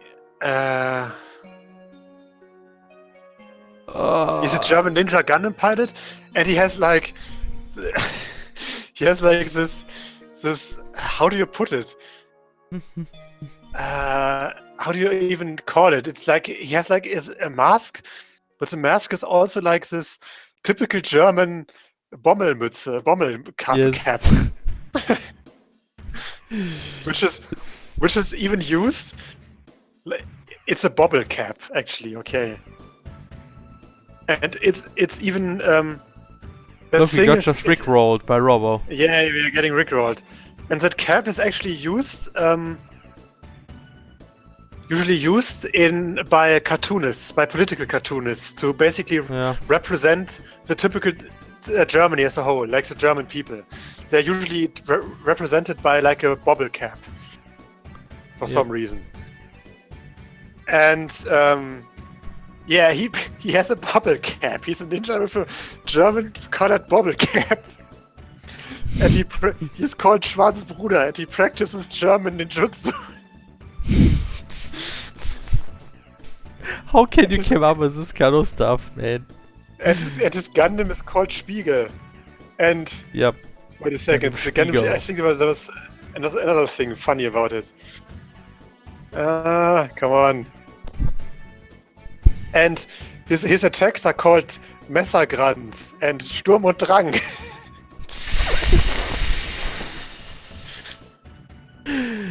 Oh man, Japan, please never change.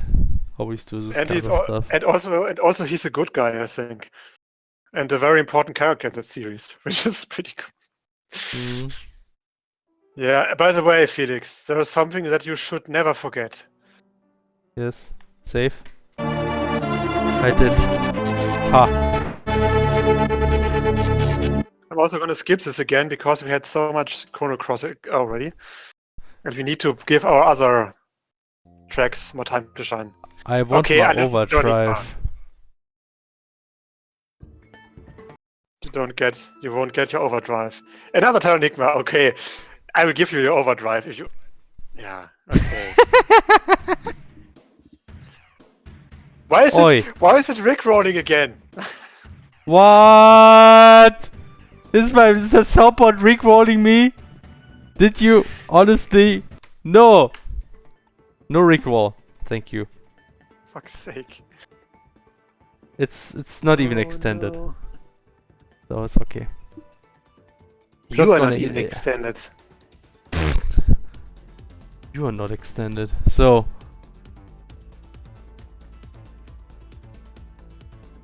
I'm gonna polish and add more crap. So it looks more like trash. That was a nice sentence. Yeah. Listen to that German. I have no idea what she's singing already. Anyway, Der Langrisser Schwarz is actually a free-to-play or an upcoming free-to-play massively multiplayer online RPG. What? It is? Yeah, but the thing is, it was first revealed in 2010 and alpha testing began in China in 2012. And there hasn't been news since, I guess. Does it still have a website? Hmm.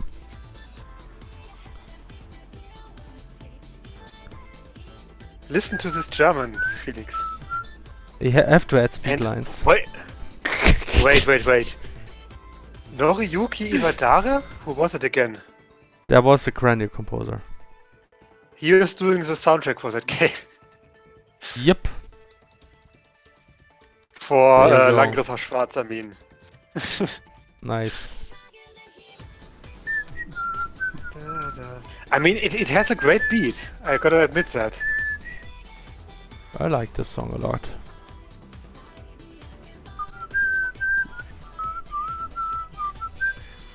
Just have to ignore the text, and I'm very good at ignoring lyrics, so Well, you definitely will ignore the text because you can't understand what it's saying.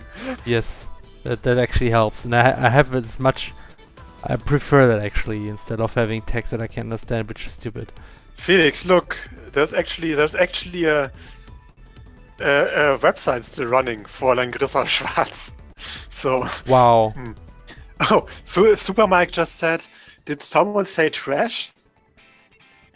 Because, you know, she's the trash Oh boy. queen. Yes, yes. Ah. Wow. Drawing speed lines today. I have to rotate my freaking graphics tablet. And then I have to rotate. I really like the character designs, by the way. Wait a second. Wow, this doesn't work. Holy shit. The thing Felix. is, Photoshop has a rotate feature, but I cannot use it. Because I can't stream that. Oh, Oh. yeah, it's... I have a pretty hard time drawing these outlines today. Anyway, Oh, that's and good enough. also the last activity of the Facebook page was also 2012. Okay. Oh boy. Look at the last picture that I posted. It has great character design. Okay. Stream chat? Yep, stream chat.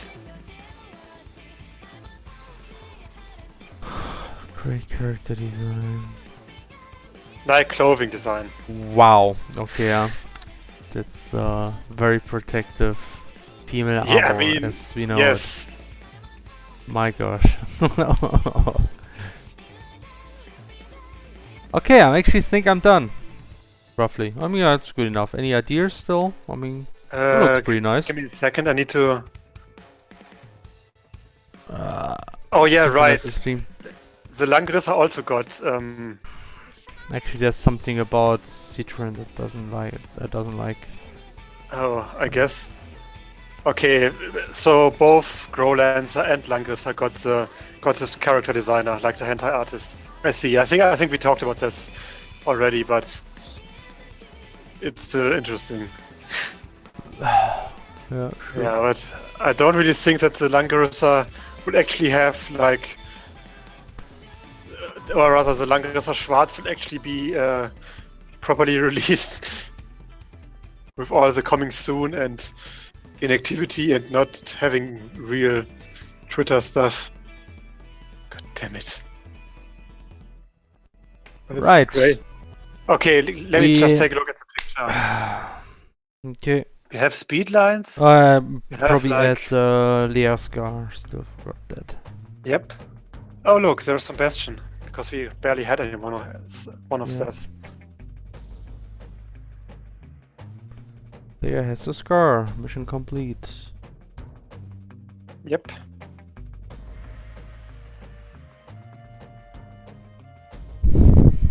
Yeah, looks good, I think. Good enough for me. It's late, so guys, I think this essentially concludes our stream. Finally, has been a long time. I mean, it's moderate for our, like, for us. It's still not 1 o'clock. Yeah, it's true. But I really, man, you know, my Yeah. good early sleep rhythm destroyed It's gone. now. It's gone No. now, Felix. Wow. Well, can't be helped. Anyway, so Lear has a scar. I guess that's it. I would treat that together with the other pictures so people understand reference, and I guess that's essentially it. So, thanks everybody for watching. Was a really nice, relaxing stream again. And yes, you're welcome. And yeah, hope to see you Yes. again. Not Any next last week. Next week questions? we will No? be at Dokumi, so no stream. Yes. Maybe on Monday. Don't forget. We'll Don't see. forget, Dokumi will be in Hall 4 and booth 12. Please visit our booth when you're in Dokumi Yep. or something. In Düsseldorf. In Düsseldorf, yes. And yeah, hopefully see you there. And otherwise, see you around the next Game Dev stream in 2 weeks latest. Bye bye. Bye.